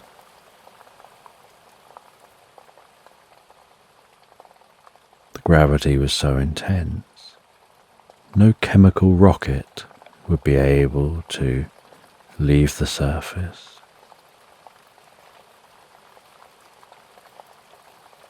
And they suspected there were other civilizations out there, and wondered whether those other civilizations are also bound to their planets by the gravity of the planet, and whether it's at all possible for civilizations ever to make it into space.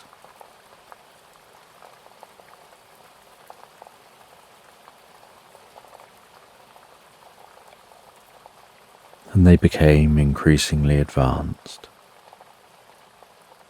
until eventually they learned how to manipulate space-time, to be able to warp space-time and essentially to generate gravity, or the absence of gravity.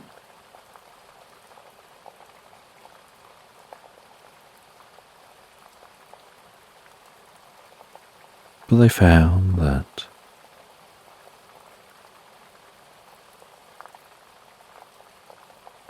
even a small change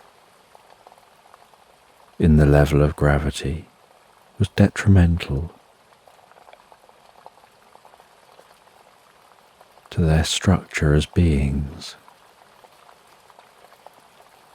So they created suits, and those suits on the inside are like having their own gravitational field.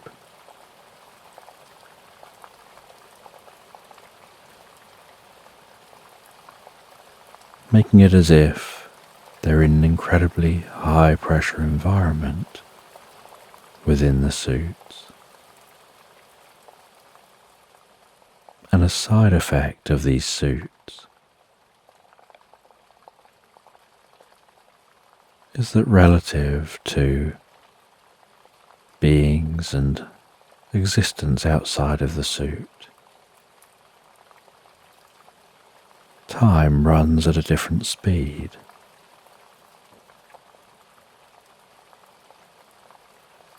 The heavy gravity on the inside of the suit means that they feel perfectly normal. But looking out of the suit at the passing worlds,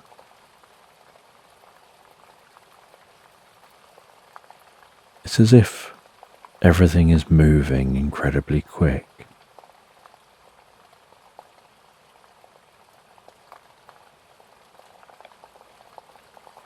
And so when they visited Earth, To them it was as if everything on Earth was flashing by rapidly, and to everything on Earth, it was as if these beings lived almost an eternity.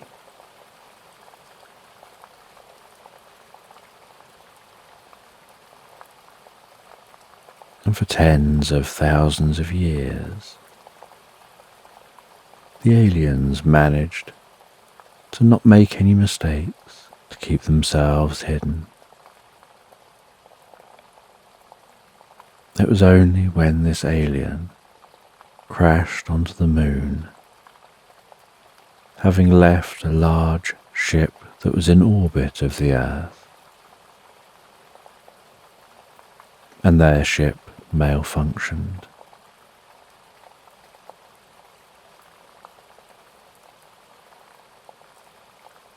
And they had to take it down. The nearest and safest location from where they were was to the moon, and so they crashed onto the moon and left the moon in an escape pod towards the Earth. But then they had to get from the escape pod to the nearest settlement of the aliens. And humans had seen the glowing orb in the sky that crashed to Earth, and the being that left that orb, and the crater the orb left behind, and the scorched earth, and the orb emitted so much heat. They could feel the heat while at some distance from the orb, and the alien had to try and travel as fast as they could from their escape pod to the nearest community. And they were seen, and to the humans, it was like the alien was running in slow motion.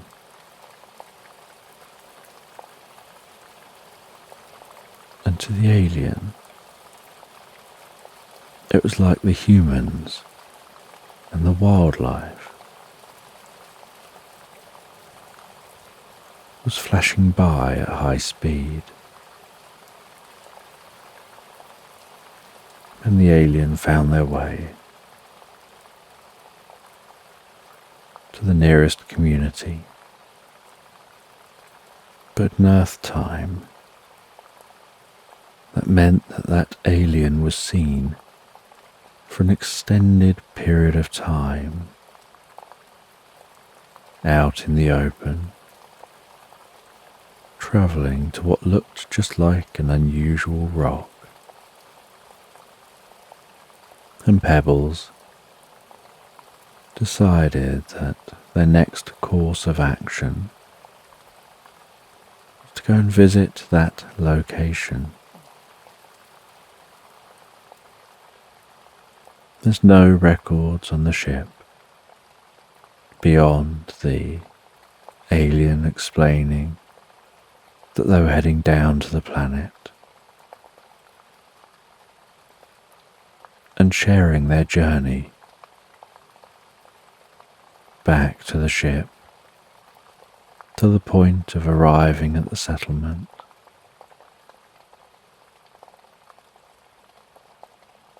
After that, they'd stopped sending messages to the ship and had likely decided to leave the ship where it is.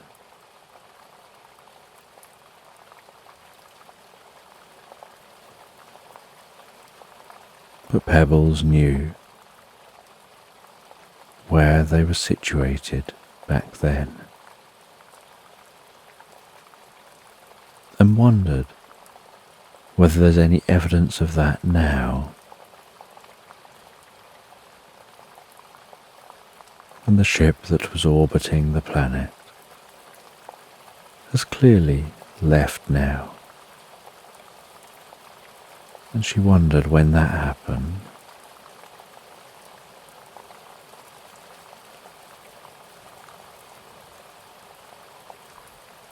And so she found her way back through the ship, back through the airlock, back out into the tunnel, heading back to the surface of the moon, before travelling back to the moon base. Back at the moon base, she changed from her spacesuit, went to her console, typed on the console about what she'd found, what her next plan was.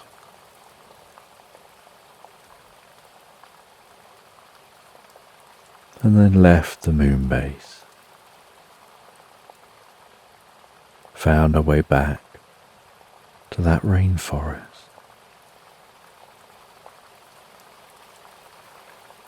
And she headed back through the rainforest,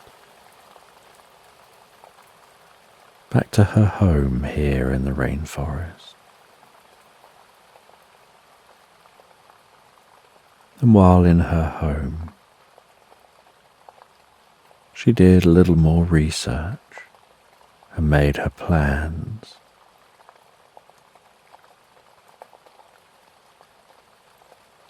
For getting to the location of that community of aliens.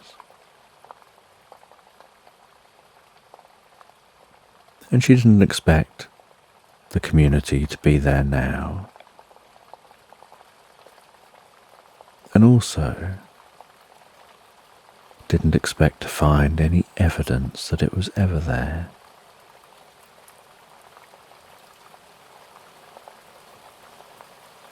But she thought it worth having a look around. And once she was ready,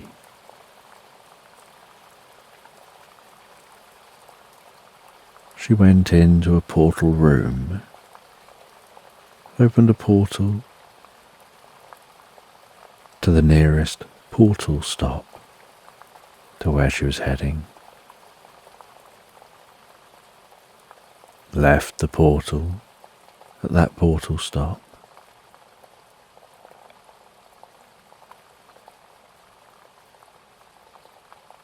and began her journey to a location that's now a vast savanna.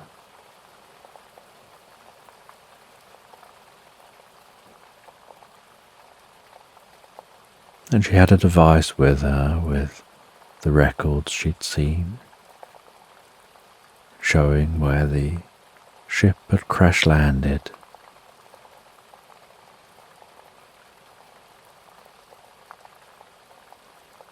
She headed to that location, and in the location here in the savannah, there was an indentation, totally overgrown now, but an indentation. She explored the indentation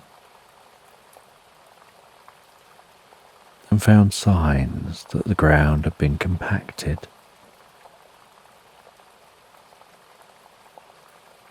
And that now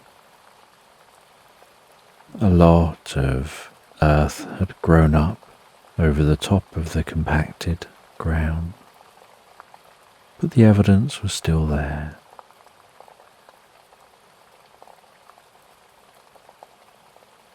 She followed the route the being would have taken and found her way to what looks like a cliff, and a short way in front of the cliff. As she scanned the ground, she discovered signs like foundations and realized that this here was where the building was, right in front of the natural cliff. probably backing onto the cliff, maybe even digging into the cliff a bit, and trying to blend their observation community with the natural cliff. She sketched out, while looking at it, what she thought it probably looked like.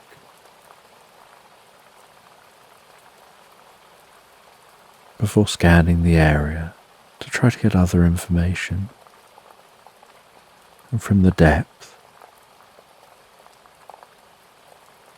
of the indentation and the depth of the foundations, she worked out that this structure was here probably all the way through to just a few hundred years ago.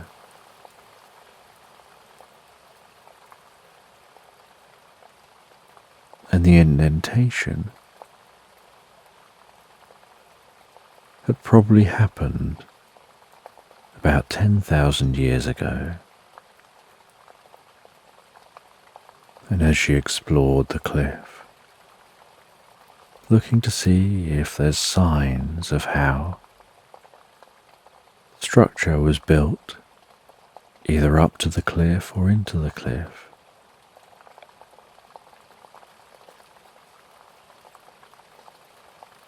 she found an artificial looking rock embedded in the cliff, something that would easily have been overlooked unless you got really close and analysed it. And she handled that artificial looking rock and heard a deep rumble, and the side of the cliff gently shook, and some rubble fell to the ground, and so she stepped back.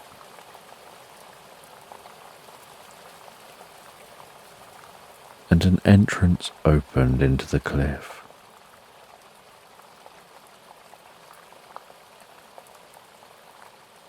And she saw as an entrance into a grand structure.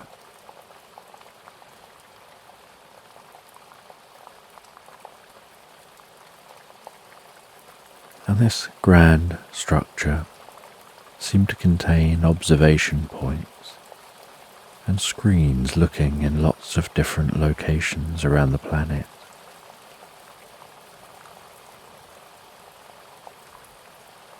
And she saw that it looked like aliens perhaps were still here.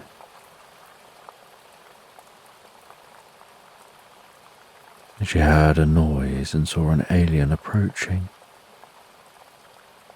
curious about the door opening.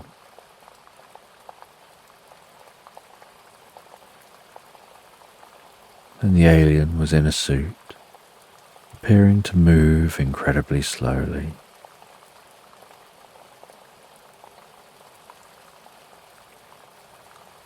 And so she walked up to the alien.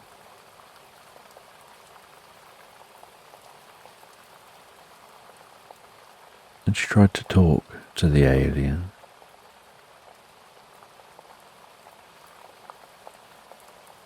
But the alien was out of time compared to her. They were both running in different times. So to the alien she spoke incredibly quickly and appeared out of nowhere.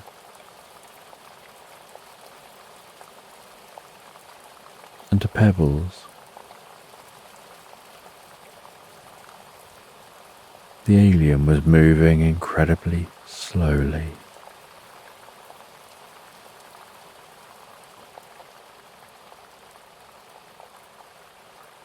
And so she wrote down what she understood about the situation and placed it before the alien.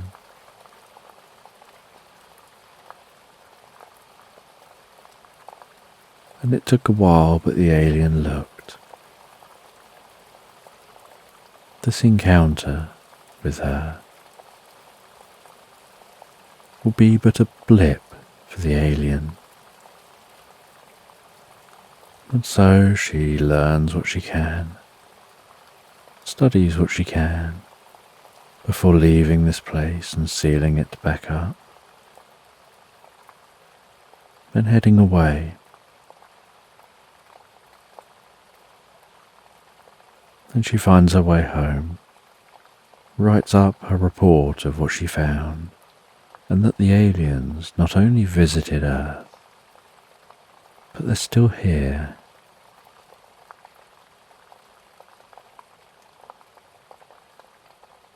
And hours later, as evening's setting in, she receives a work email. And attached to the work email is a video, and it says that it's private and confidential and top secret. And she watches the video and learns in an instant that a long time ago humans had actually already encountered these aliens. But that's where they got their teleportation technology. That's how they advanced so quickly. But there's always been the barrier. So the aliens have been trying to carefully help humans to advance a little quicker, to try to help them to get to the point where they'll understand the technology required to alter space and time, and to be able to communicate on the same level.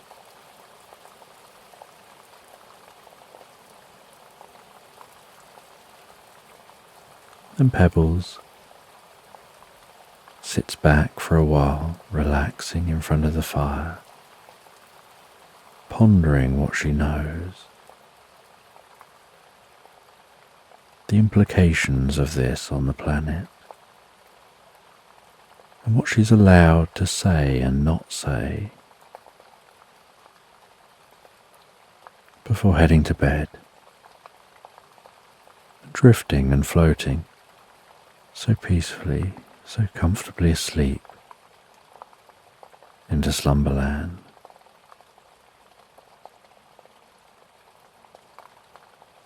So just take a moment to allow your eyes to close and allow yourself to begin to relax.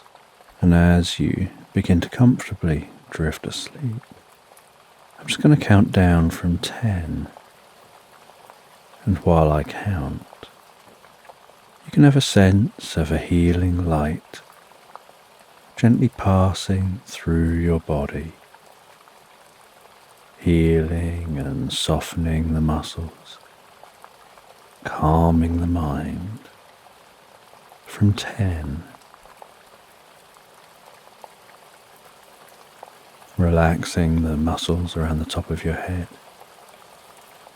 around your face and around your jaw, relaxing the muscles around your temple and your forehead, smoothing those muscles out, calming, softening, so peacefully. 9.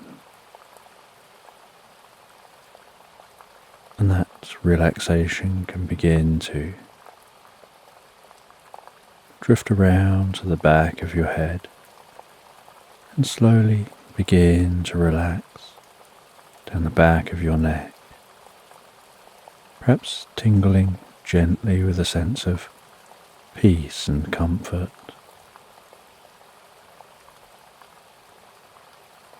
And with each out-breath that you take, you can find yourself relaxing deeper and deeper asleep.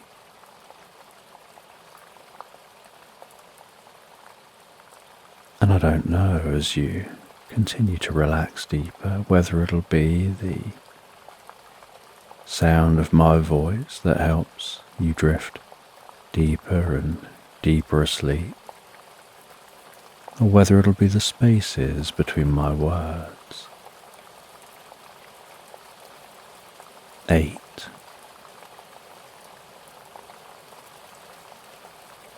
And as that relaxation continues to move down through your body with each out-breath,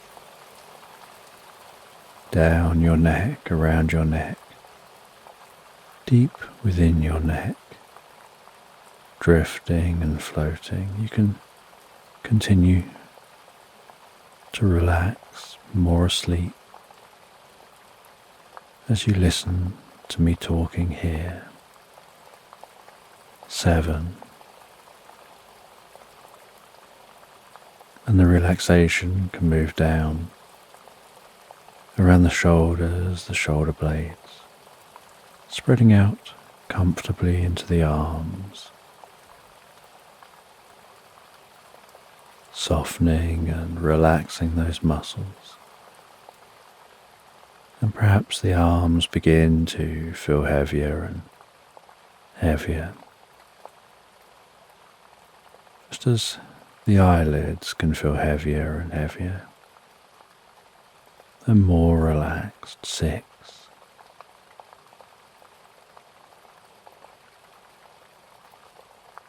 With that relaxation moving all the way down to the fingertips, bringing a deep sense of peace and comfort.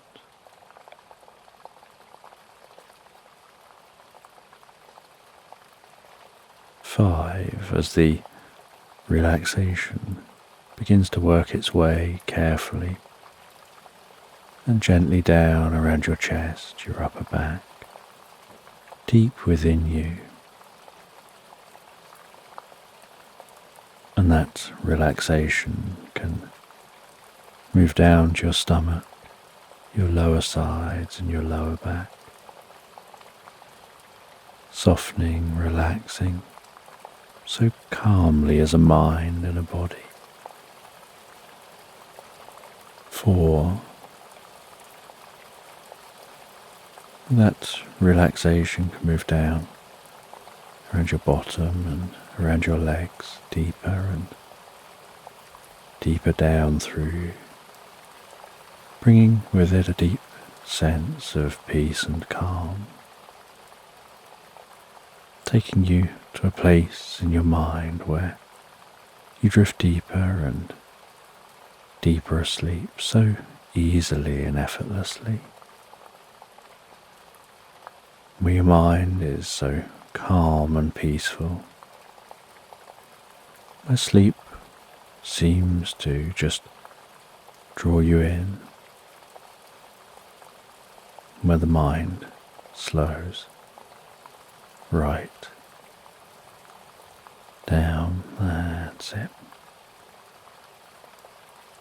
2, as that relaxation spreads around the lower legs, around the ankles and down into the feet. 1, feeling that relaxation flowing through your whole body like a wave of peace and comfort. And you know the process of sleep involves the body relaxing fully as the mind begins to drift almost into its own reverie before passing into pleasant dreams. And as you continue listening to this, and we move into the story, so you can sleep so deeply, so soundly, all night long.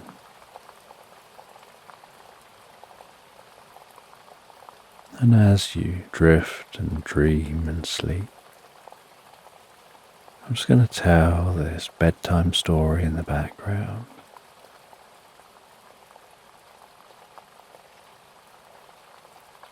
And you find yourself on holiday, and you're in a mountainous region, and it's night time, and you can feel the crisp air against your face, the sensation of breathing in that crisp, fresh air, the gentle crunching as you walk through snow.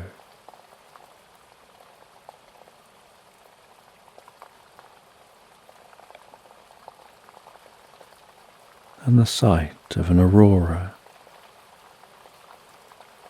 waving gently in the night sky, the most delicate light show.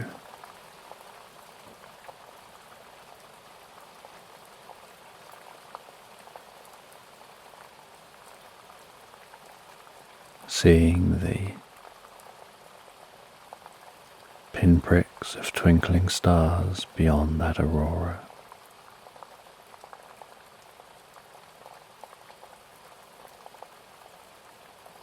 And the gentle stretch of the Milky Way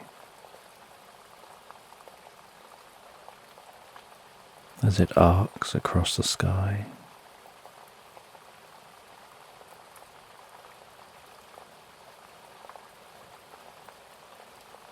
And you walk through this environment. You head to a cable car down from this altitude.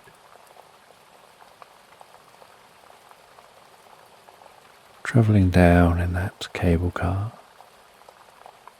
seeing the forest below, the lights of a small town nestled within the forest, the smooth sensations of that cable car moving its way down from that altitude.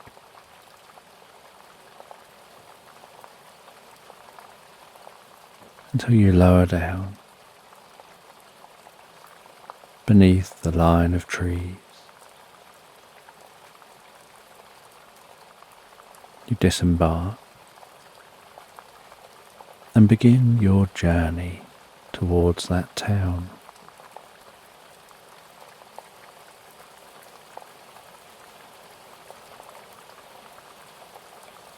And as you walk into the town, so it's lit with the coziest of lighting. You can hear the soft conversations going on among those roaming around the town, wandering in and out of shops. The street vendors selling food, the smell of the different foods and drinks, people holding on to their cups of warm drink between two hands,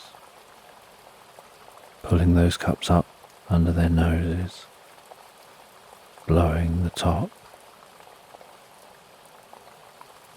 perhaps noticing someone's glasses fog up for a moment before clearing as they take a sip of their warm drink.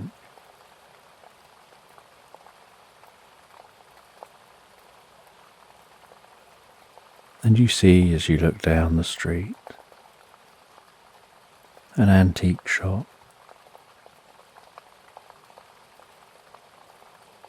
And you head along to that antique shop. Ring the bell as you open the door. Carefully closing the door behind you to keep the cold out and the warmth in. And in this old antique shop is a log fire crackling away in the corner of the room. Shelves of antiques and old books. Cabinets containing antiques. Boxes underneath the cabinets filled with bric-a-brac.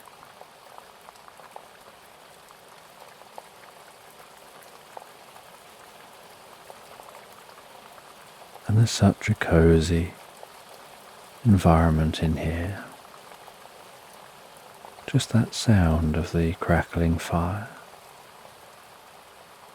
the low lighting and the gentle flickering glow from the fire, and the warmth finding its way across the shop, massaging your cheeks and your hands after your time outside.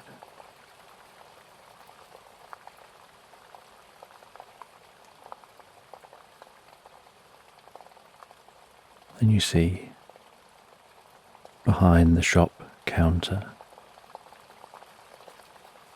an elderly man with half-rimmed glasses perched on the very tip of his nose, breathing in a very calm way, face wrapped in dense stubble, and scruffy long grey hair.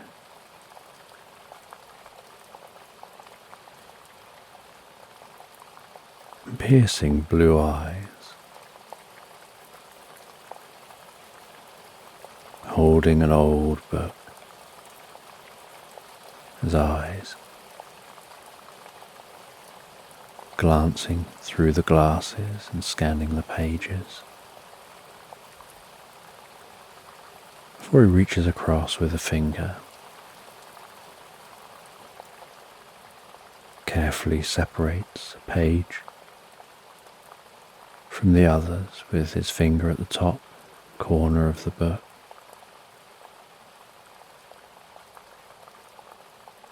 Reads to the end of the page and then carefully turns that page over, his eyes moving slightly up to the top of the next page.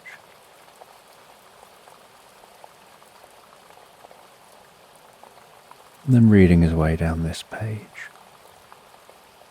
carefully and methodically working his way through the book.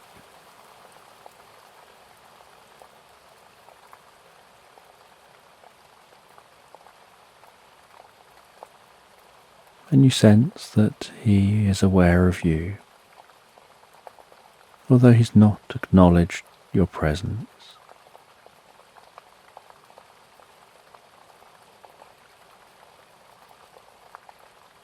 As you look around the items in the shop,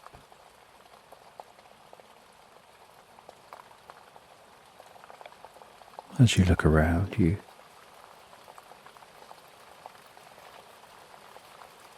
see a tall knight's outfit, wrapped in highly polished armour.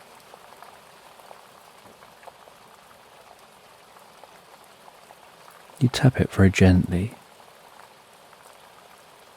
with the knuckle of one of your fingers, hearing the metal reverberate and settle.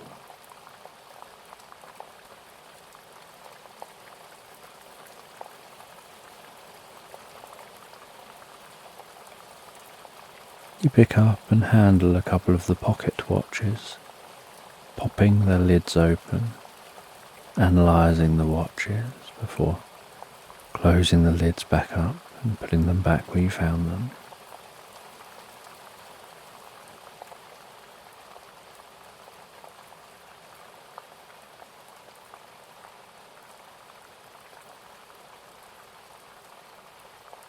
You take a look at some of the random ornaments, heavy yet small metal ornaments, ideal for placing on shelves. You head to a wall of books. You scan from the top corner along the top shelf and work your way down, scanning those books, occasionally being intrigued by the title or the cover of a book, or by not being able to see a title on the spine of a book, and so removing the book to flick through the first few pages and see what the book happens to be.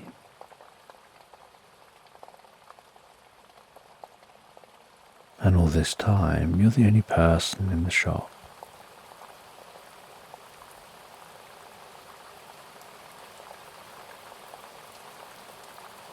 And as you continue looking around, you lift a glass lid of a counter.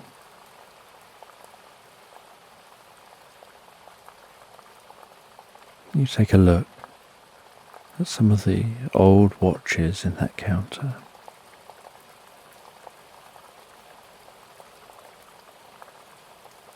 You deeply analyze those watches. You test some of those watches by winding them up, placing them to your ear, listening for the ticking.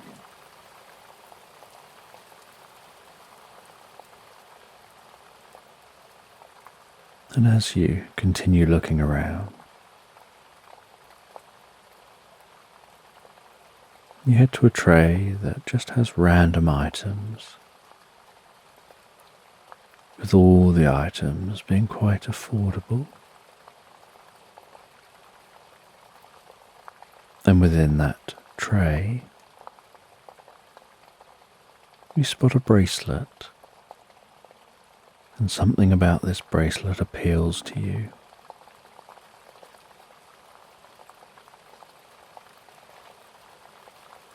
And you walk over to the counter with that bracelet. You stand patiently waiting. And when you notice that the shopkeeper isn't paying you any attention now, you start trying to get their attention.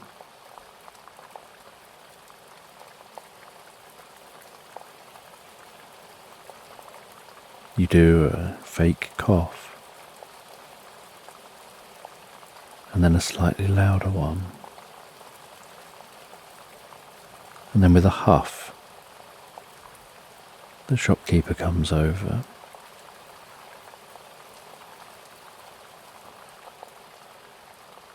You ask them about the bracelet, whether there's anything they know about it and its history.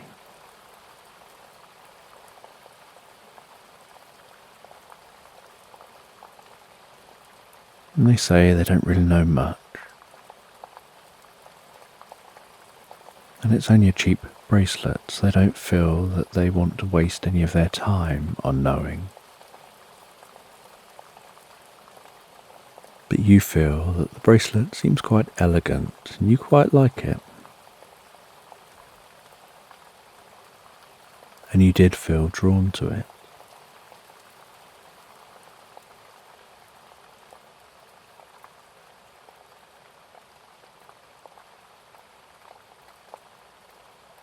And so they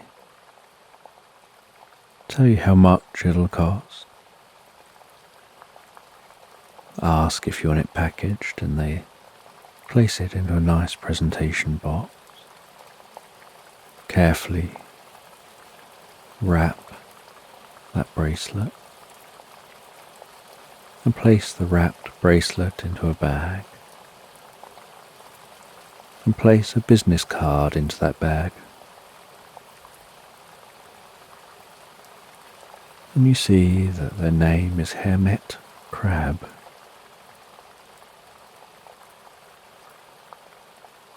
And this brings a smile to your face. And you say, I bet you like to keep yourself to yourself. And they look at you puzzled. And in an almost snappy kind of way,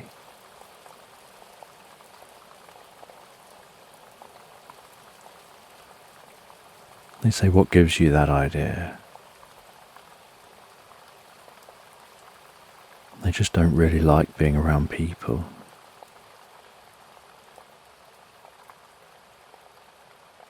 And you say goodbye and they don't acknowledge you. They just go and sit down and continue to read.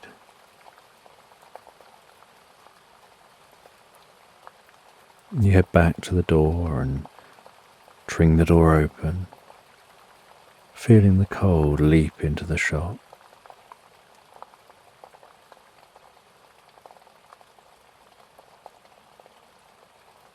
You close the door behind you as you look back while closing the door.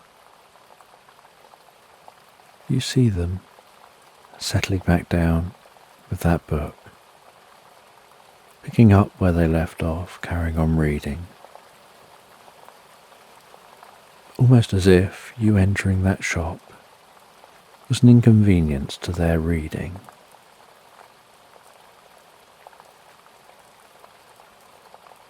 You carry on through this town, finding a place to stay for the night, checking yourself in. You place that bracelet on the counter beside the bed. You change into some different clothes and head downstairs for something to eat. And downstairs in the restaurant area is a handful of other people, some couples, some people on their own. The smell of food wafts through the restaurant. You take a look at the menu and find exactly what you want to eat.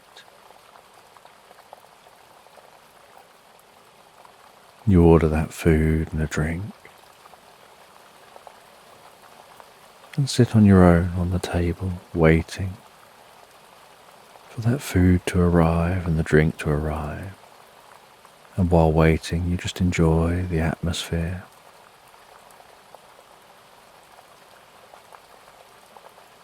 The gentle background sounds of people talking. Almost like indistinct chatter. The dancing light from the log fire.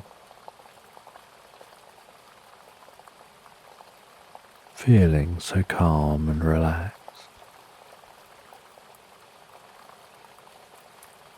And then your food is brought out and you enjoy that food, drink the drink. And after finishing, you just stay resting here for a while, still finishing the drink, in no hurry to go back to the room. But after an hour or so, you finish the drink. The restaurant has thinned out.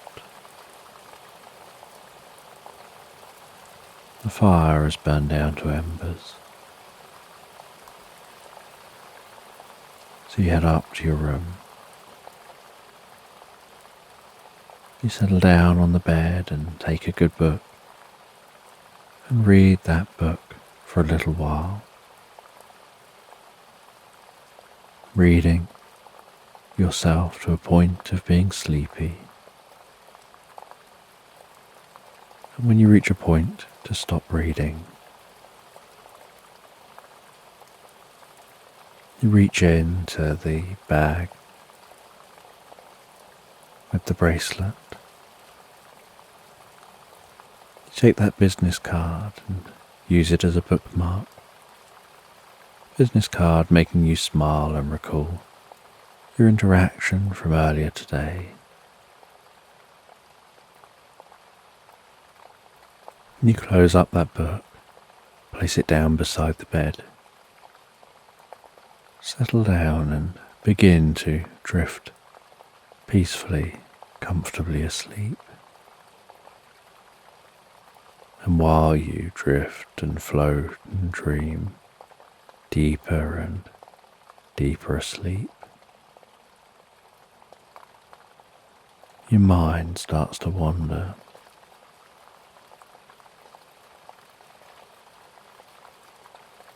You start to dream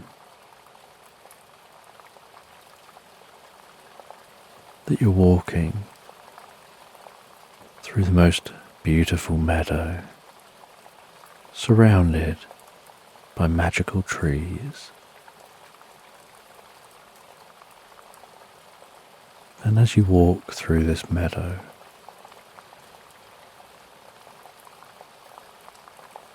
so you begin to hear a gentle sound of a distant flowing stream. And as you find yourself approaching that stream,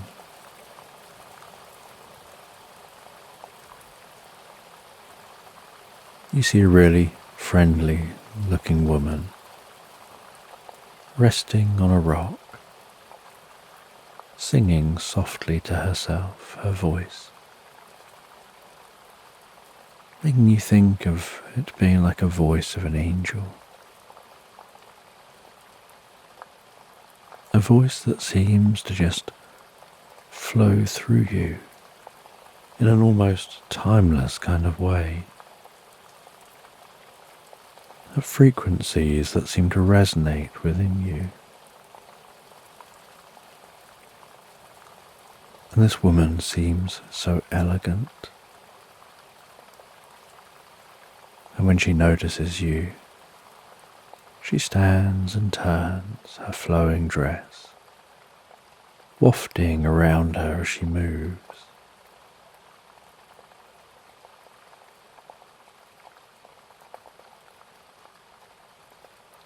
She begins to talk to you,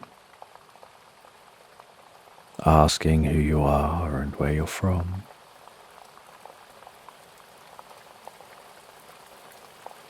And you say you're just out for a walk, exploring this meadow, and you heard her singing.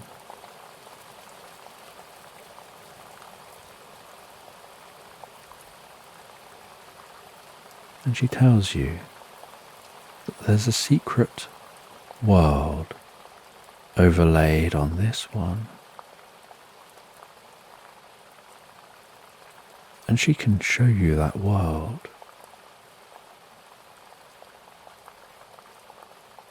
And asks if you have anything to exchange for that knowledge.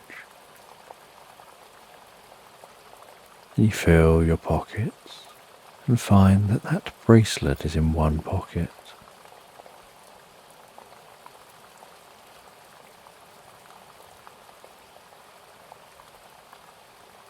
And so you take the bracelet out of your pocket.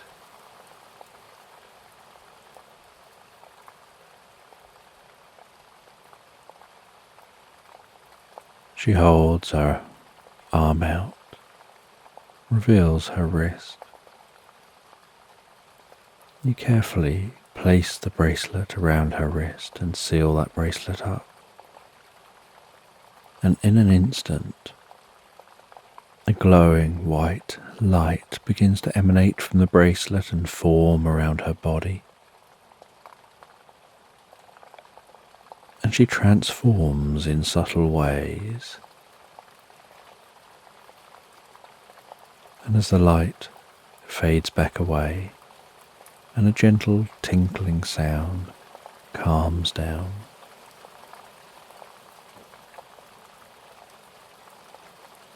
she tells you that that bracelet has upgraded her to a higher being, allowing her to share this knowledge with you.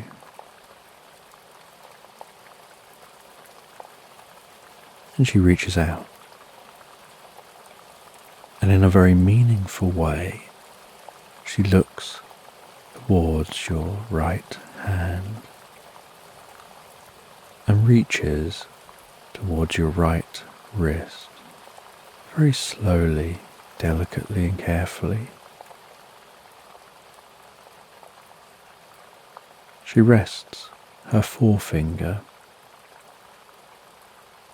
just touching the underside of your wrist,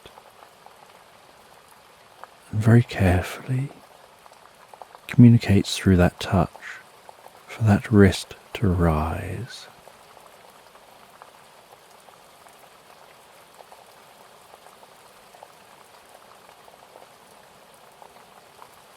And without trying to do anything at all, you feel that gentle touch on the underside of the wrist, almost like a puff of air lifting the wrist up.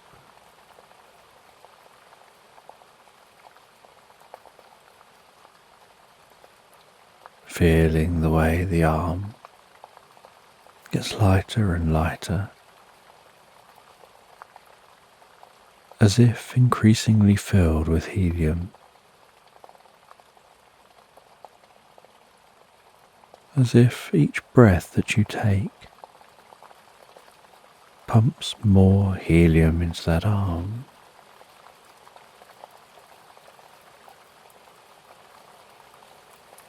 And it takes no effort at all on your part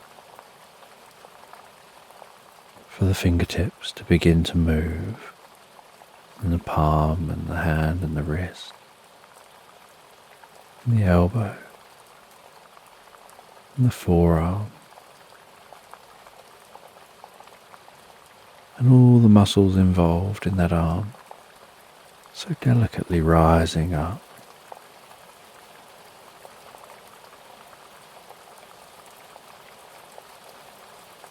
And in your mind, you can see that arm rising up, and it almost seems like it's happening by itself. And you feel like they're touching your arm and lifting it, but you can't quite tell if they're lifting the arm or if you lift the arm by yourself. But once the arm is up in the air, with the elbow gently bent, the hand about shoulder height, they move the hand a little closer to you.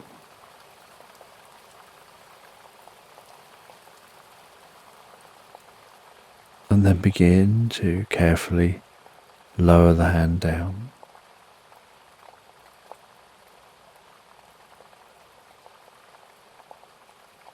And while the hand carefully lowers down,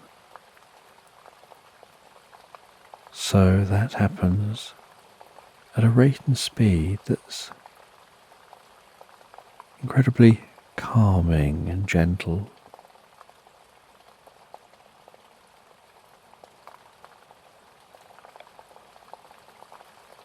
And you notice a glowing forming around this woman and through the landscape.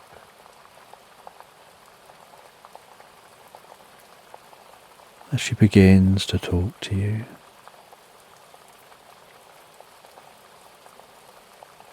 And she says, as that arm carefully lowers, and you breathe in and out, the greater consciousness of reality is moving within you, connecting within you, flowing within you, passing through you deeper and deeper.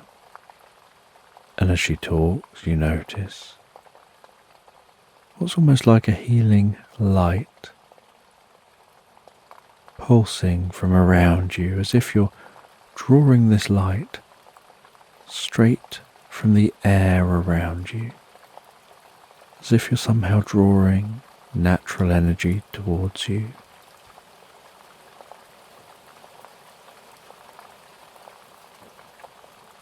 And the light flows into you from all parts of your body, but strongest flowing in through the top of your head, passing down through your body, down through your neck, your shoulders, your arms, your upper and lower back, down past your bottom and all the way down to the tips of your toes. And your eyes gently close,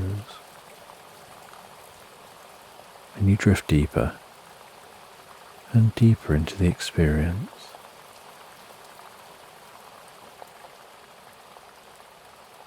And as you relax deeper into the experience, you start to feel a sense of freedom.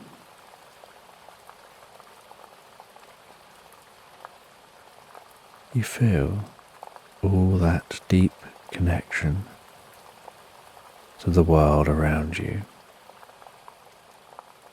Begin to observe a reality previously unknown to you.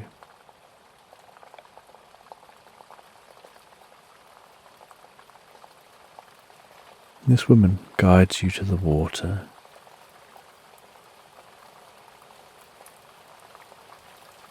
She places a hand down in the flowing water, cupping her hand, lifting it up, carefully pouring some water into your mouth, and you feel that cool water pass through you, tingling, relaxing deeper and deeper through you.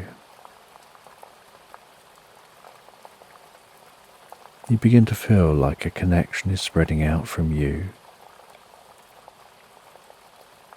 like tendrils of consciousness, weaving yourself into the fabric of this universe.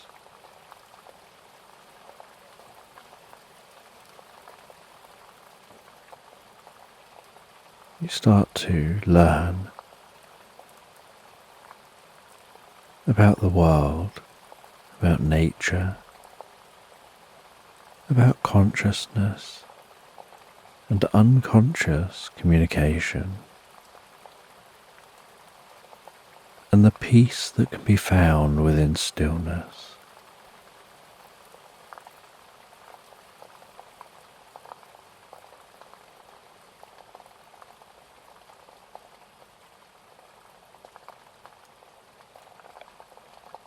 And as this is being experienced, so the woman guides you to sitting on that rock, and as you sit, so a pulse of light spreads from you,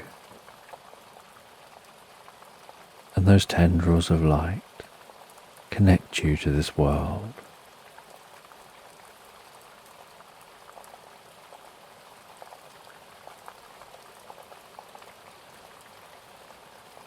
And she just sits with you as you have your experience.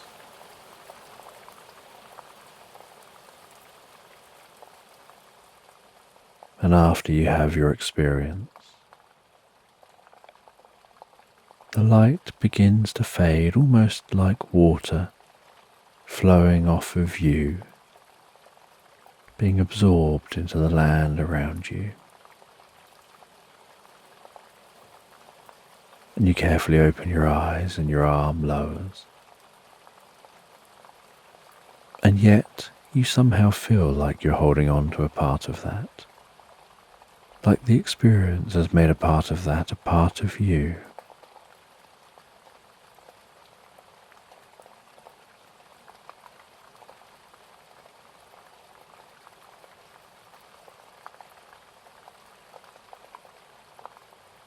And then you relax deeper and deeper, resting on that stone. And all the light fades.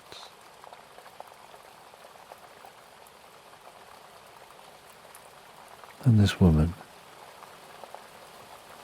hands you back the bracelet.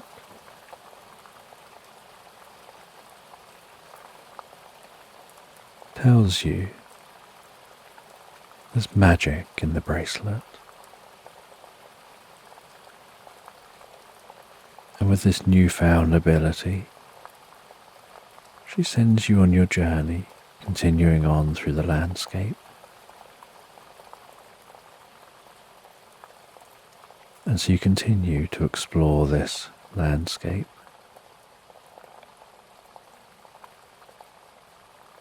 Only now you feel a deeper connection to it and a deep understanding of it.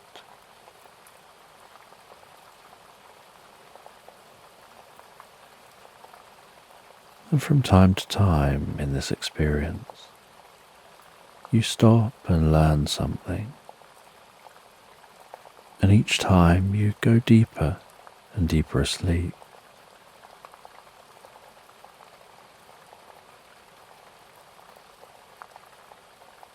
And then you drift deeper and deeper into a dreamless, recuperative sleep.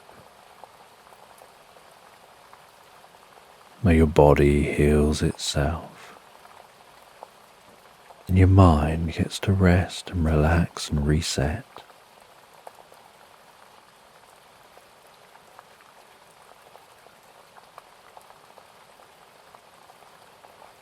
Then you awaken in the morning.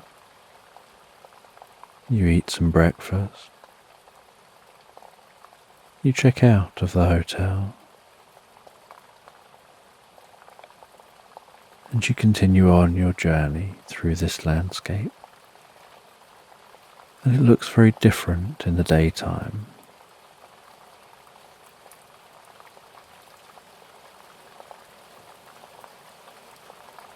And you head on foot to the nearby train station.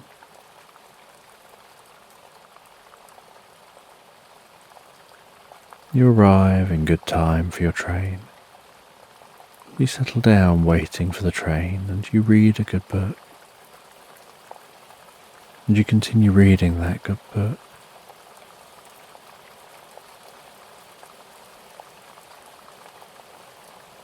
Then you see the steam train arriving, hearing that chugging sound as it approaches, seeing the smoke rising from the chimney at the front of the train, the clickety-clack as it pulls past you, and gradually grinds to a halt. You board the train with a clunk-clunk door. You settle down on a comfortably cushioned seat with a long, narrow table in front of you. You place some items on the table, get your book out and continue reading that as you pull out of this station and your journey home begins. And the train swings round through the landscape.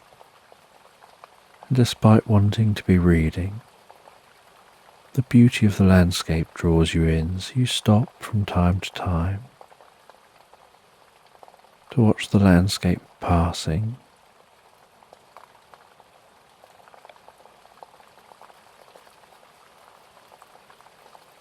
And it takes some time for this journey, so long that a whole day passes and night time sets in. As you get tired, you make yourself comfortable and rest back on the seat, just in case you fall asleep. And after hours and hours on the train, you arrive at a station where you change trains. And you have to do this a couple of times before finally getting home. And once home, you look forward to settling down in bed and drifting asleep. You place that bracelet in its box and gift wrap to one side, knowing the person it's for will really love receiving that.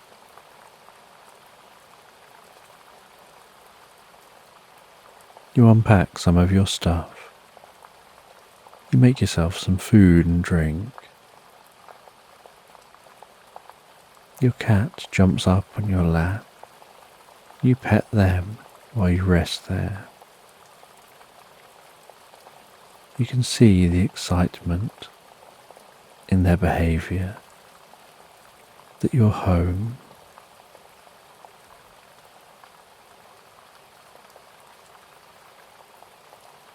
And then when tiredness calls to you, you head to bed. You settle down in bed and you drift and float so peacefully, so relaxed asleep into Slumberland. So just take a moment to allow your eyes to close and allow yourself to begin to relax. And as you begin to comfortably drift asleep, I'm just going to count down from 10.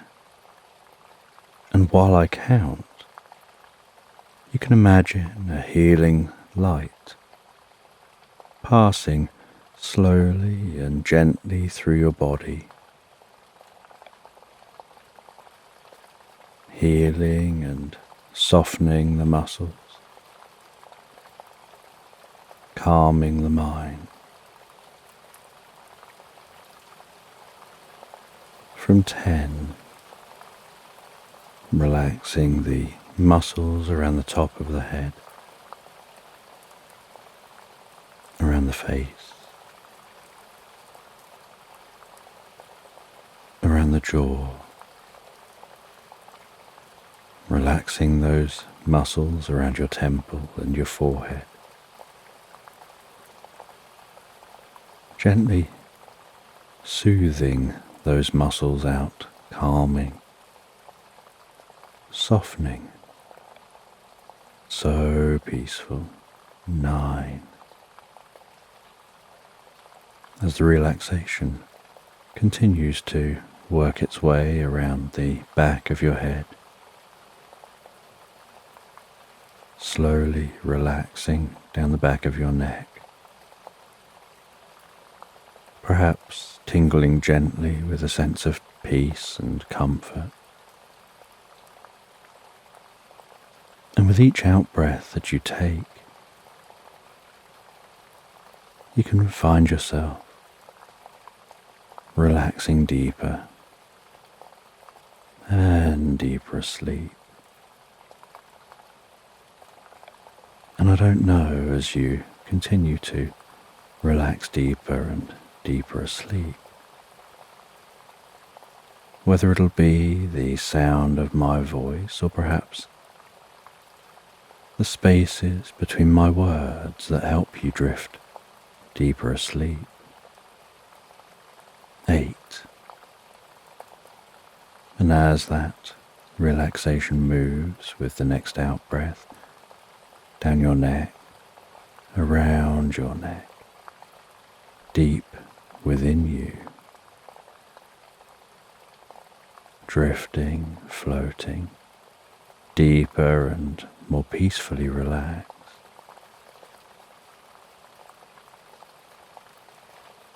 Your mind can begin to drift and dream. 7. As the relaxation moves down those arms, around those shoulders, around the shoulder blades, softening and relaxing the muscles,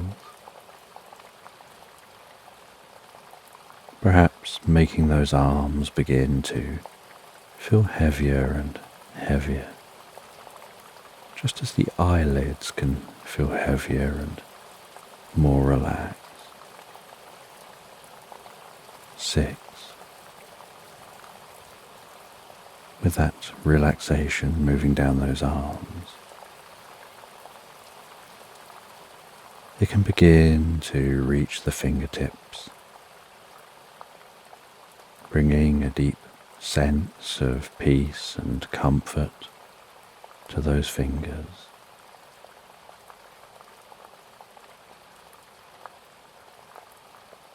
5. Relaxing down around the chest, the upper back, and deep within you. And the relaxation can move gently with each out breath, moving down to your stomach and your lower sides, around your lower back, softening, relaxing, so calmly as a mind and body. 4. With the relaxation moving down to your bottom and continuing down around your legs, carefully moving down towards your feet. 3. Moving all the way down those legs deeper and deeper, bringing a deep sense of peace and calm, taking you to a place in your mind where you drift deeper and deeper asleep, so easily and effortlessly, where your mind is so calm and peaceful, where you just seem to be so drawn in by sleep and pleasant dreams, where the mind slows right down. That's it. 2.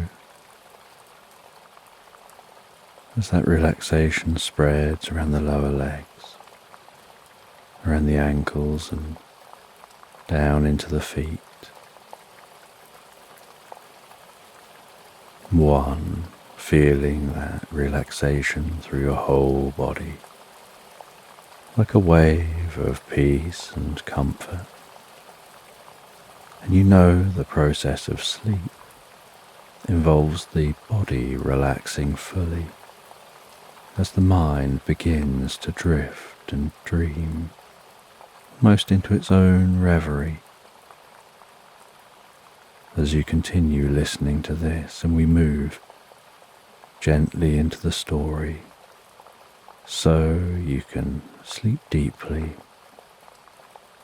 and sleep well all night long. And as you rest and sleep,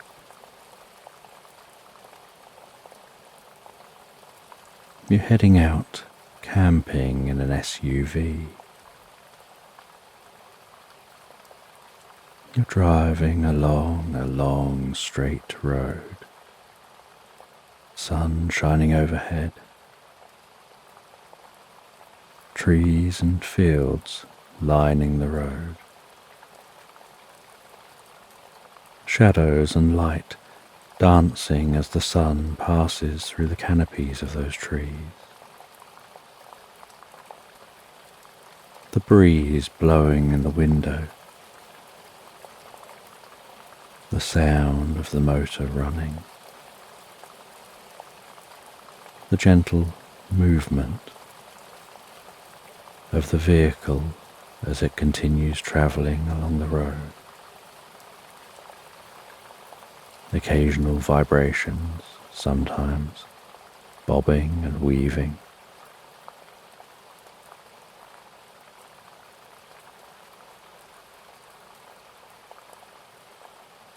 And as you continue on,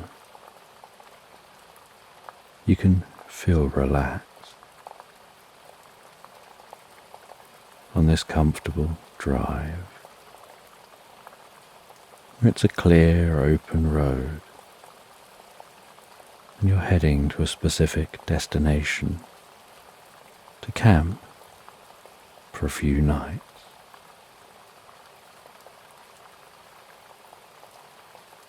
And as it approaches late afternoon, you arrive at your destination. The blue sky now showing the faintest tinges of beginning to change colour towards evening. The sounds softening as the first signs of the dimming light appear.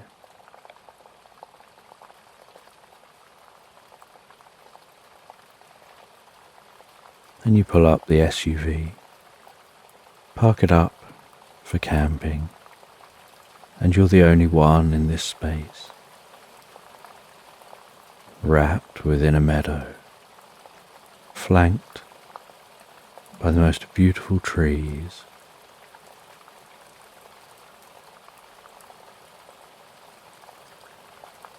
And in the distance you can see the river flowing through this meadow, cutting straight across the meadow and disappearing behind the trees.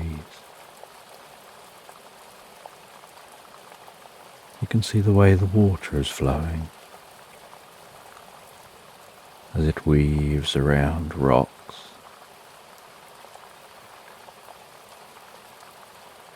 and flows over small waterfalls.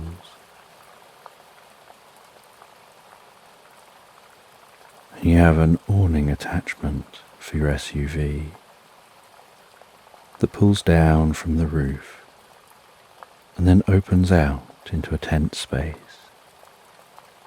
And so you pull that down and you pull the sides down and the back and the front and the base.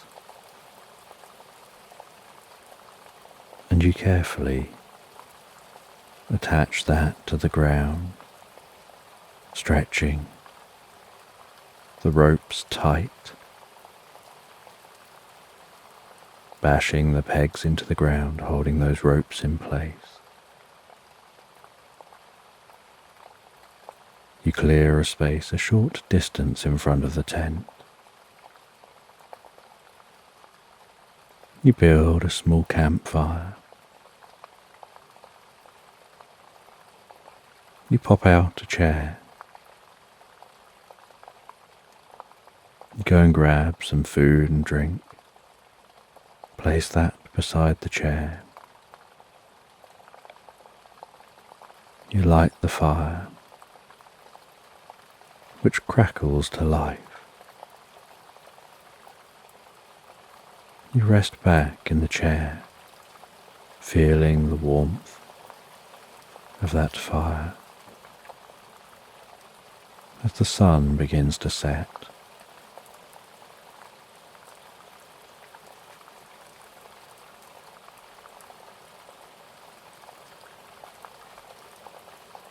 And while the sun sets, you hear the sound of crickets in the background, the occasional sound of a bird, and the gentle sounds of other animals, some settling down for the night, others perhaps just waking up. And as the moon rises over the horizon, so you can see the way that silvery light dances and sparkles across the distant river.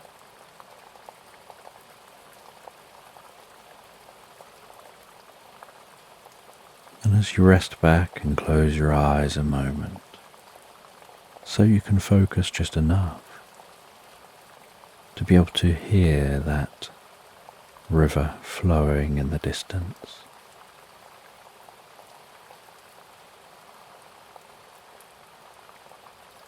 And as the sky goes from brighter blue through to oranges and pinks, and dark blue and almost black,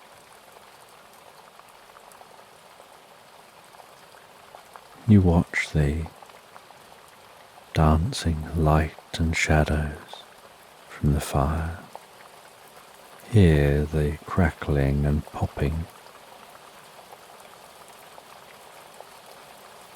feel the warmth of that fire.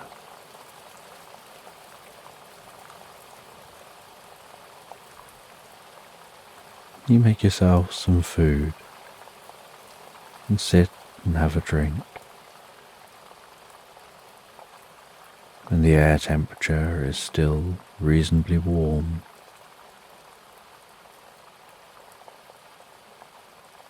And a very comfortable temperature to be sat outside.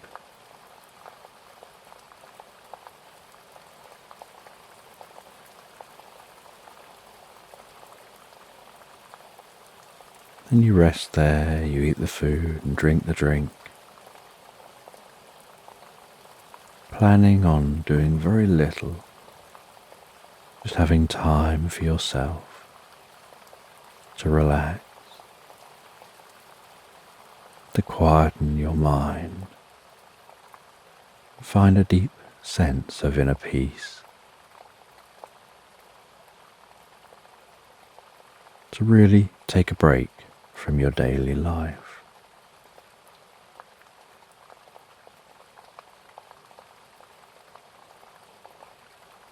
And as you rest there and the stars begin to twinkle in the night sky, and you see the occasional shooting star fizz across the sky,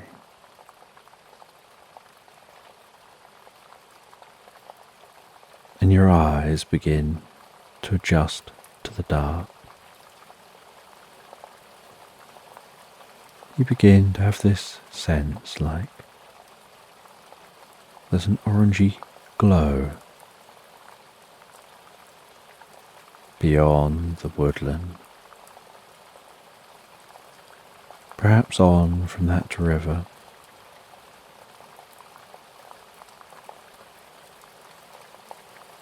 And at first you don't think too much of it. You just continue relaxing and drifting and enjoying your time with nothing to do.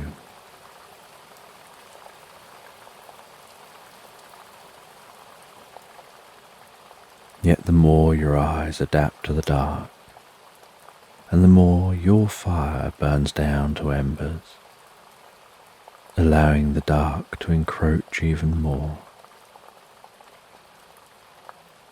curiosity builds within you.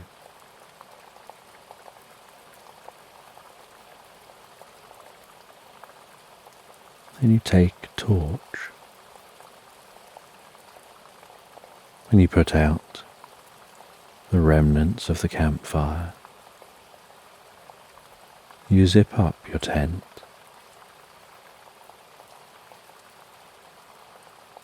and you set off to see what the glow is. And you walk away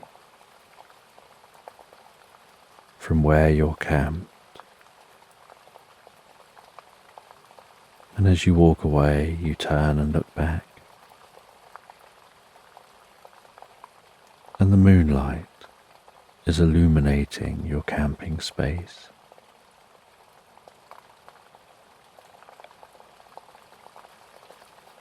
And you continue walking down towards that river, crunching your way through the meadow. the gentle scent of wildflowers wafting up to your nose as you disturb them while walking.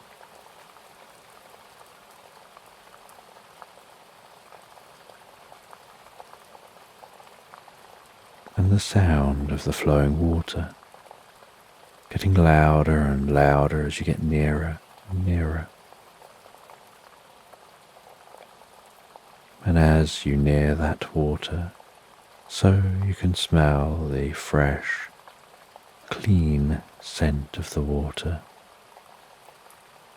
as if the flowing water is purifying the air around here.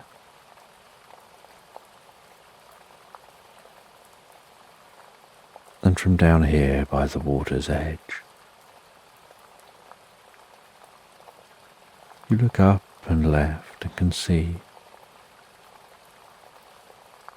the river curving around between the trees, and the glow off in the distance, and that now you're a little closer, you can notice the glow is gently changing over time. It's not a static glow. And so you follow the river. You head into the tree line. Sounds of the rustling leaves of the trees around you. The air seems to change as you pass into the woods. And you walk through the woodland. And you notice as you're walking that the river is gently widening.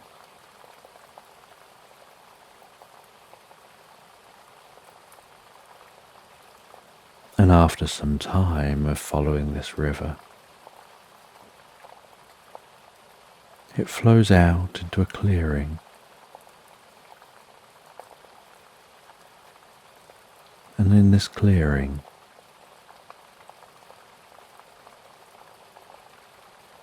the landscape under the gentle moonlight looks very swamp-like,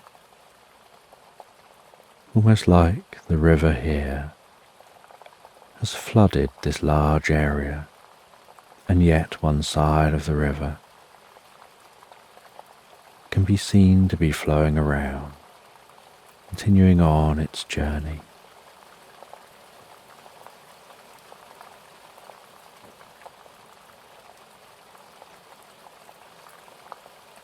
And within this swamp space, you catch a glimpse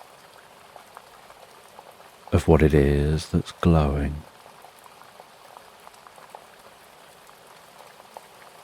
You see a phoenix,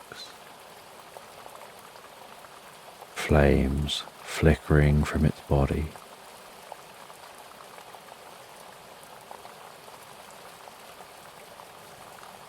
Flying above the swamp, landing on different trees.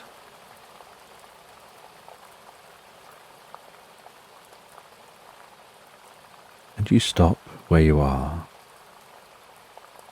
and watch that phoenix flying around, curious what it's doing. It seems to fly so quietly and gracefully, despite looking like it's wrapped in a flamethrower, leaving a soft trail of flames as it flies.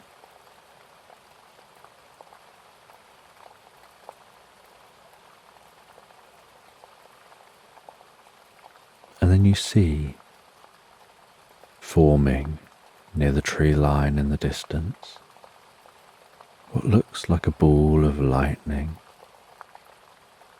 bursting alive, crackling and moving, and floating through the landscape, its bluish glow in contrast to the orangey glow of the phoenix. Tendrils reaching out from that ball lightning, almost like legs dancing across the earth.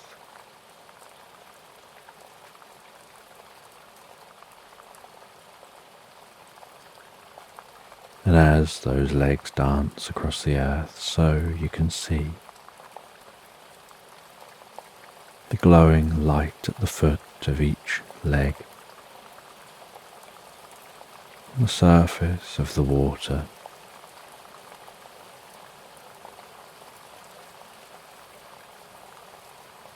That envelops this swampy area.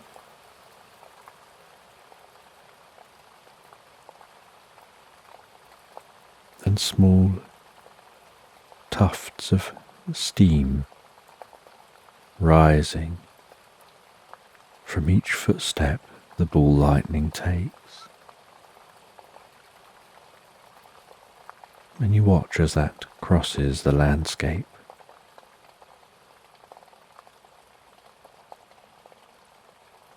Before fizzling out, and you continue to watch Phoenix flying around and landing.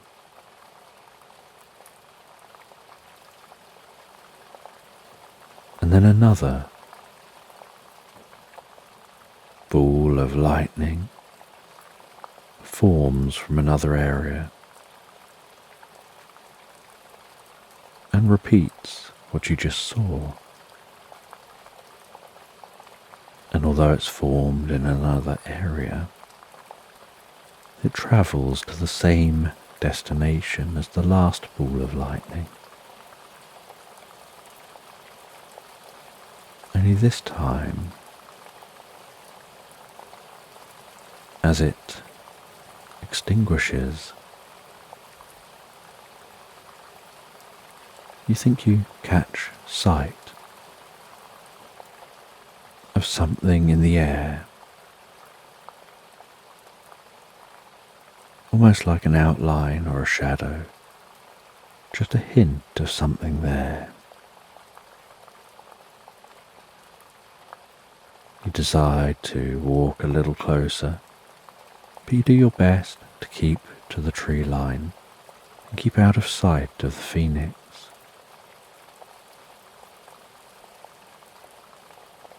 And a third ball of lightning forms in another location and travels to that same destination. And as you get closer and closer, you notice that what it is that you can see, where all the balls of lightning are going, looks almost like a mirrored sphere,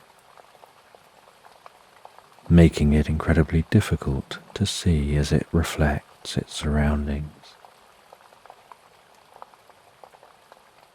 And as you get closer, you notice it isn't smooth. It undulates and moves. And another ball of lightning forms. And as this one reaches the sphere,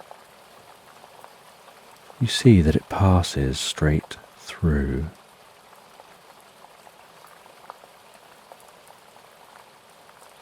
And then you watch as the phoenix flies towards the sphere and vanishes within it.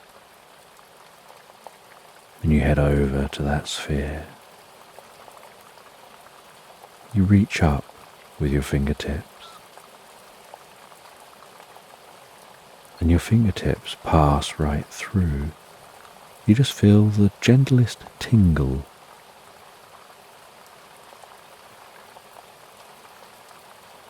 And you jump up off the ground towards the sphere. And as your head and shoulders pass through, you see a vastly different landscape.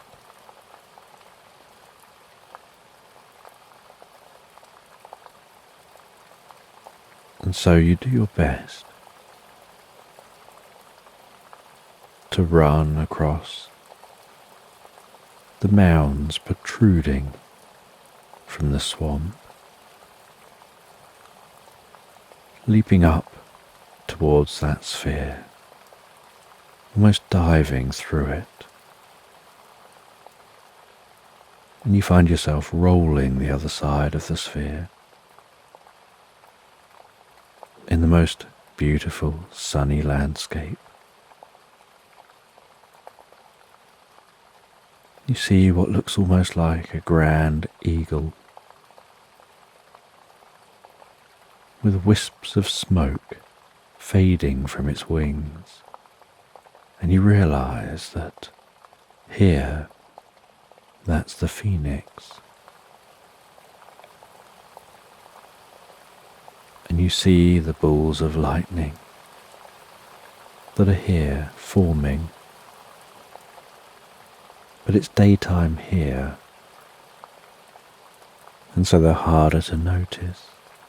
But you see as they form, and one by one, are travelling towards that sphere, as if perhaps that's the energy source, or has something to do with this sphere empowering it.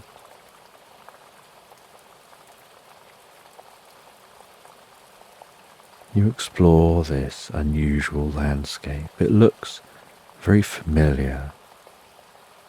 It has trees and plants, grasses, blue sky.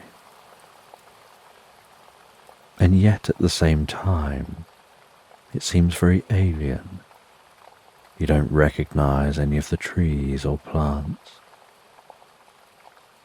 On closer inspection, the blades of grass look different.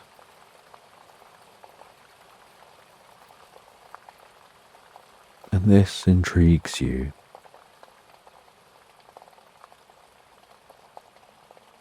And here there's something slightly different about the air,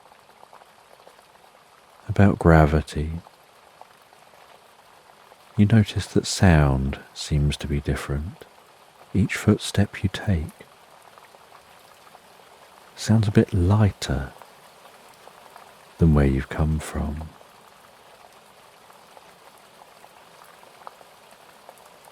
And then you notice the sounds around you also sound a bit lighter than you're used to.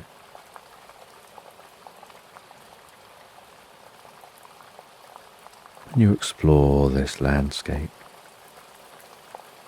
You see creatures that look very deer-like but aren't, grazing in the meadow.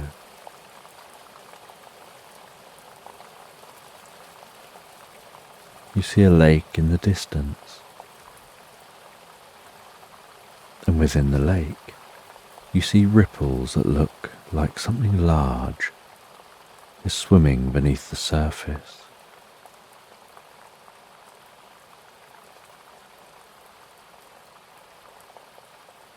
And down by the lake's edge, you see what looks like a tent made of broad leaves. And so you head down towards that tent. You approach the tent slowly, quietly.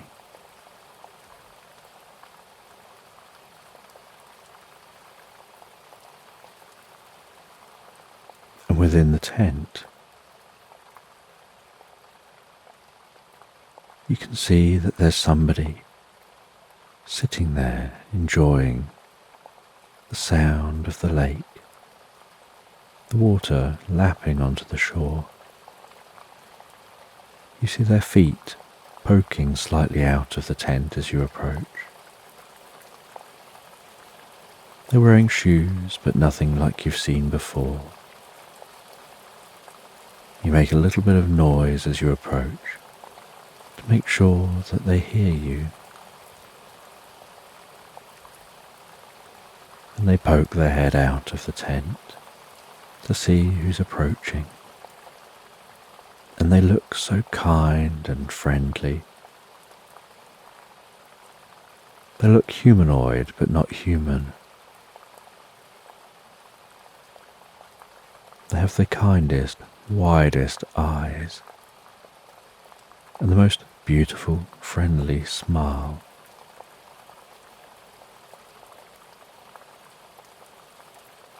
And the softest, soothest voice.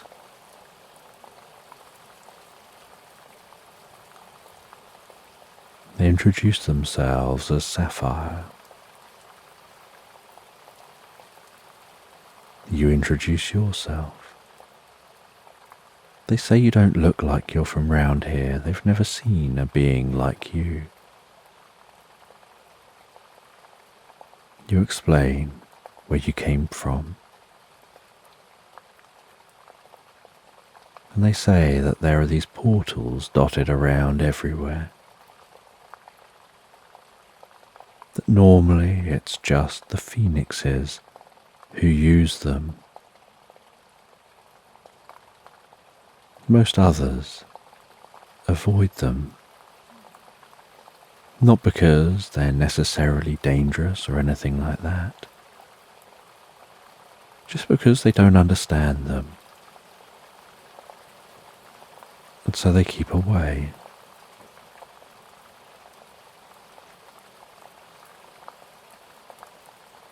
And Sapphire invites you to sit with them as you talk, and they watch the ripples on the surface of the lake. They watch the movement of whatever the large creature is in this lake.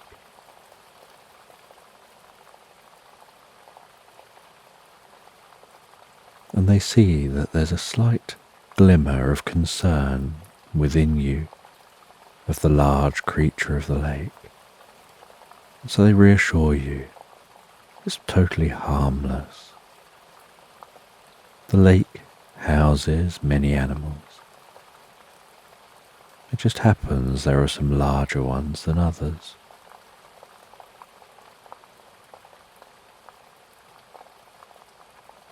And they share some of their food with you. Foods you've never tasted before. They tell you stories of this place. They describe where here is.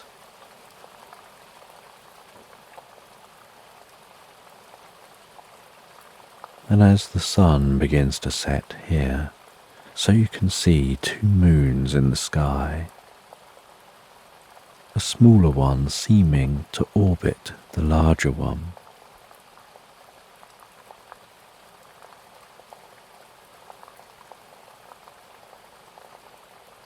And the moons are much darker than the moon you're used to.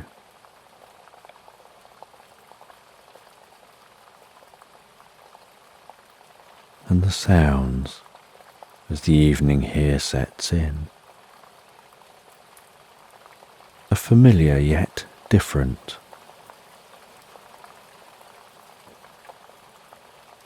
And you and Sapphire talk well into the night. You're curious how long the nights here are. But as it begins to turn to light, you realize the nights here are a similar length.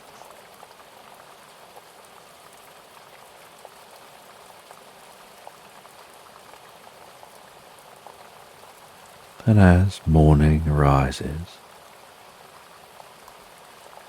Sapphire excitedly gets a canvas, despite having not slept at all.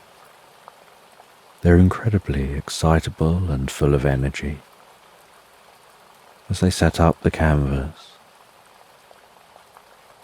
and with tears in their eyes from the beauty, they begin painting the scene of this sunrise.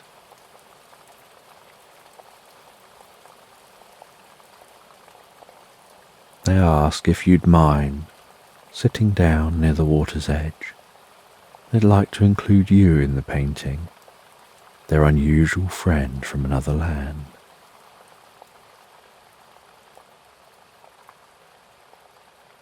And you oblige and sit peacefully and patiently, being as still as you can, enjoying the sound of the gently lapping water on the shore, the splushing and sploshing of creatures in the lake, the soft rustle of reeds around the water's edge,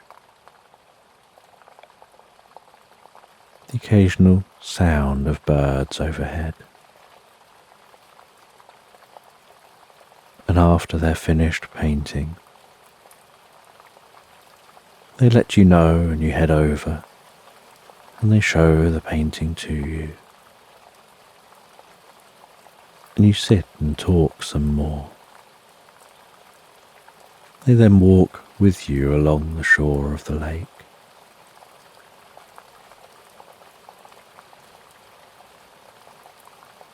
You ask about places people live here, whether there are towns or cities. You try and get an idea of the technology they use, of the lives they live, of the cultures here. And Sapphire tries to do the same, learning from you. And you find together you have so much to share. So much so that it gets all the way round to nightfall again. And neither of you have yet slept. And this nightfall they're excited by the sight of an aurora in the sky. The beautiful curtains of light moving and weaving and undulating in the sky.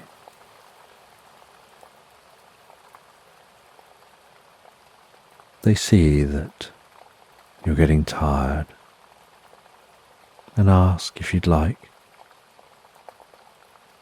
to fall asleep in the tent. And so you tuck down in the tent, lying beside Sapphire. And as you rest there, feeling so calm and warm and so cozy, they lie beside you and you feel their body temperature. You hear their gentle breathing. They talk softly, as if trying not to disturb anyone, even though there's only the two of you here, continuing to ask you questions. And you ask them some questions, and between you, you talk for a moment, and then you'll begin drifting asleep.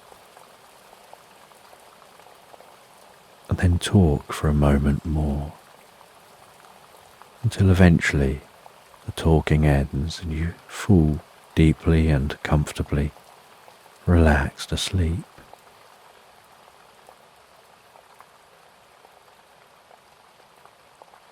And when you wake the next morning, Sapphire has made some food, and you smell that incredible smell of the food. You leave the tent and take a deep breath of the fresh morning air. You see the dew on the plants and grasses sparkling in the low morning light. A wisp of mist weaving among the meadow, gliding across the lake. so silently, calmly.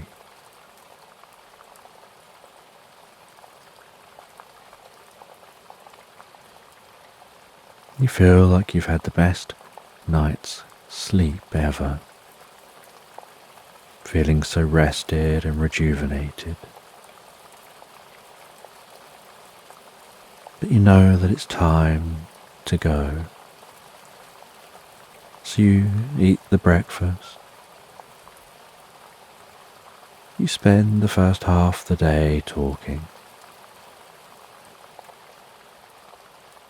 A part of you finds it difficult to be able to say goodbye, unsure whether you'll ever be able to hear again.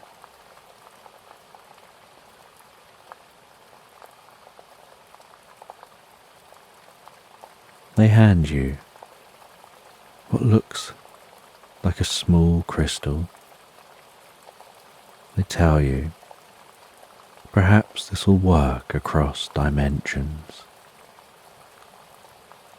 When you place this crystal on top of silver, it activates. And when it activates, it allows you to communicate.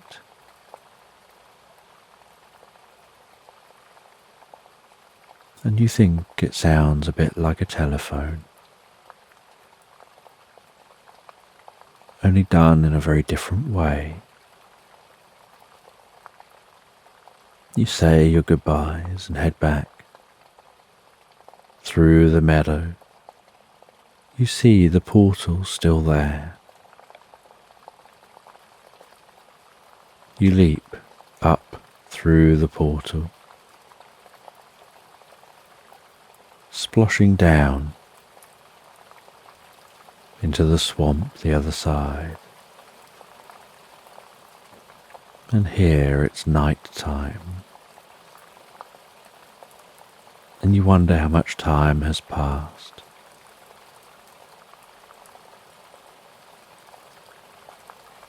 And you head back through the woodland, back along the river. You put your hand in your pocket and feel that crystal resting in your pocket, confirming the experience was real.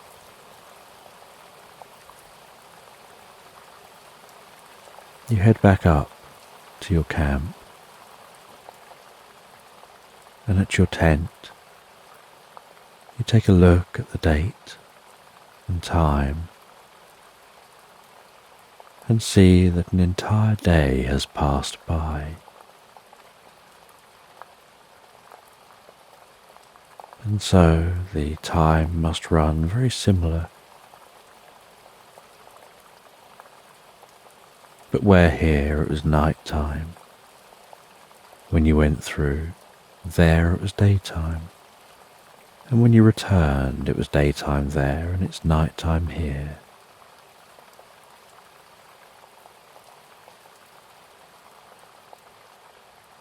And you enjoy something to eat. You enjoy the environment here before settling down and drifting asleep. And after your experience out here camping, you clear everything away and you head back towards your home. And it's a very long drive.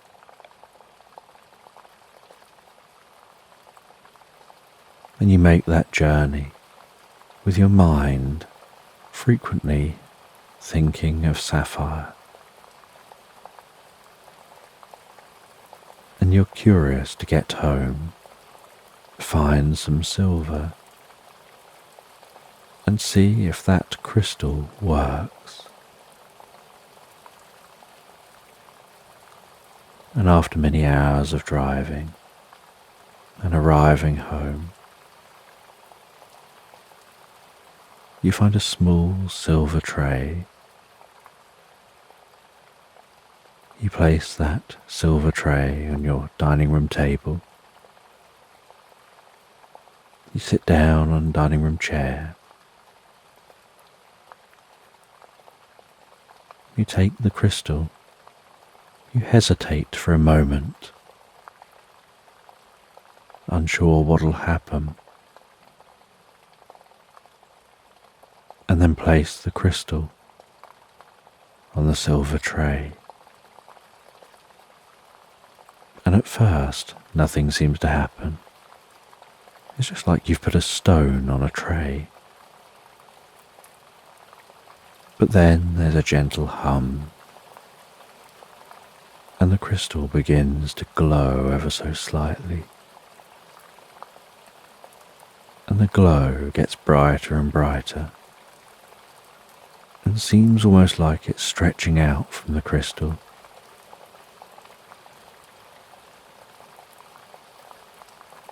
Until there's this glow in front of you, almost like a screen of light hovering in space above the dining room table. And at first that screen of light is dark, and then from the darkness it flashes to light, and you see Sapphire on the screen, and she smiles and you engage in conversation.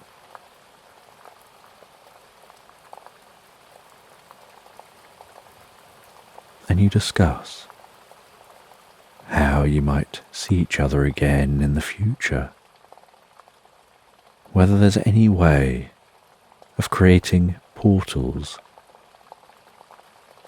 that are located a bit more conveniently.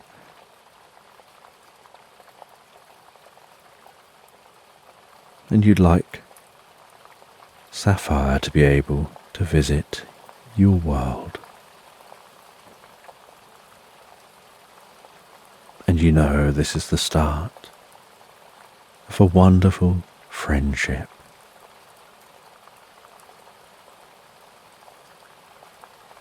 And as you head to bed, you think about it being curious that you can meet a stranger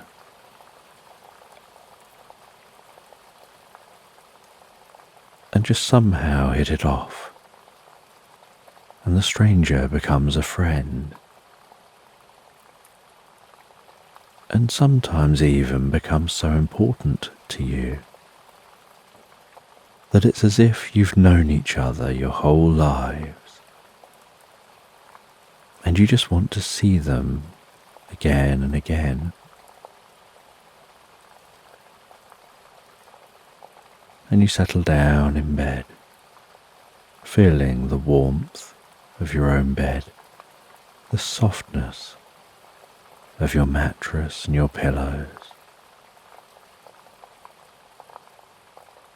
the calming temperature of your room,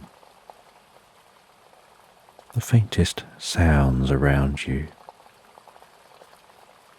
as you drift and float so peacefully, so calmly, so relaxed asleep into Slumberland. So just take a moment to allow your eyes to close and allow yourself to begin to relax. And as you begin to comfortably drift asleep, I'm just going to count down from 10. And while I count, you can imagine a healing light gently passing through your body, healing and softening the muscles, calming the mind. From 10, relaxing the muscles around the top of the head, around the face, around the jaw, the muscles around your temple and your forehead, smoothing those muscles out. calming, softening, so peacefully. 9. With that relaxation working its way slowly around the back of your head and carefully relaxing down the back of your neck, perhaps tingling gently with a sense of peace and comfort. And with each out-breath that you take, you can find yourself relaxing deeper and deeper asleep. And as you relax deeper, I don't know whether it's the sound of my voice or the spaces between my words which help you drift deeper and deeper asleep. 8. And as that relaxation moves with the next out-breath, down your neck, around your neck, deep within you, drifting, floating deeper and more peacefully relaxed. That's it. 7. The relaxation, moving down those arms, around those shoulders, around the shoulder blades, softening and relaxing the muscles, perhaps making those arms begin to feel heavier and heavier, just as the eyelids can feel heavier and more relaxed as you drift deeper and deeper asleep. 6. With that relaxation moving down those arms, and it can begin to reach the fingertips, bringing comfort and peace to those fingers. 5. Relaxing down around the chest, the upper back and deep within you. And that relaxation can move to your stomach, to your lower sides and your lower back, softening, relaxing so calmly as a mind and body. 4. With the relaxation moving down around your bottom and around your legs, slowly and carefully moving down towards your feet. 3.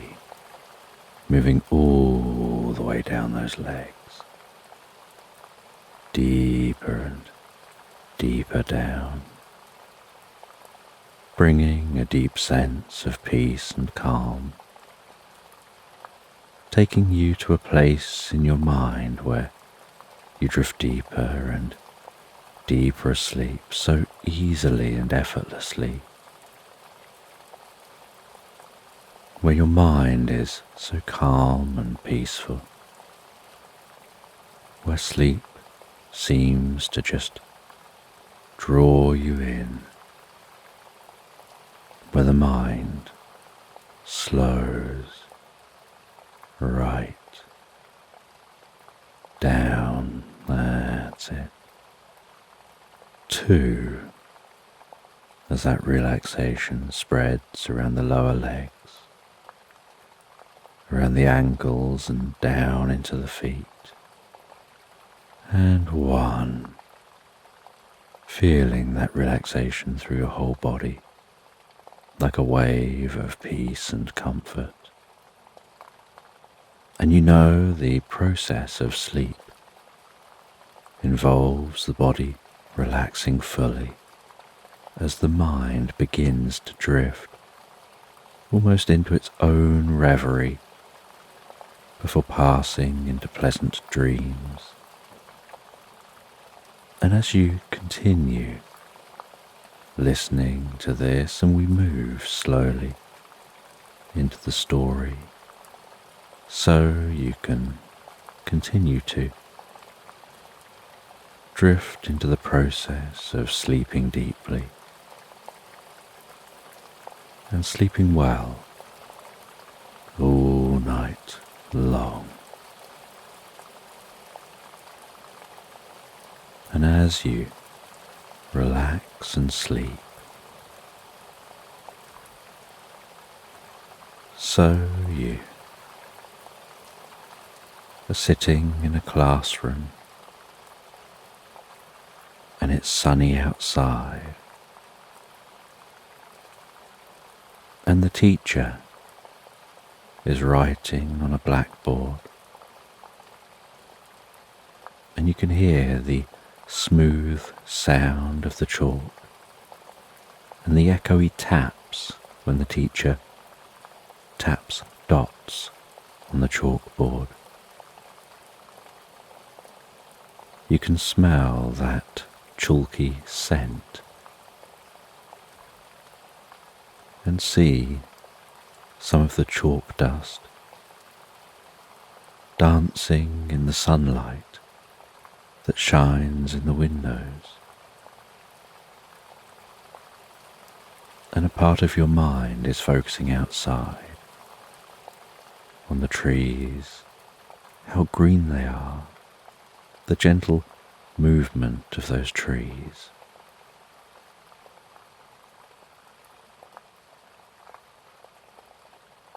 And as your mind focuses on those trees and thinking about being outside, so your ears seem to close off from what the teacher is saying until the bell goes and jolts you back to the classroom. And as you're all leaving the classroom, so the teacher stops you while you walk past. They comment on how your mind seemed to be elsewhere, and you share about how your mind was out in the grounds of the school. You were thinking about those trees and the movement of the trees. And the teacher hands you a book, and it's a curious old book, and they tell you that they want you to read this book before the next day of school, and it's a school holiday for a couple of weeks, and so you know you'll have time to read the book. The teacher says they're not going to explain why they want you to read the book, but they just want your promise that you'll at least give it a go reading that book. And you agree that you'll give it a go. And you leave the class, you head outside, you feel the warmth of the sun on your face, the sounds of other people around leaving the school at the same time. You make your journey home,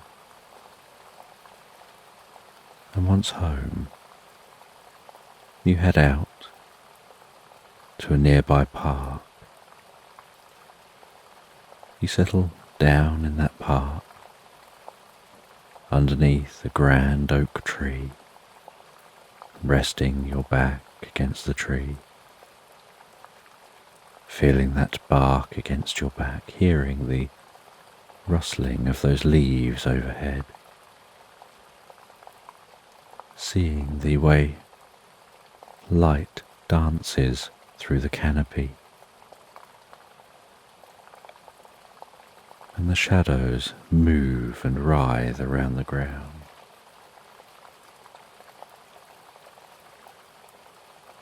You gaze out across the park You can see the grass undulating as the wind softly blows a breeze. You take that book from a bag. You rest it on your lap. You run your fingertips softly and carefully over the cover, the spine. You feel the pages. And the cover has an ornate and curious pattern on it that almost looks like a spider's web.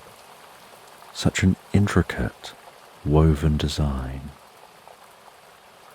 that's embedded into the fabric of the cover.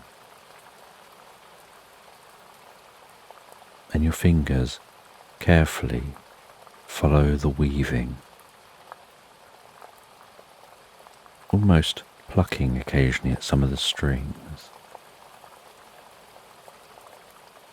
giving the illusion to your mind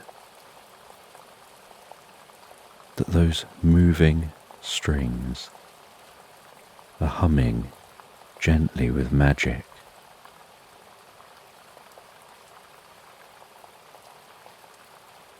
And then, with the slightest sound of creaking,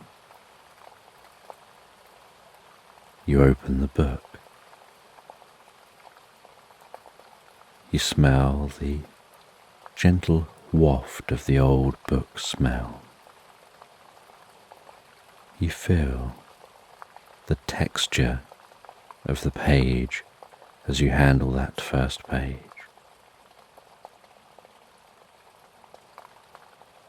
The almost crinkly sound of turning the next page, reading the title, The Fire Tree in the Blue Crystal by Ima Here. And you turn to the first page of this novel and you begin to read. Once upon a time, there was a curious person who lived in a land far, far away. And their name was somebody, and somebody enjoyed living in this land.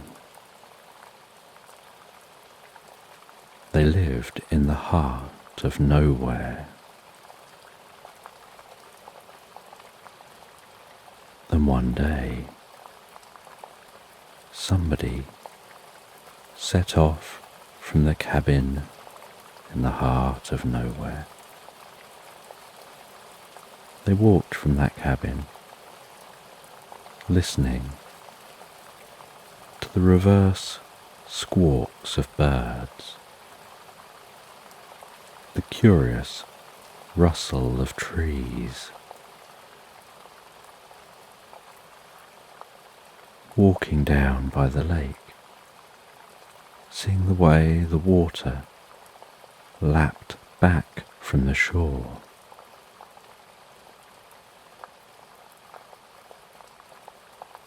They watched as a frog jumped out of the water backwards, landing on a lily pad, doing a reverse croak.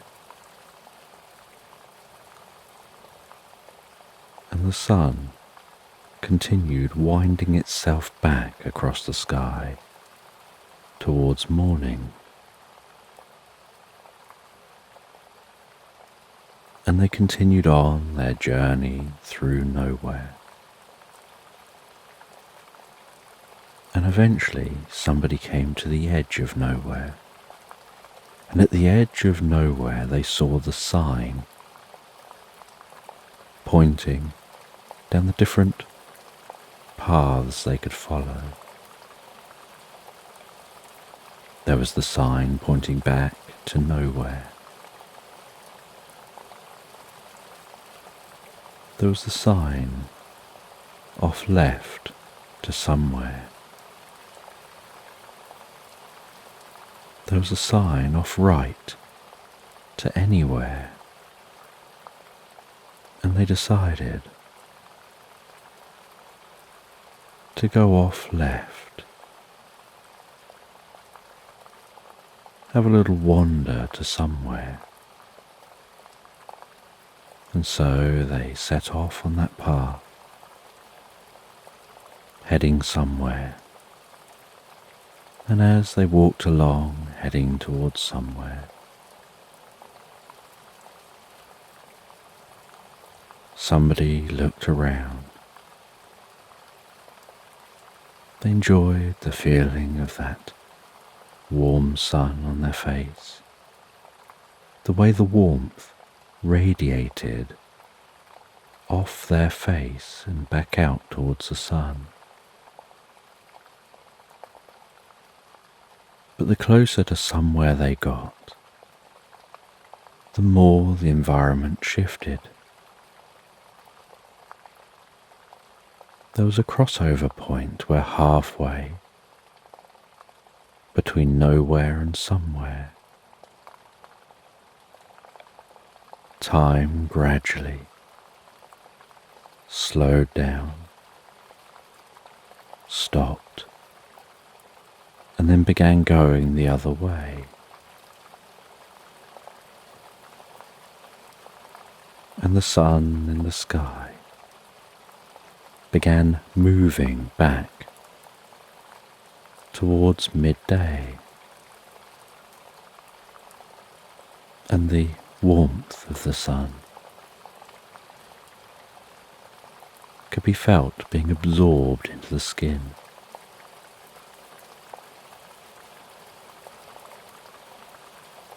And birds sung outward rather than inward.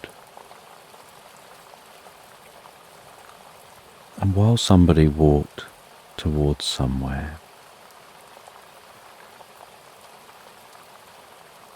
they could hear the gentle chink, chink, chink, chink, chink, chink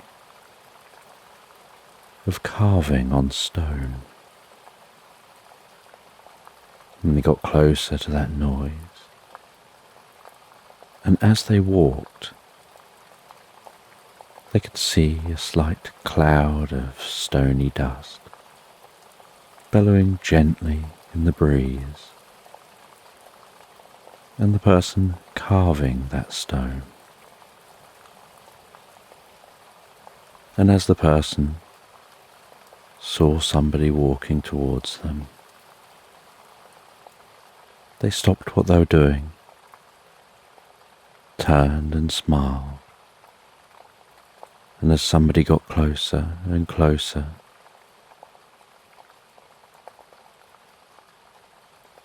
nobody said hello. They waved and introduced themselves. And nobody said this was a good place to go.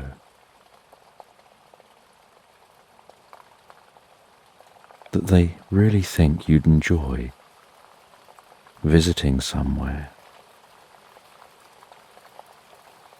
but that what you wouldn't perhaps want to do just yet is to veer off and head anywhere. They said it's so easy for people to get lost anywhere, and so it's best to just stay on track, continue your journey somewhere. And they handed over a small model of the large sculpture they were carving.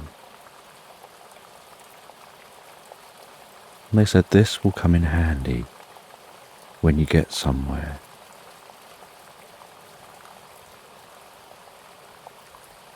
And so somebody put that in their pocket. They continued their journey somewhere.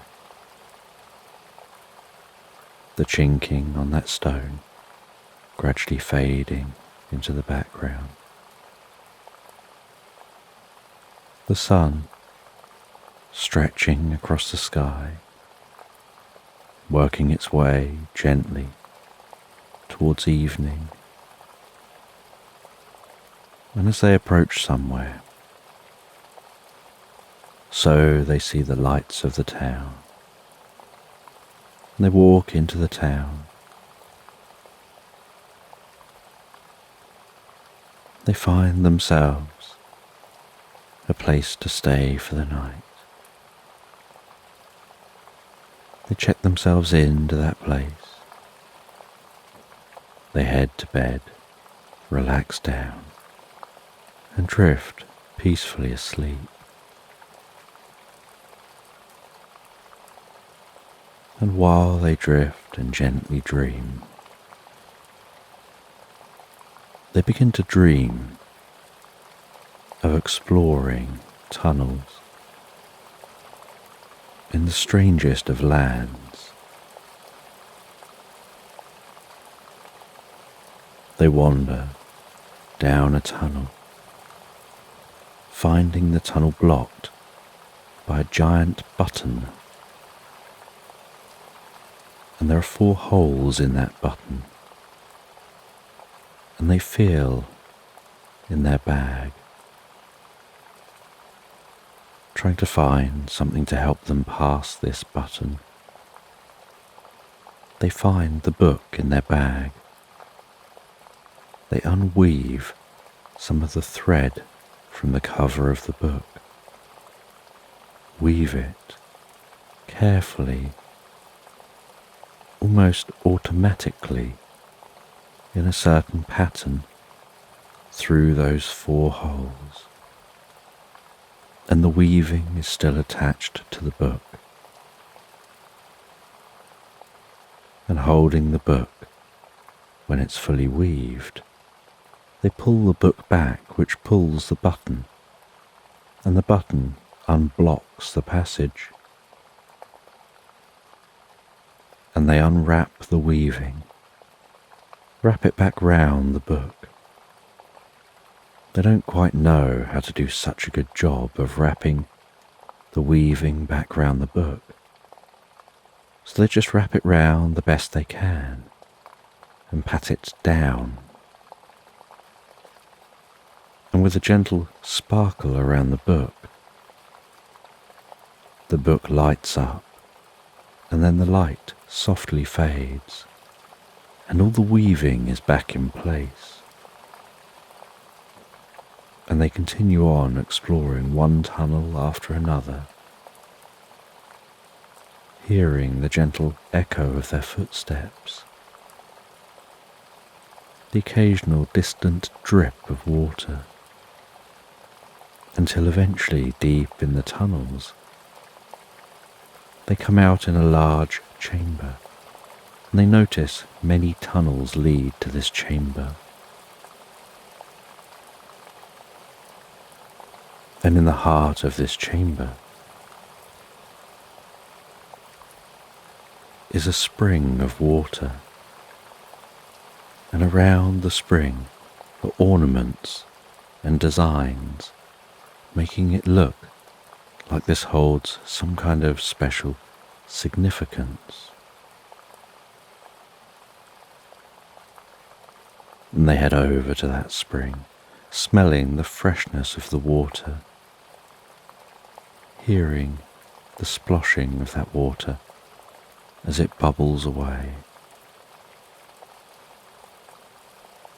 And they touch the water and feel its coolness. They drink a bit of that water, and then begin to feel compelled to rest down on a stone near to the spring. As they rest on that stone, get comfortable, they begin to drift into a meditative state. It's almost as if the frame rate of time changes, like the spring bubbling away begins to change, almost like a slightly long exposure photograph. watching that changing, watching the bubbling spread out and become more of a blur. And then within the blur, the bubbling begins to bubble light, and the softest light begins to form within the spring. And then that soft light begins to emanate from the spring as they drift deeper and deeper into this meditative state. And as that light spreads around them, it feels like it's giving the most comfortable hug, so soothing, so safe, so satisfying. Almost like a loving hug from the light. And they think about how delight is hugging them, as their mind seems to drift deeper and deeper into the experience. As that water they drank passes through them, spreads out within their body, activating specific cells throughout the whole body to help them have an even deeper experience. A profound experience connecting with universal consciousness here in this dream, connecting from one dream to all dreams, where they suddenly see threads of light, like a giant cobweb of light spreading out from themselves, incredibly fine threads, as thin as individual hairs, spreading out in all directions. As their environment totally vanishes and fades away,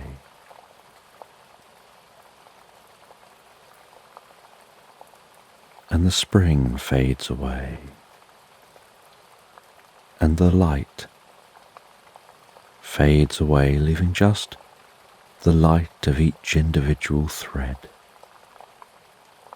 And what's left is just their awareness of seeing the threads from themselves spreading out in all directions,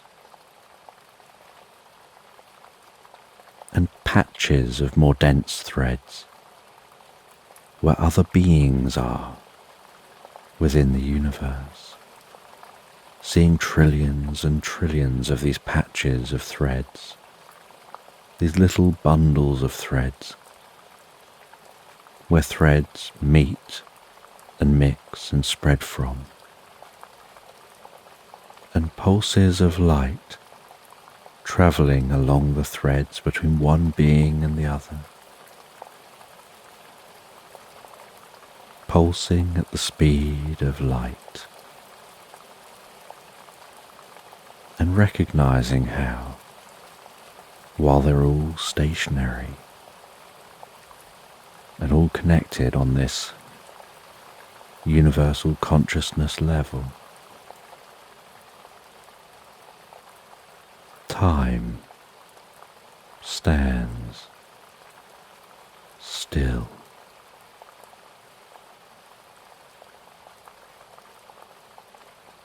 And in this state, there is just consciousness shared among all beings,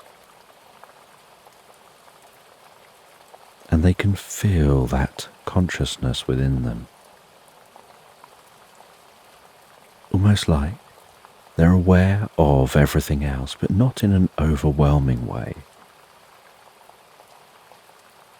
but almost like they are just a small part of some greater brain. Almost like what they look across is them being one single neuron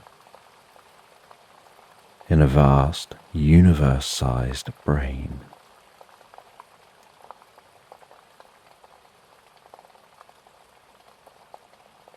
And so it doesn't feel overwhelming.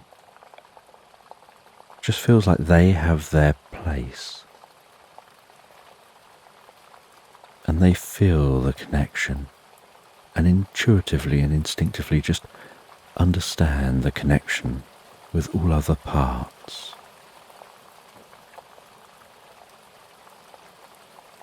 And they feel a deep stillness.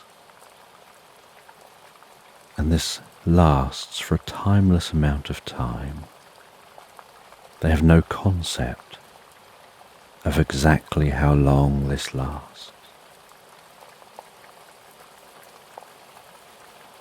All they know is that at some point, the whole experience fades to blackness as they drift from dreaming sleep into deep recuperative sleep, where their body heals fully and thoroughly and prepares itself for future days. And they don't even notice at first that moment the dreaming ended. And they wake up the next morning. There's some of that sunlight creeping its way through their curtains of their window, dancing across their face, creating gentle patterns of light in front of their eyes.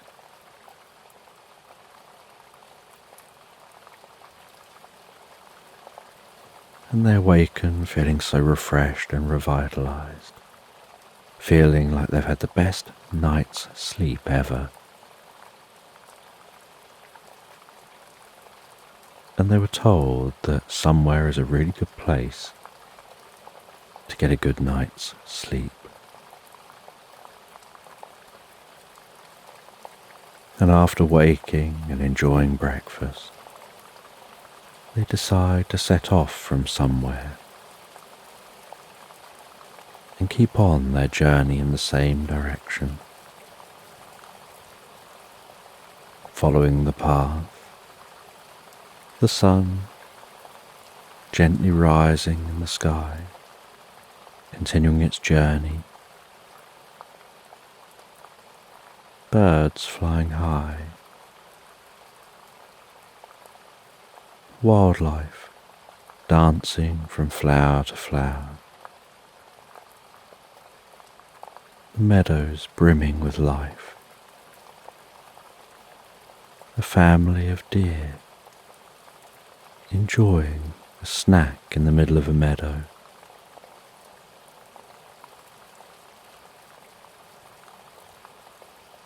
and while walking,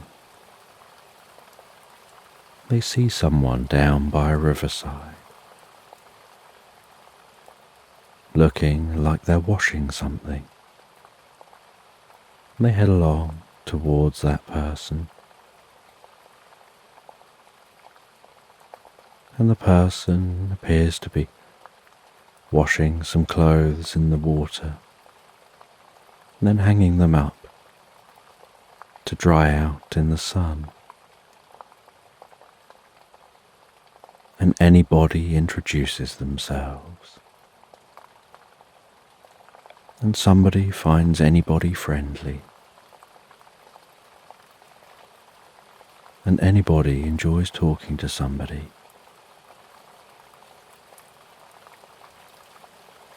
And for a little while they discuss nobody. And then anybody asks about someone. And somebody says they've not met someone. They've met nobody. And now they've obviously met anybody. They've not yet met someone.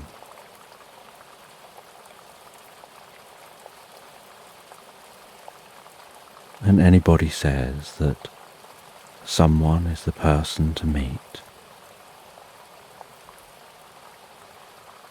And perhaps you should hand that model that small sculpture from nobody to them.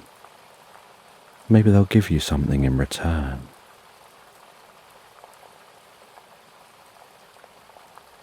And anybody continues washing their clothes.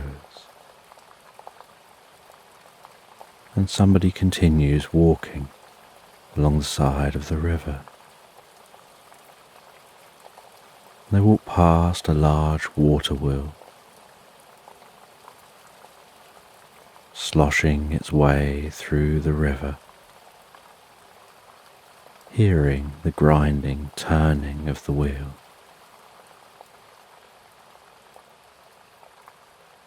They head over a stone bridge, continue following a path the other side of the stone bridge,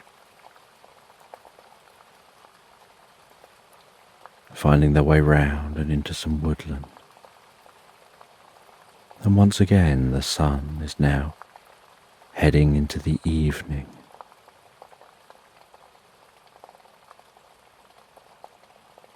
And while they continue, they see lights in the distance.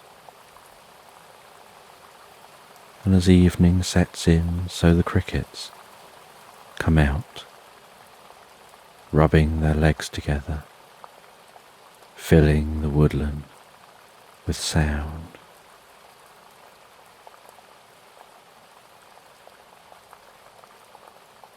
And they find their way to where the lights are coming from. It's a cabin deep in this wood. And they pass the sign for the cabin. And the sign just says, "Here."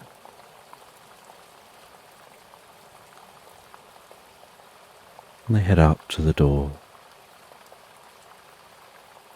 They knock on the door. Someone answers the door and invites them in and says, "Welcome here. Here is the best place to be. Take a seat in front of the fire, relax down, and listen to me as I tell you a story about a scrappy little scamp with ears like a daffodil and a nose like a clamp and a memory as wise as an elephant and a tail as long as a story that sits people down and sings its songs of sand dunes, rain and glory, and in a slight sense of confusion, somebody sits down with someone and listens to someone talking while also enjoying the gentle crackle of the fire. And someone starts talking about how they enjoy going out camping and how they went out camping with their scrappy friend.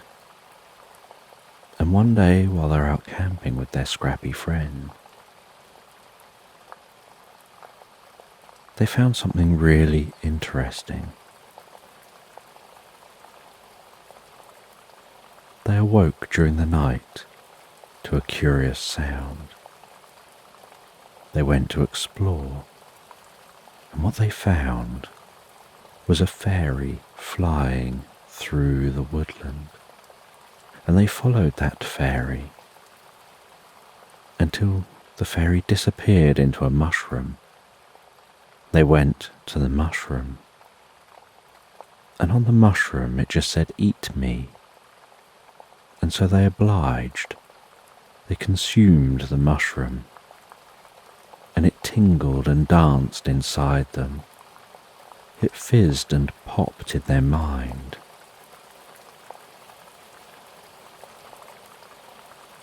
And they found themselves turning to fairy dust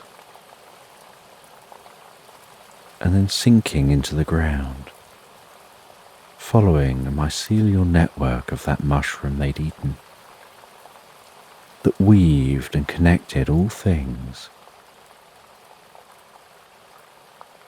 They found they were instantly somewhere and nowhere and everywhere all at once. And they felt a connection with all things.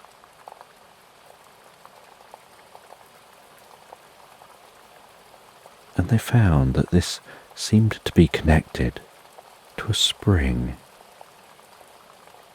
and the spring was part of a stream of consciousness, and they had accessed this stream of consciousness, and the spring was just the mushroom in another form. And someone told somebody this story, and they said they were told one day somebody would come here, and they'll come from somewhere, but their journey will have started nowhere. And when somebody comes here, they'll bring something along that nobody gave them.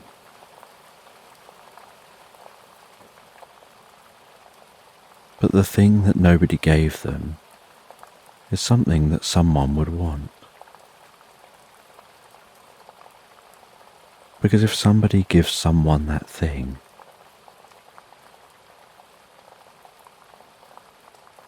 then that thing will allow them to imbue it with the magic that they learned from their experience. And handling that thing in the future will trigger that deep connection to universal consciousness. And so somebody gave someone that small little sculpture, and someone sat there in the middle of here. They held the sculpture, they closed their eyes, they absorbed themselves in the experience of channeling something through themselves. And somebody thought they could see fine threads of light appearing, connecting, interacting with someone there, almost like billions of threads attached to a marionette puppet. And someone became a being of light for a moment, before that light channeled through them into that small sculpture.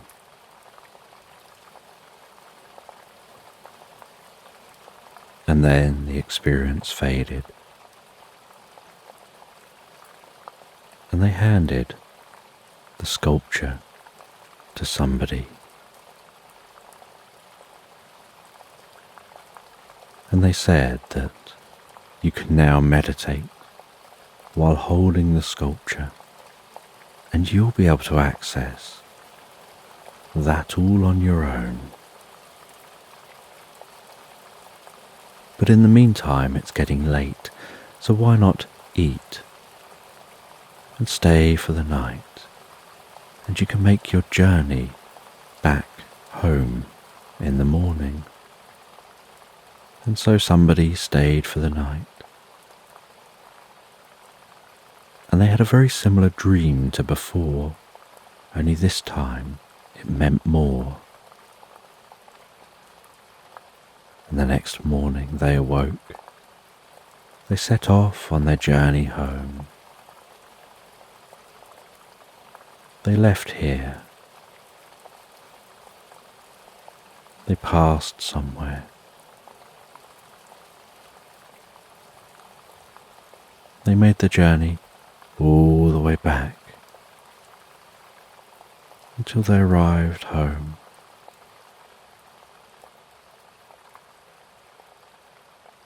They placed that sculpture on a shelf.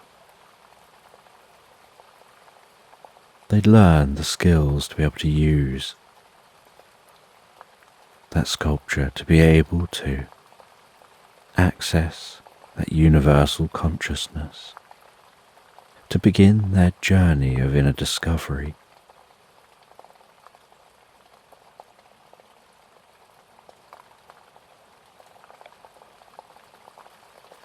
And once you'd read this book while resting under the tree and reached the final page, discovering you've read the whole book in a single sitting, you notice the sun looking so large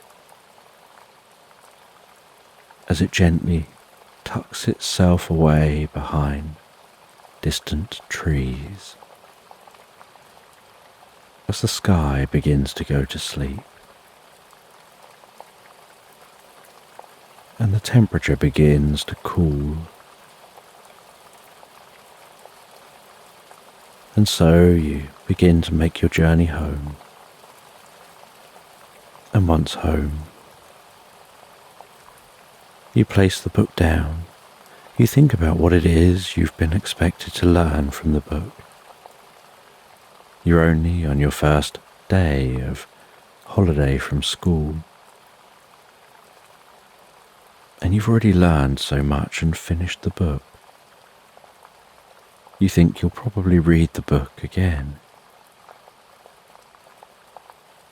And as you sit in a chair, with the book on your lap, pondering the contents of the book, your hand resting on the surface of the book, you feel the weaves of thread around the outside of the book begin to weave and intertwine around your fingers, as if the book is holding your hand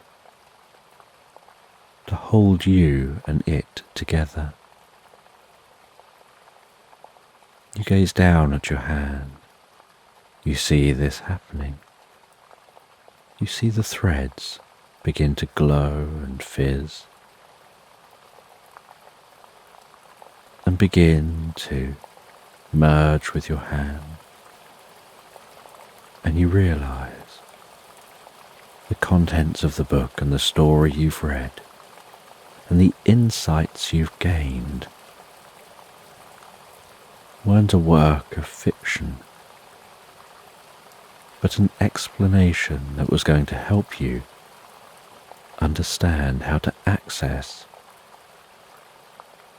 the same thing for yourself. And you feel yourself relaxing back in the chair, as if the book's connection with your hand is guiding you deep into a meditation.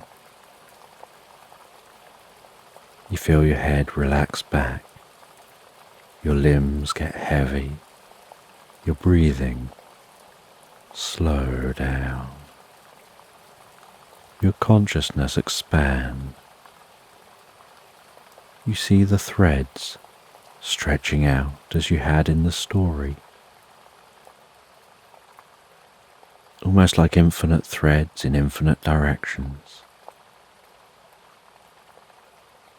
stretching out and connecting like a universe of neurons.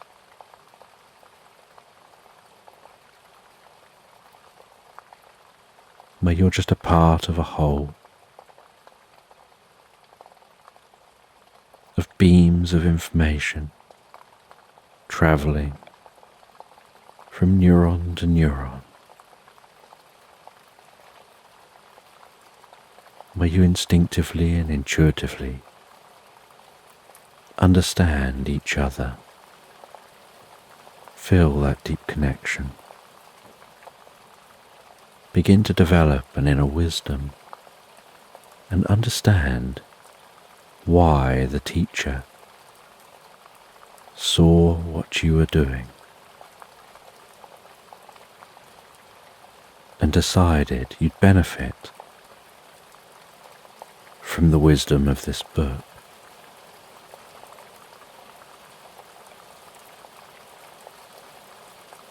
And as you drift into this experience, so you feel yourself going deeper and deeper than you recall the character in the story doing.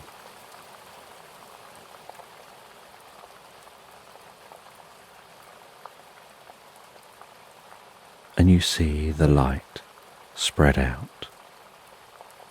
You see a meadow form before you. And in the heart of the meadow, you see that spring, and that spring of consciousness bubbling before you begins to shift and change shape and form. The blueness of the water crystallizes and formalizes into the most beautiful blue crystal, gently spinning where the water was once moving, with light from somewhere unknown sparkling and illuminating the sides of the crystal as it moves, light dancing gently around.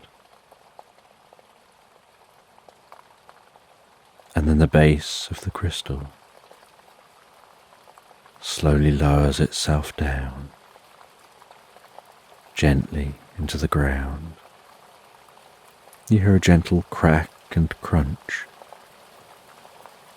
and see threads of light stretching out from the base of that crystal in all directions, like roots deeply embedding themselves in the ground, reaching down, reaching out in all directions. A bit like the mycelium network from the story. And then carefully the top of that blue crystal cracks and crumbles as a tree begins to form from the top of the crystal, the trunk creaking as it rises up, shaking, jerking slightly, forcing its way up, higher and higher. A dense, dark bark that begins to spread out and get wider than the crystal, leaving tiny specks of broken crystal around the base of the tree. The roots continuing to deepen and spread out, some thick, some thin and wispy. The tree growing taller and taller, before branches begin to erupt off the tree, and golden leaves begin to form on those branches. And yet the tree continues to grow and light dances around the tree, until all of a sudden the tree stops growing and seems to have reached its full height. And you watch on with the silence of this land, the stillness. And then you see wispy light, like threads of silk weaving their way around the trunk, wrapping themselves and weaving themselves around that trunk, climbing the tree, stretching out across the branches, reaching a thread to each single leaf. And then once each leaf is touched by a thread, there's a moment's silence before suddenly the tree bursts into flames with the sound of a torch being set on fire. And you can feel the warmth of that fire tree and see the way sparkles dance and emit from the fire. How the golden leaves are transformed into those sparkles and lifted in the column of hot air, and how those sparkles spread through the atmosphere, spread out in all directions, touching all things within the world around them, imbuing them with a little bit of that tree. And where they land, new consciousness forms. You see tiny dots of those golden leaves as they touch random places and then form into their own little threads, forming the seed of new consciousness, with the threads weaving out, set to reach out and connect these new consciousnesses with the universal consciousness, with part of this universal brain. And the experience continues on until there's stillness once more, and a certain lightness passes through your mind and body, a certain serenity, a deep sense of well-being, and a knowledge that you'll spend your time before going back to school learning and exploring what this means for you, for your education, for the future, knowing its profound significance and yet not fully understanding that. And when you head to bed, you find it so easy and effortless to close your eyes and drift peacefully and relaxed asleep into Slumberland.